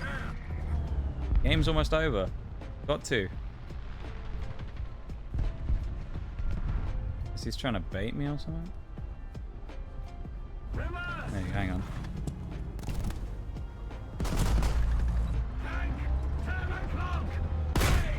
Get baited! Oh! Chew on that one, mate. Let's fucking go. Hook, line, and sinker. He took the smokes then. See? I'm telling you, dude. Throwing the smokes, he thought I was an idiot. He thought I was an idiot because I fired the smokes. I fire the smokes and he goes, oh, this idiot's going to try and drive across. Nope. I was waiting for him with a loaded gun pointing at his head. Oh, boy. Look at that. We're almost done. I reckon, yeah, we will finish it in time. We're going to sit here because I know there's a break coming up in a minute again as well, so we'll chill for a second. But, good game in the Centurion. Terrible game in the Barn, terrible game in the Charioteer. Great game in the Centurion, though. Didn't think I'd be saying that. Centurion actually been... Centurion and the FE4005 kind of been the highlights of the day, honestly. But the fact we've almost unlocked the FE4202 is very nice, because looking at it... Look at that. That looks like a cool vehicle though, doesn't it? Look at that turret. Rounded on the front. Like angled. Oh, it's just gnarly, this thing. 240 millimeters of frontal armor on the forehead. Look at that. Look at it. This thing's just a bit of a beast.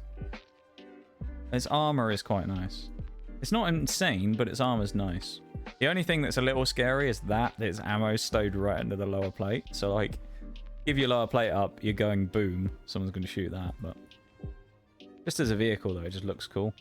I feel like the FE4202 looks like a cooler version of the Centurion.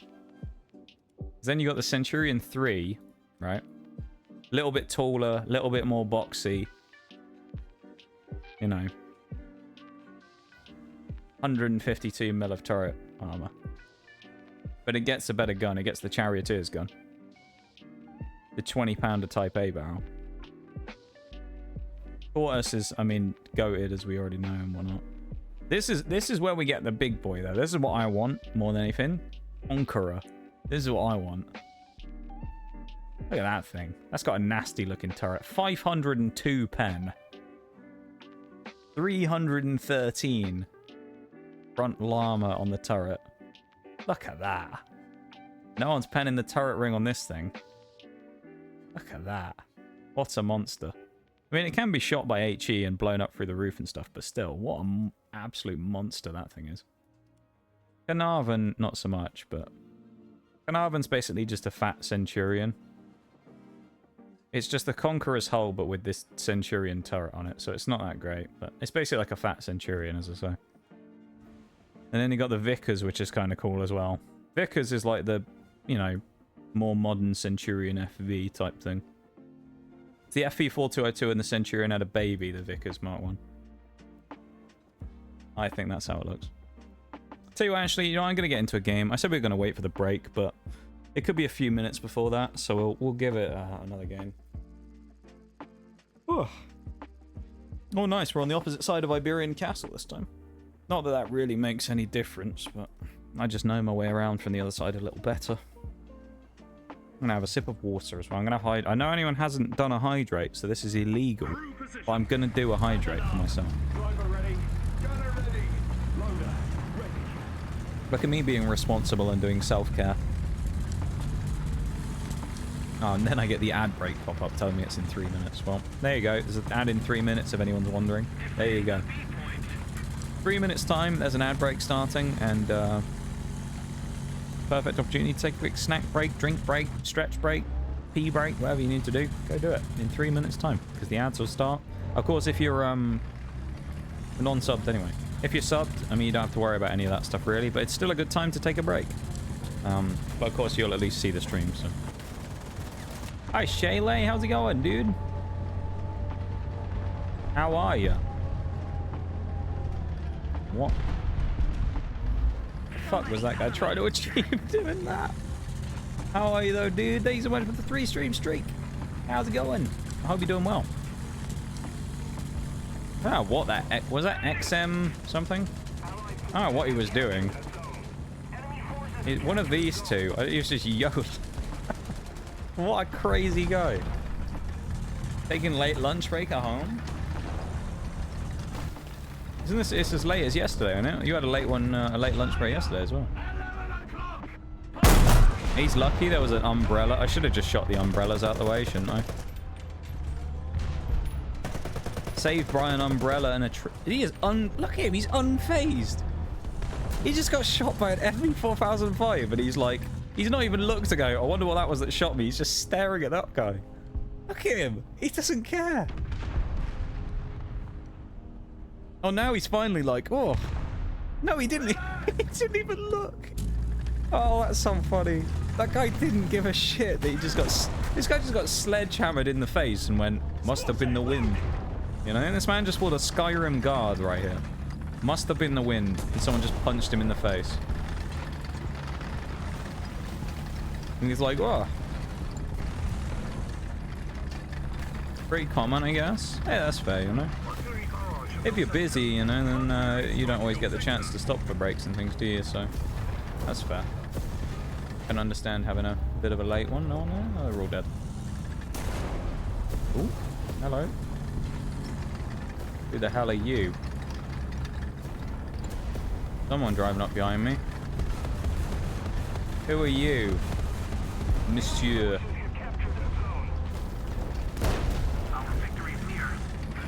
Fucking dead is what you are. No, you're not. You killed my gunner. Of course you did.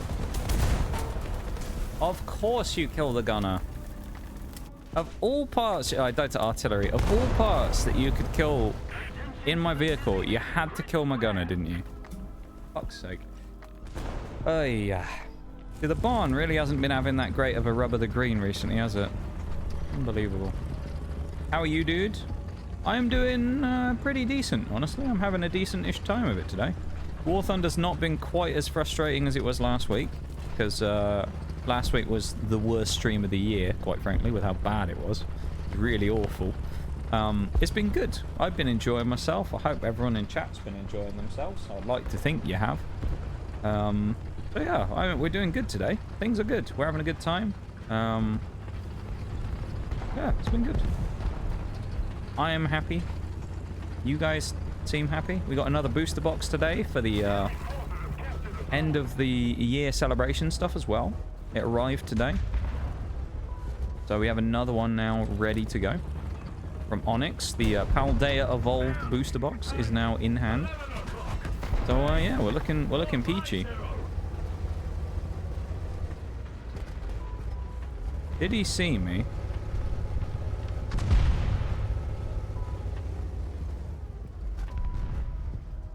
Yes, he did.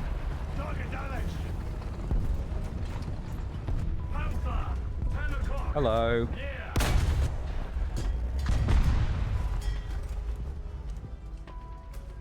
Panther, you gonna make it hard for me, or? No? Okay. How boring. Enemy charioteer? Well, I know you're weak as piss. Because my vehicle is just as bad. So I know he's going to be dying to one shot, because I die to one shot constantly. Ah, we moved. Right, I threw the M109's gun off by tracking him, though. That's good. Go away, Bulldog. Oh, fuck. Ah! Of course, there's an IS-2 behind me. Bollocks, as they say. Unbelievable. Well, we're going to respawn in the Centurion. We're going to get swarmed, so thankfully we do have a hill to play off of. Or we would have, but it spawned us not on the hill. That's not very helpful. That's like the only chance we had was being on the ridgeline, and it didn't spawn me there. Oh, Lord. Run very quickly. Please. Okay, we're across the gap. Please don't bomb me. Whatever happens, please don't bomb me. Come on, go for someone else. There's a juicy SPAA in the spawn. Shoot him instead.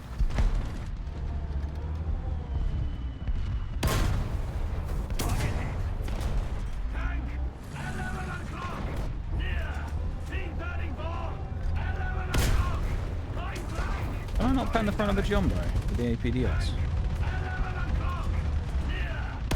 Go for his turret, huh? Yag Panther shot me there.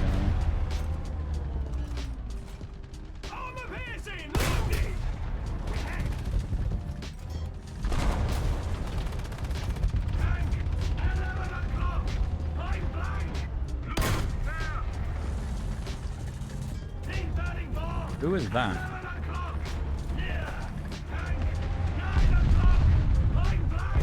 Why am I having to turn around to fight him?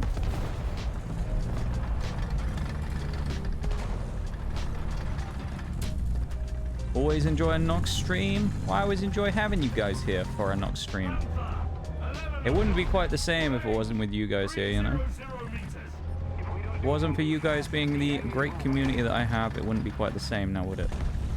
Wouldn't really feel like a true stream.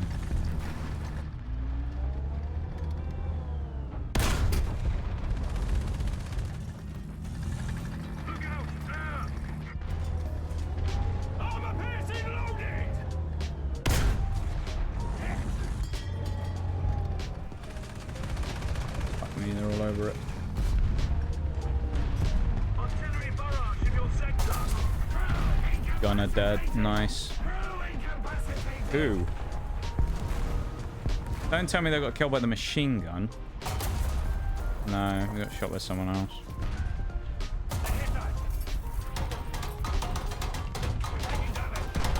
Fire the smokes. Oh, someone killed the bulldog. No, I died in the back. I was never getting out of that, was it? I was never getting out of there. I mean, it was speculative to spawn there in the first place. We died to the Jagdpanther in the end. Damn. It was speculative to spawn there in the first instance because of how, like, aggro it was there, but, you know. Less than 5k to go. And we have about an hour. Hey, that's pretty good.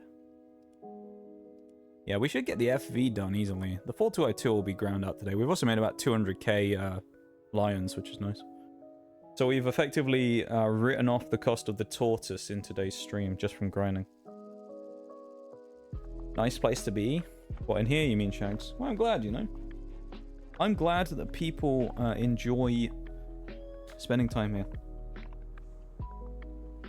How late is it for me? 11:12. No? I usually stream for 5 hours from 7 p.m. till midnight, so I got about another 45 minutes-ish before I usually clock off for the night. So, yeah, I usually finish about midnight. Sometimes I end up going longer, it depends what we're doing. Yeah.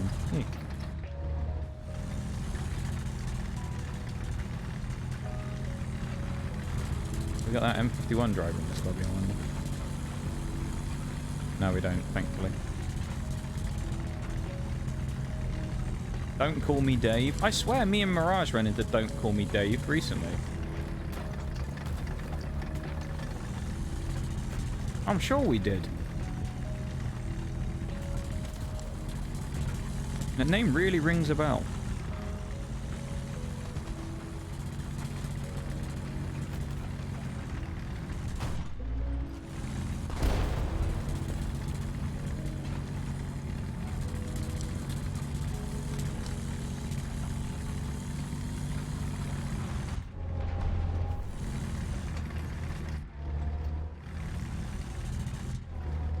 I probably shouldn't be getting up this, like, up close and personal, but, you know. Enemy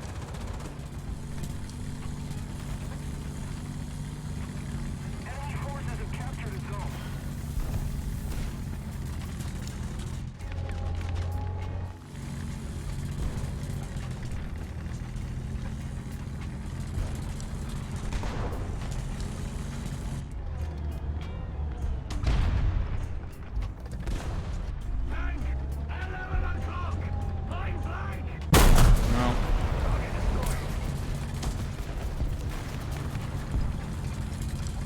Sucks to be that guy, unfortunately. Tracked in front of me by an M47, was that? Yeah. And left to die. Poor soul.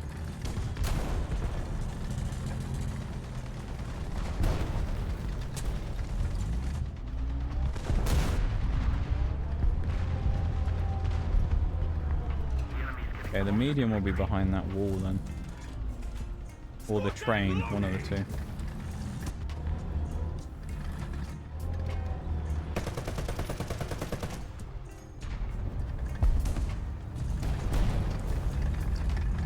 There's people around that corner as well, shooting down the road. Yeah, I don't know what to do. I kind of want to move up, but risky. Risky. I don't like taking risks in the FE4. Wow. I do take risks in the FE4005 every now and then, but I don't like doing it because it's bloody risky. And I'll die if I get it wrong. Attention to the map.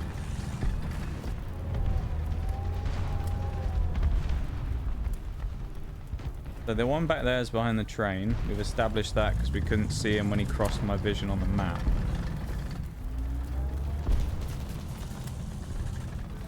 There's also a heavy down here, I think. Oh, we don't know who or where exactly they are. T-30. That was not worth it for the no damage we did to him. Getting machine gunned, losing 2 of my crew, especially a loader and a gunner.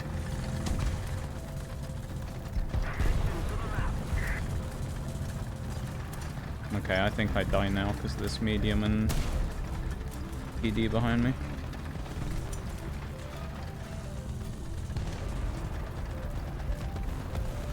I don't have time to do a crew replenishment, so I have to hope that this guy either doesn't know I'm here or ignores me. Otherwise, I'm just straight dead.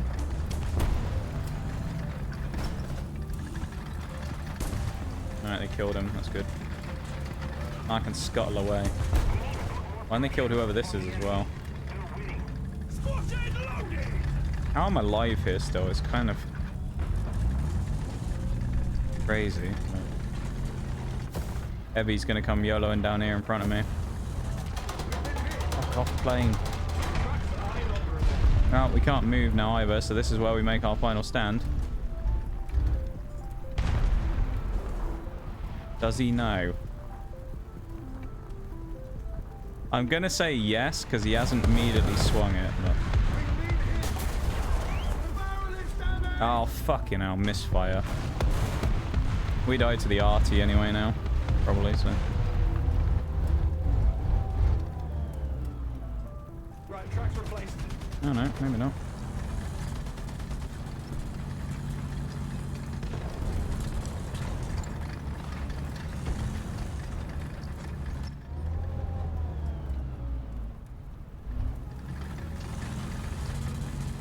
Keep backing up.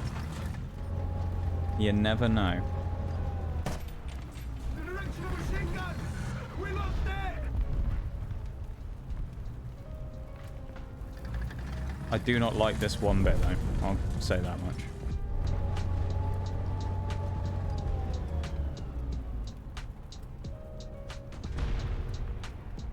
Attention to the map! Come on. I think I have to turn now. These people are pushing in on this side. Hello. You're looking at me already. Of course you are.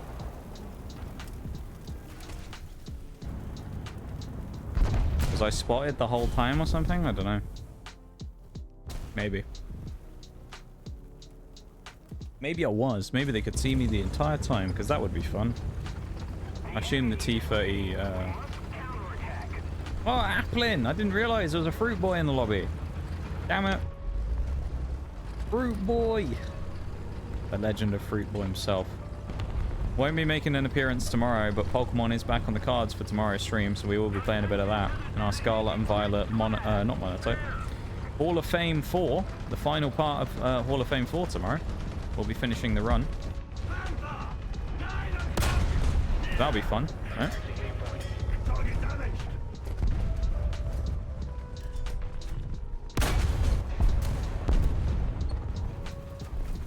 Back on the cards. Hey Shags, I mean, if we're opening every booster box of Scarlet and Violet at the end of the year, that does mean we're opening Twilight Masquerade. So we could get another Fruit Boy card. I wouldn't complain. That's one of the few dupes that if we got, I really wouldn't complain about. If we got an extra Fruit Boy, I would be very happy. You know? I'd be well happy with a spare Fruit Boy. We do... Twilight Masquerade is one of the ones we still need, actually. We don't have that box yet. 12 o'clock! Point blank! Target damaged!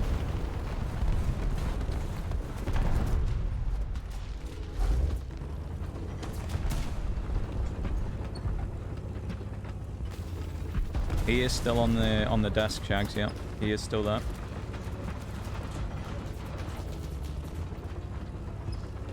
He doesn't know.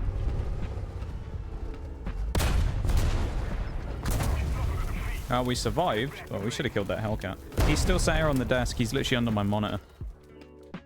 I have my 2 monitors up on a shelf. Then I have my Pokemon Funko Pops underneath them. I have a webcam in the middle, which I don't... it's the hand cam.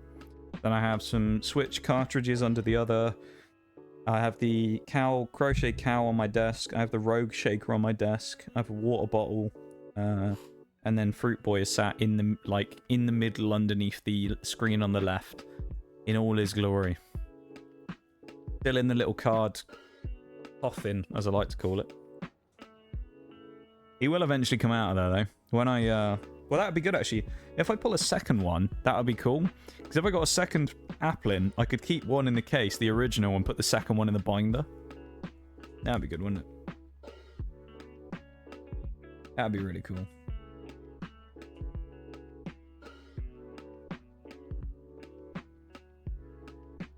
I don't need to worry about that stuff yet, anyway. I got to worry about making the stream happen first, so... Before I start thinking about whatever we're going to get or what we're going to pull. I've got to worry about making the stream happen first. Which, you know, while we've made a lot of progress, I suppose it's still technically not guaranteed to happen yet, because we still need all the boxes before I can say, yes, we're definitely doing it, you know? And we need 3 more. So, we're well on the way, though. Oh, just bump the mic. It's got a charioteer actually works here because of the sniper zone. Yeah. Crew positions. Ready up. As I always say with those things, though, we will be incredibly hyped if we are able to make that happen, and it will be amazing. And the only reason that it would have been able to happen in the first place is because of the amazing contributions of a number of people allowing for it to happen in the first place. So, you know, a lot of people to thank for making that stream happen if we actually get it to go and pull it off. 500. Tank. 2 o'clock. Range. 450. Okay. Oh, he smoked it off. Damn. That's a bit annoying.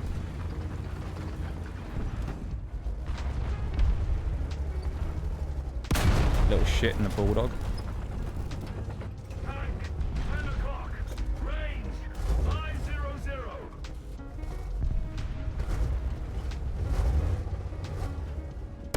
Dead. No, we didn't get him with the HE. We just tracked him. We need to aim higher. That'll kill him. He survived 2 HE. That's the luckiest fucker in the world. One hit his tracks and the other hit him in the gun. That bulldog is so lucky that he didn't die to either of those HEs. Wow.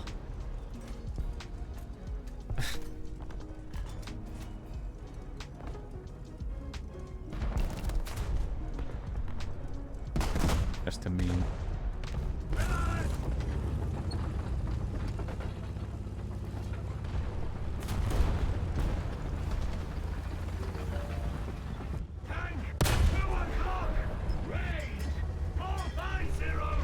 There goes his mate. Panther. 2 o'clock. Range.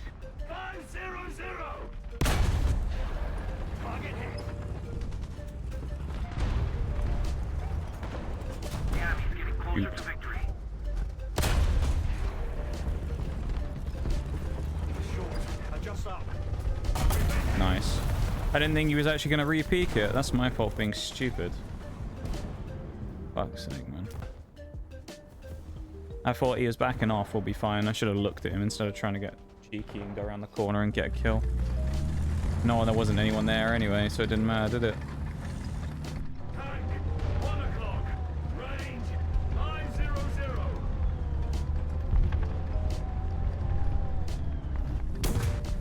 No gun depression. 11 o'clock. Range. 500. Thank you for driving into me.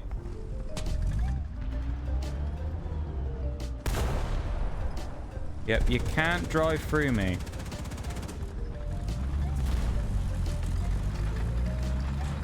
Fuck me, dude. Drive around if you want, but you can't drive through me, dude.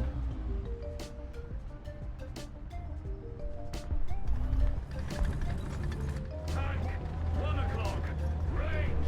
500. Allied forces have captured a zone.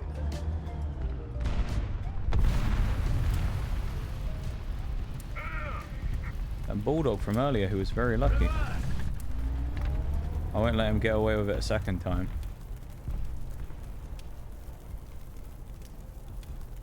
No, no, no. Advance. Roger. Advancing. Alright, never mind. I guess I'm not shooting anyone because we smoke screened. Fuck's sake. It was the Yag Panther, I'm pretty sure, was it? It looked like it was the Yag Panther who drove past, smoked, and then drove off. That's incredibly unhelpful.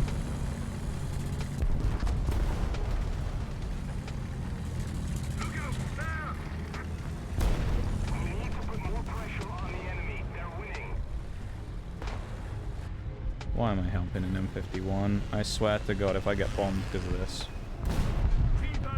Oh my God.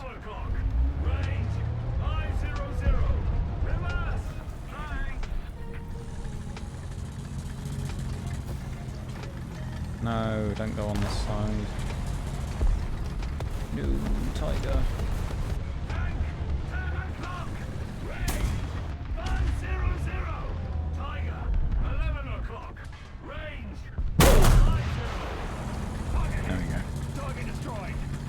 Smoke's definitely helpful. Depends how you use it. Kind of like I've said all stream. In that case, all it did was just block the shots of any of our TDs from helping anyone on the cap. So they just isolated themselves.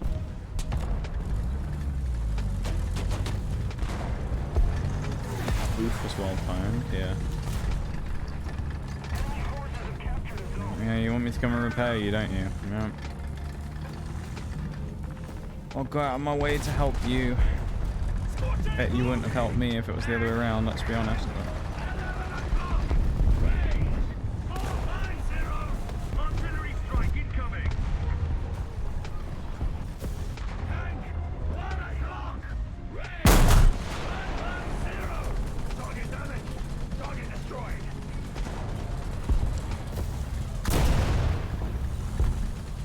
Basically perfect. What, the use of smokes? You mean?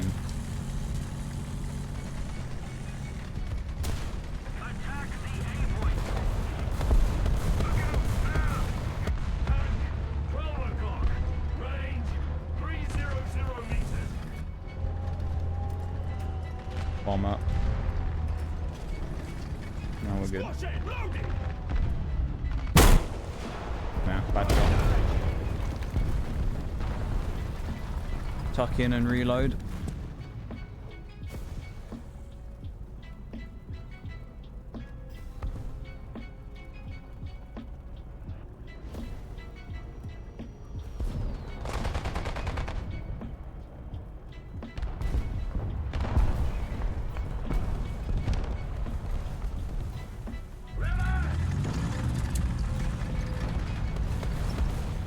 Reload the big box of death, yeah.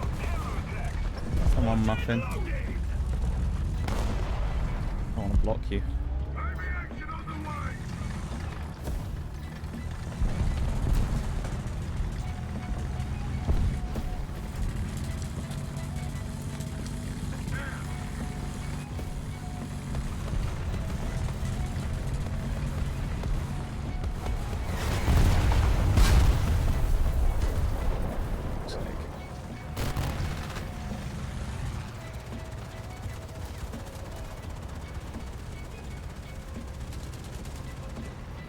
You can't hit me over the rocks, so I should be safe for me. 109.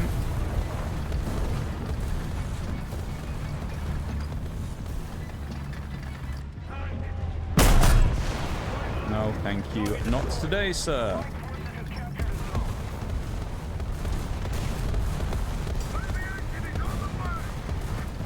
You have been vanquished.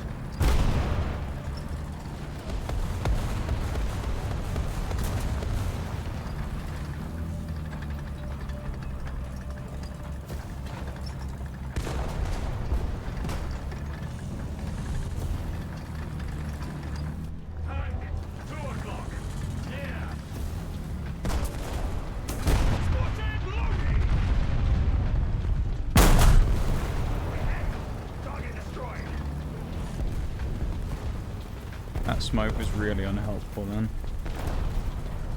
If I missed that, I was dead. Caveira Rainbow 6. Oh my god, there's a Cav. Watch out, we got a Cav player. Let's go and fight the Cav player, shall we? Artillery strike in your More smokes. Oh, we don't have the gun depression. Bro. Anyway, I started blasting. We're on a bomb. Oh no. Nice. We could have got a free kill then. Fuck's sake, man. If I just driven slightly further out, I could have killed him and then died to this guy for free, but it would have been okay because at least I got the kill. That's annoying. Hi, Bruised. Welcome in. How you doing, dude? How are you? Hope you're doing good today. Nice to see you.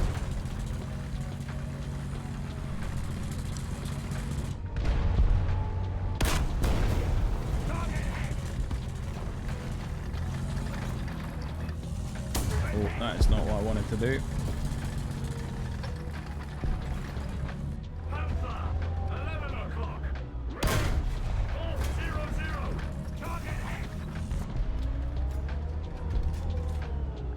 Armor piercing loaded.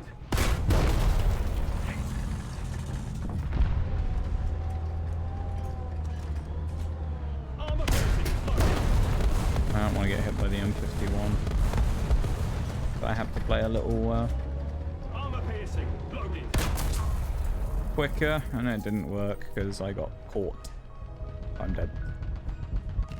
Smokes for the meme. You never know, actually, I might survive. I doubt it, though. He'll just shoot in the same place and hit me again, most likely. We bounced. We actually got lucky there. See, smokes in that situation I actually think are fairly useful, but like, I don't know.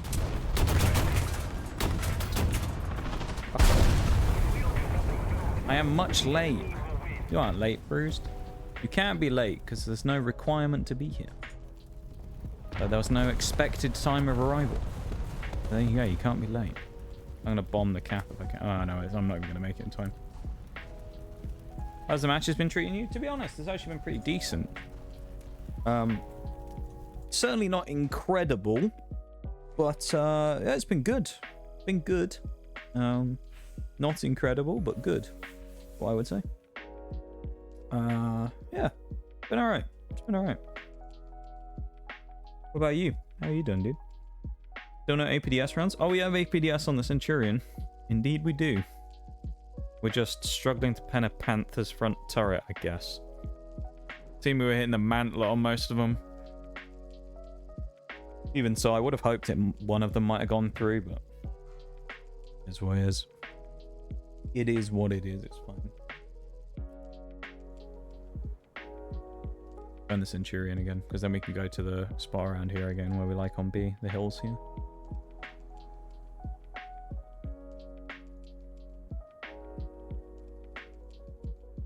APDS struggle on a Panther? Yeah, it wasn't penning him. Wasn't going through him. It wasn't the Schmoll term either. It was a, what, Panther G? So I don't know. Maybe it was just hitting at weird angles and that's why it was ricocheting off the mantler, but I don't know.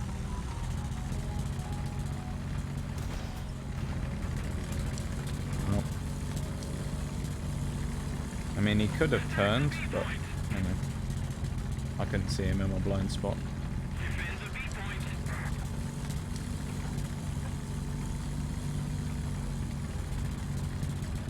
We have been having better luck with the Hesh today, though, I will say. The Hesh has been behaving a bit better today, Bruce. Still not every single time, but it's been behaving fairly well. I've been quite happy with it today. The barn has not been screwing us over. At least quite as much, anyway. We've had a few dodgy ones in there. Do I get one-shotted or get a shot off? Missed.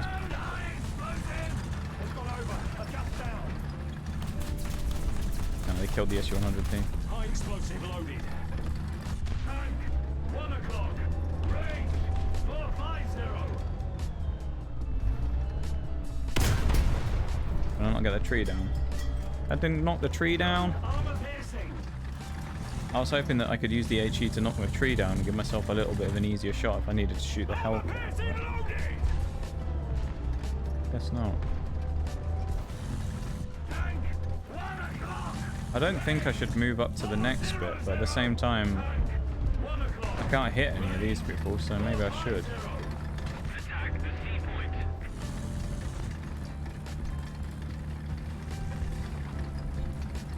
Yeah, it's been nice to have the barn working well. Been a little less temperamental today. 1 o'clock. Range 700. Let's dip further down. We've been hit. I thought that was going to hit the Jackson. Over. Just down. Got a bit hard done by them. Armor piercing. Thought that was alright, that shot. Aviation on the way. Or was he crossing as well? 10 o'clock. Range 700.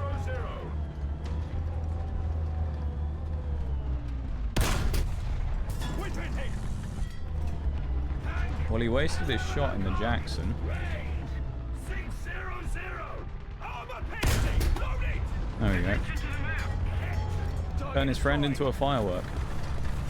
Onyx went to sleep? Yeah. Yeah, he went a little while ago. High explosive. He was, he went off Destroyed. maybe an hour ago, I'd say. Something like that. Armor piercing loaded. It's kind of hard to keep track of time tonight, actually. Yeah, maybe an hour, something like that. He was a sleepy lad. SPAA. 1 o'clock. Range 350.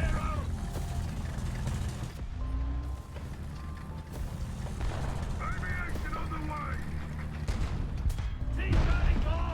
12 o'clock. Range. Oh, he's got an aerial or something stuck up. Tank. 1 o'clock.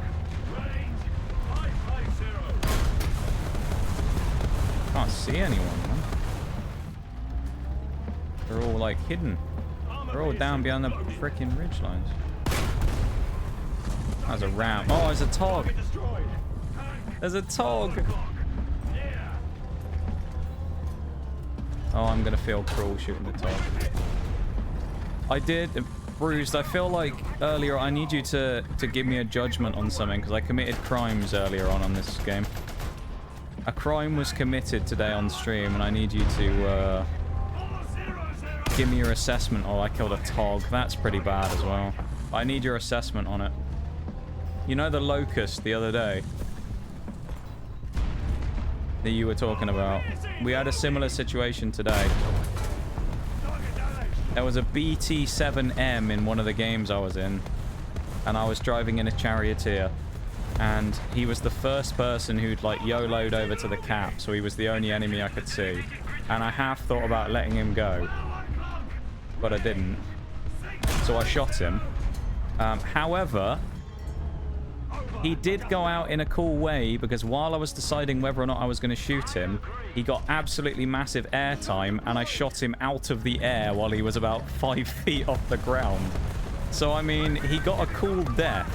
So I feel like that takes the sentence down a bit, doesn't it? From killing small tanks. The judge will be kind to me for that one, won't they? But services to small tank cool deaths, I feel like. I don't mind if I'm shot at by him, honestly.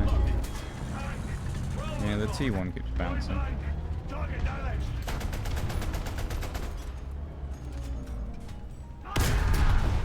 Target destroyed. Crimes in War Thunder are war crimes or thunder crimes? Maybe both. Armor piercing loaded.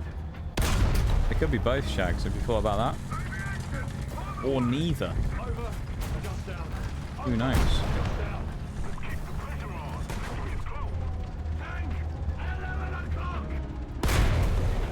Bang.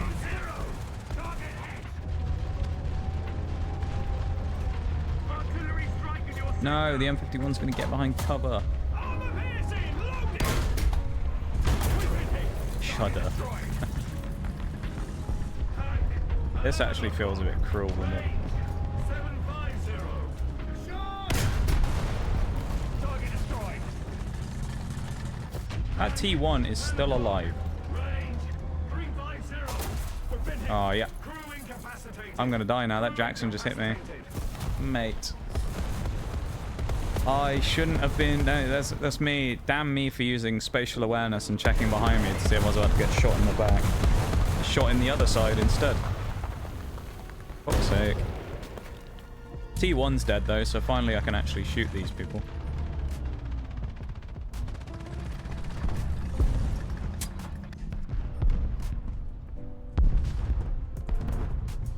We'll repair. The game's basically over, but...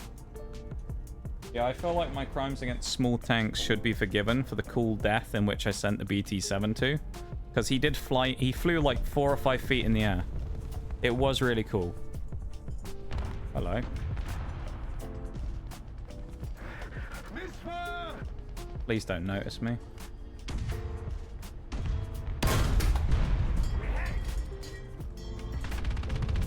I don't have a machine gun. And I got a dead loader. Survivor, we lived the whole time. 7 kills, 0 deaths. Not bad. We'll take that. We'll take a 7 and 0. Okay, we'll take it. Solid. Solid as a rock, we are. And... FV4202. Let's go. We're not ordering it, though. Centurion Mark III, here we go. The next grind begins. But we ground out fully the FV4202 today, so no matter what, we've achieved something good in the 4 hours and 42 minutes-ish we've been playing. We've ground out the entirety of the FV4202 and about the last 5 ground of the Tortoise, so we've unlocked 2 new vehicles today. That was quick, bloody hell. Got straight in. American Desert again. We're going to Vegas. Mojave. Let's do it in the Mojave. We're on the A-cap version again. Not the biggest fan of it, but we'll give it a go. Shit barn, let's go. Into your vehicle. Let's do some barning. Driver ready. What is that? Gunner ready. Oh god. Loader. That is a brightly coloured Jagdpanther.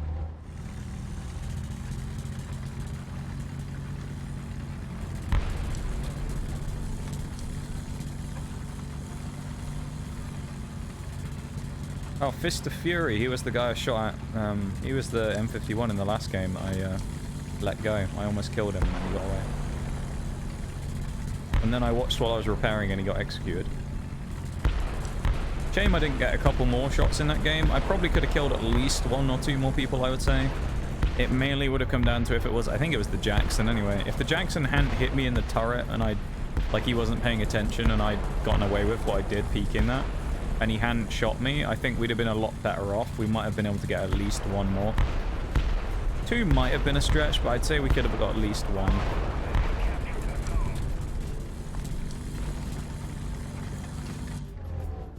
Off sand. When we get on the road, though, we're going to start screaming along. Look at us. Look at us go in the barn. We're an absolute speed demon. 18 miles an hour, 19. Up, can we reach 20? On the flat, on the road here, 19 miles an hour, 5th gear. Tiger. 12 o'clock. Using all the track. No, we can't actually get any quicker than this. 19 miles an hour is our max speed. Look at us go, though. Snatching 5th gear, 2,500 RPM. Scream in the engine.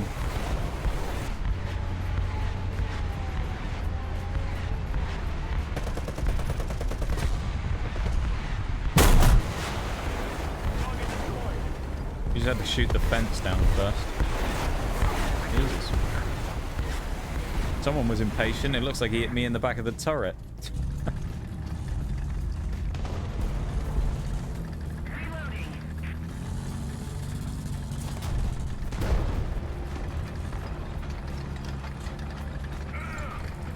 Tank. 2 o'clock. Ready. 350.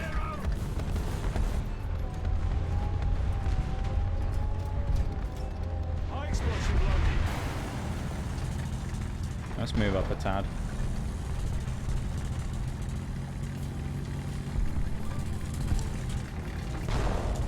We're safe from there.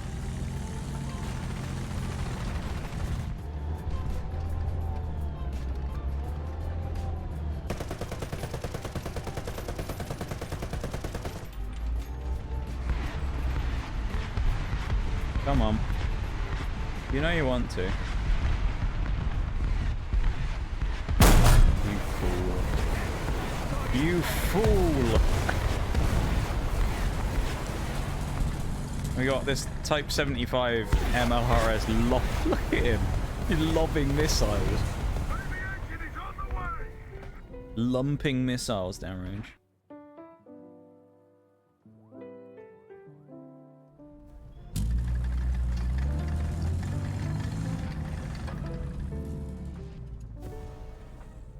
Attention to the designated grid zone. Attention to the designated grid zone. Spotted loading. Let's wheel around. Attention to the designated grid zone.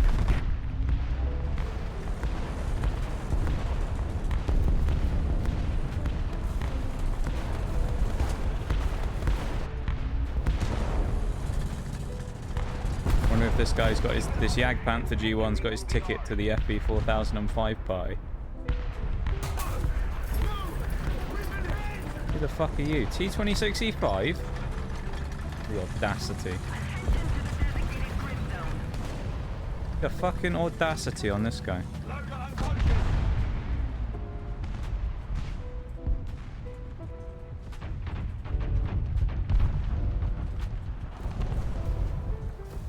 Come on, AA Ron, help me out. You push the Jagdpanther back.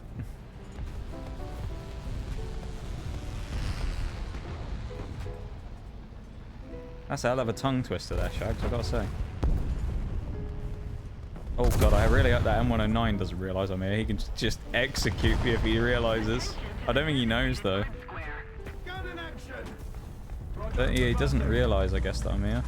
I shouldn't say things like that because he probably will now and he'll come around the corner. You're still there.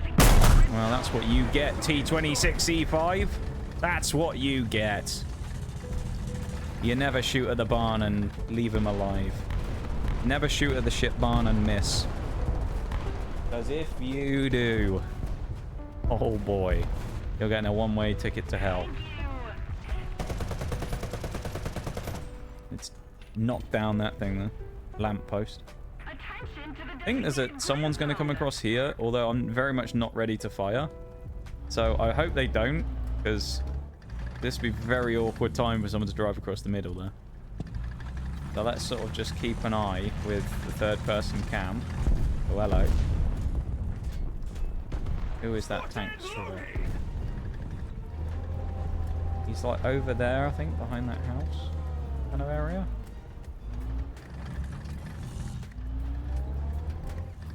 Keep it up and victory will be ours. Come on.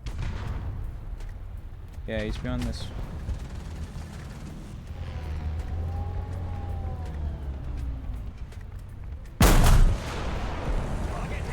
Must have detonated on the gun?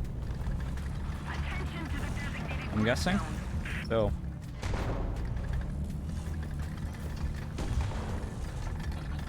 Oh no, I should shot you instead.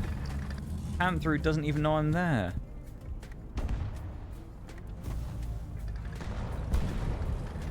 This guy's clueless, isn't he? He has no idea I'm here. You have no idea how much I want to shoot you right now.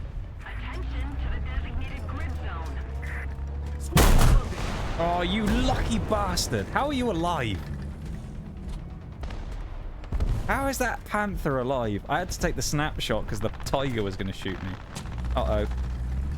And the other Tiger might be about to shoot me. Fucking lucky Panther, man.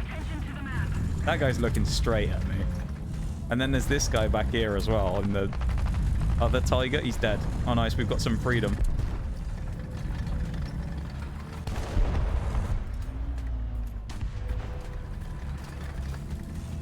We're going for it. We're going for it. We gotta risk it. No! Assist. We don't want assist. Why you got a heat round in the back of your barn? I think a teammate's rocket hit me, bruised. I think it was that, what was it, the Type 75 who was lobbing rockets early on. And he shot me when I was in some, like, when I was in cover. I think one of his rockets ended up clipping the back of my turret when I turned. Because I heard a bang and then we didn't take any damage from it and it came from behind. And it was not long after spawn, so I'm assuming a teammate hit me. I could be wrong there.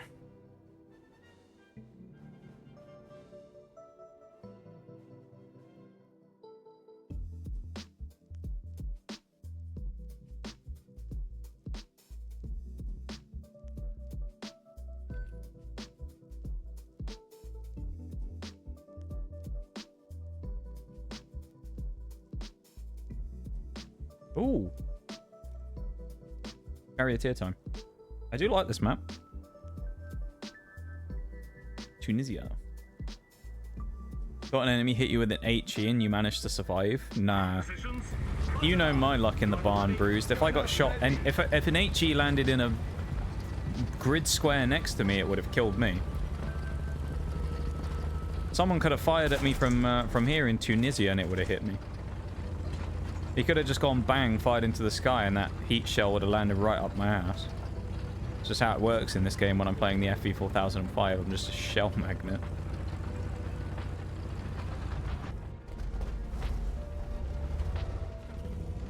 Any runners?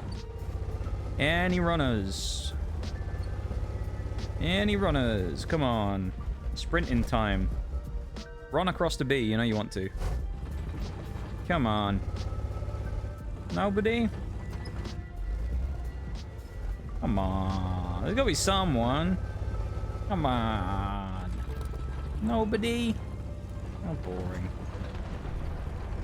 Makes me... now someone gets fucking spotted. Of course he does. Now I move. Fucking hell.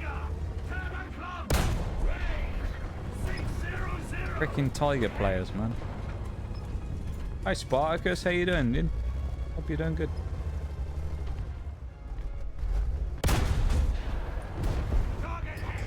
Failed the pen. Alright.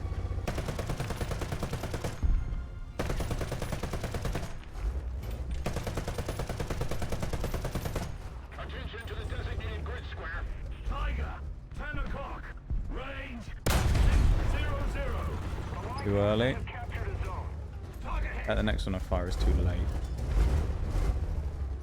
Oh, he's behind the cover now. Oh, his friend's dead, that's one. Will he peek? Answer is probably yes. Will he kill me? Answer is maybe. Let's see.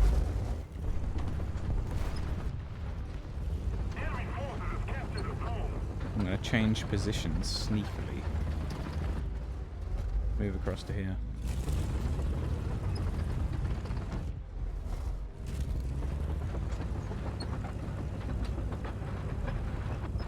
Rumble, rumble. No, there's someone else over there because of the smokes. Someone else got him. Fire Fist. Sent him to the grave.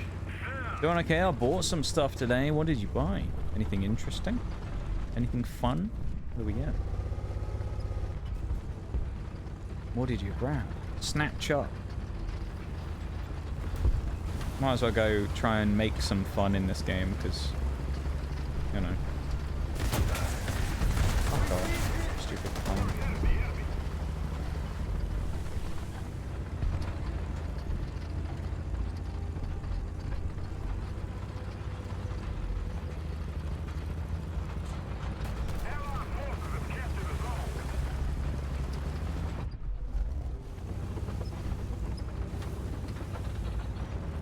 Well, am I going to die if I push? Possibly. Is it worth the risk? Almost certainly no. Am I going to do it anyway? Yes.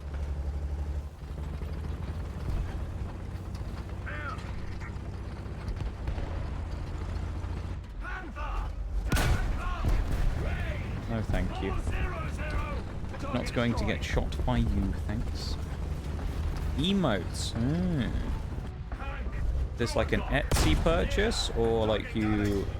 Well, I guess you said you bought something today. Or did you like pay an artist?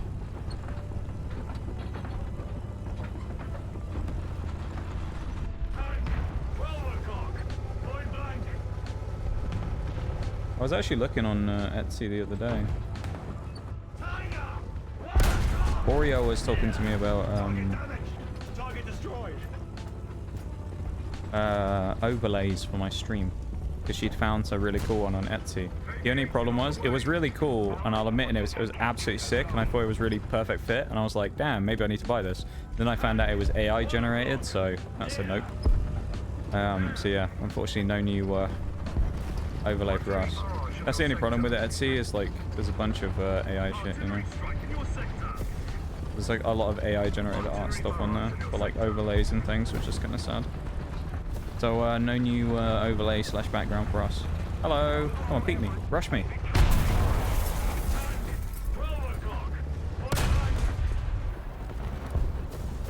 I'm ruining the fact I can only drive backwards at 2 miles an hour right now.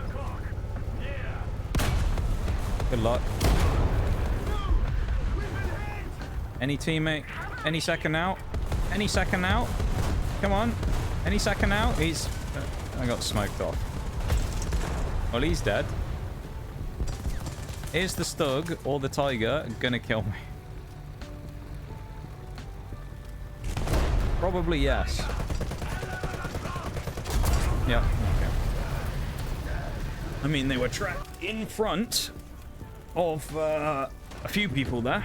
A number of people back there. How no one shot them, I don't really know, because I mean, yeah, that's kind of the War Thunder special there. Really, I mean, I got aggressive and I died. Right? I don't care about dying.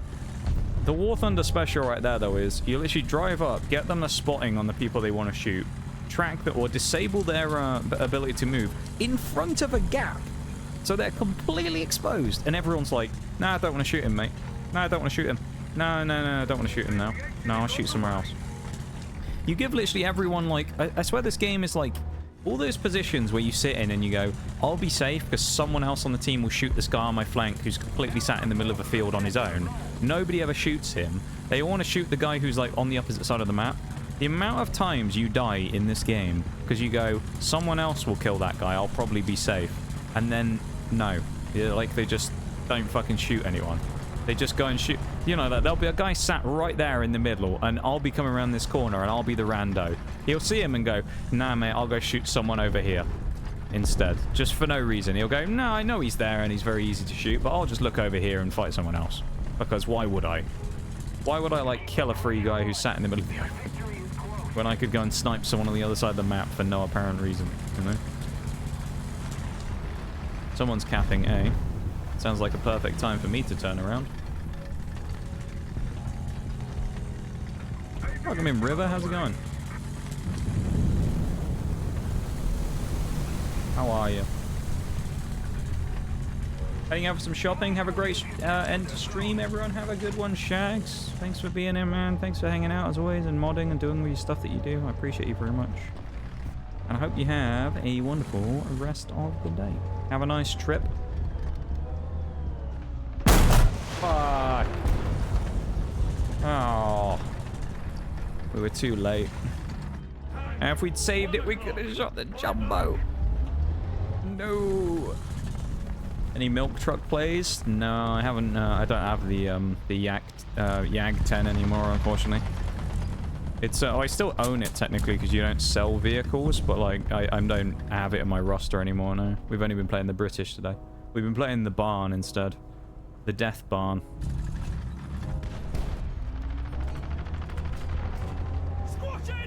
Well, that's why they call it well, they technically call it the shit barn, but the barn, the Death Barn, the Doomsday Destroyer over here. I love this thing. When it works, I really enjoy it, but it doesn't work all that much. Sometimes it just doesn't want to play. Yeah, welcome in there, River. Oh, big stretch. We actually just hit midnight, which is normally the end of stream time. We're gonna play one more, shall we? Let's play one more. One game to go down in a blaze of glory. Play one more game. Because we've been playing 5 hours flat. 5 hours and 1 minute in 5 seconds. We've done a pretty good shift today, I think. We'll give it one more go.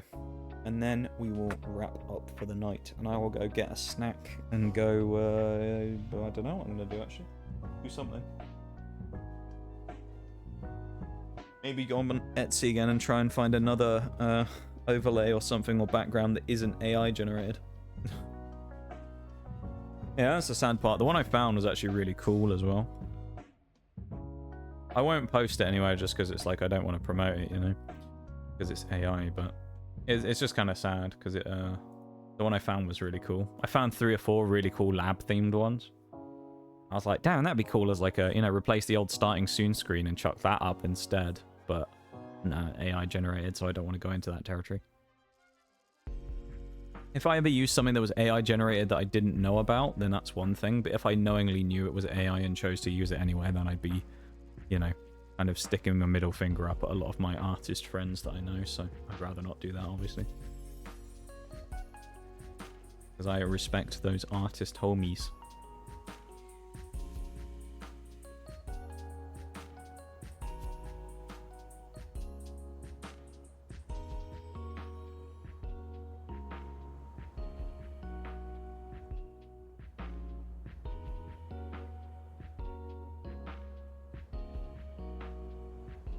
Into your vehicle. Alright, Ready up.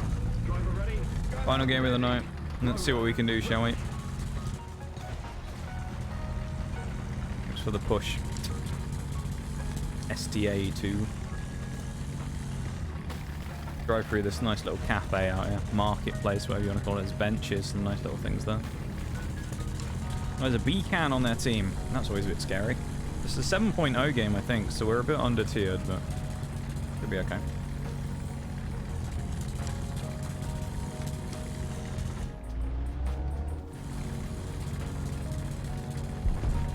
The lawnmower engine has got going. My squaddy there, the bulldog, German bulldog, is already dead. So that's never a good sign, watching someone die that quickly by YOLOing across there. Always a little bit annoying. STA, please don't. Yeah. You're gonna go now.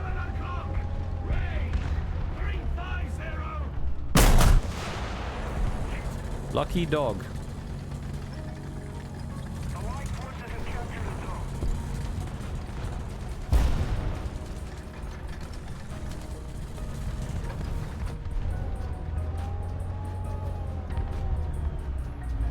During this final game, there may be an ad break that starts, just to give everyone a heads up. Kind of depends how fast it is. But there's a possibility that an ad break will start during this match, I think. If not, and I delay it, we'll end up having to just watch it anyway before the end of the stream, so kind of a lose-lose. I think that M26 is still there, so I don't really want to peek that. Yeah, he is. He's shooting at me through that fucking hole. 300 meters. Oi! Final countdown, yeah. Here's a bit.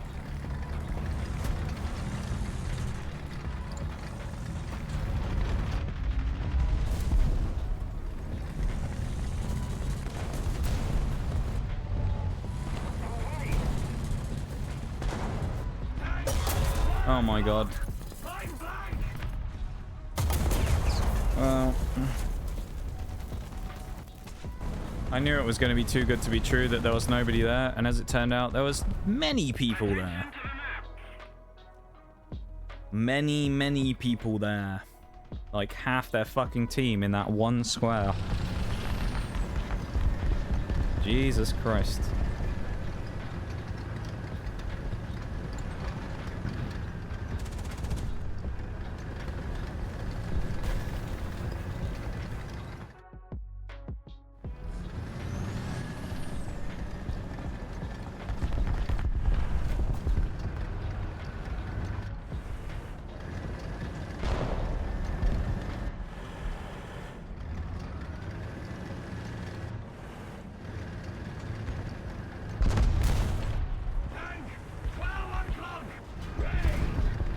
I don't know who they're dying to here. Oh. That.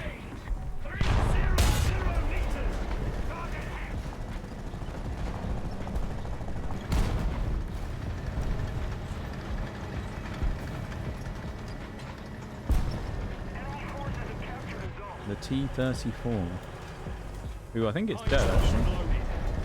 Someone killed him. Nice. Oh, hang on.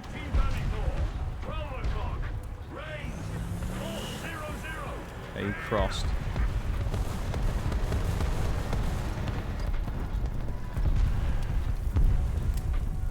Attention to the designated grid zone.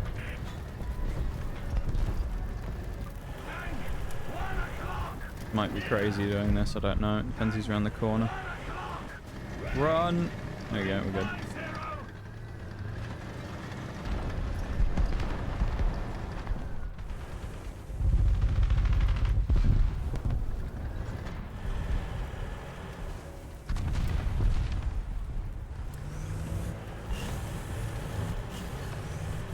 This is a bit of a crazy spot to go to, just because of how lightly armored we are, but if we make it work, it could be quite gnarly.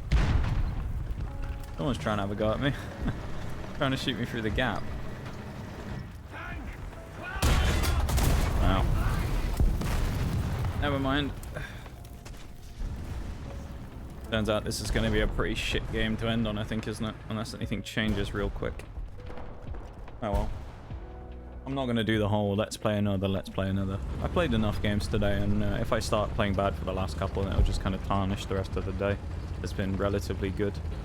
So I don't want to keep going on forever trying to do one more and then one more. Oh, nice. What a letdown of a game to go out on. Did he hit me on the move? Because he might have done, you know. I mean, if this guy hit me on the move from that far away, and then that's impressive, but one more game. Nah, I don't feel like doing another game, to be honest. After a game that bad, I'm just going to be tilted for the last game.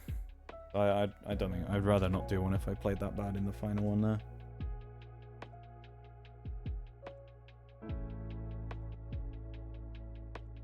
We've had 5 hours of games today, you know. Let's not spoil it now with a couple of shit ones at the end. But we are finishing up with 67,000 XP left on the Centurion 3. Once we unlock it, we then have a 7.7, 7.3, and a 6.7 British vehicle. I can unlock the Conway at 6.7 as well, eventually, which would be nice. So, you know, I'd say we've done pretty well today. I'm pretty happy with how we've done things. We've played well. We've gotten good kills and things. Solid day. I'm fairly fairly happy, gotta say. That's unusual for a War Thunder day, isn't it? Fairly happy though, I must say. It's been fun. I know it's hard to believe. Today has been fun playing some War Thunder. So, yeah.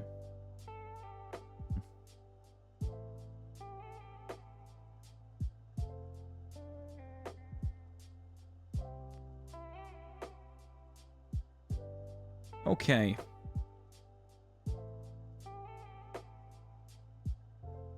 Probably not going to hang around too long here. I'll probably just kind of, you know,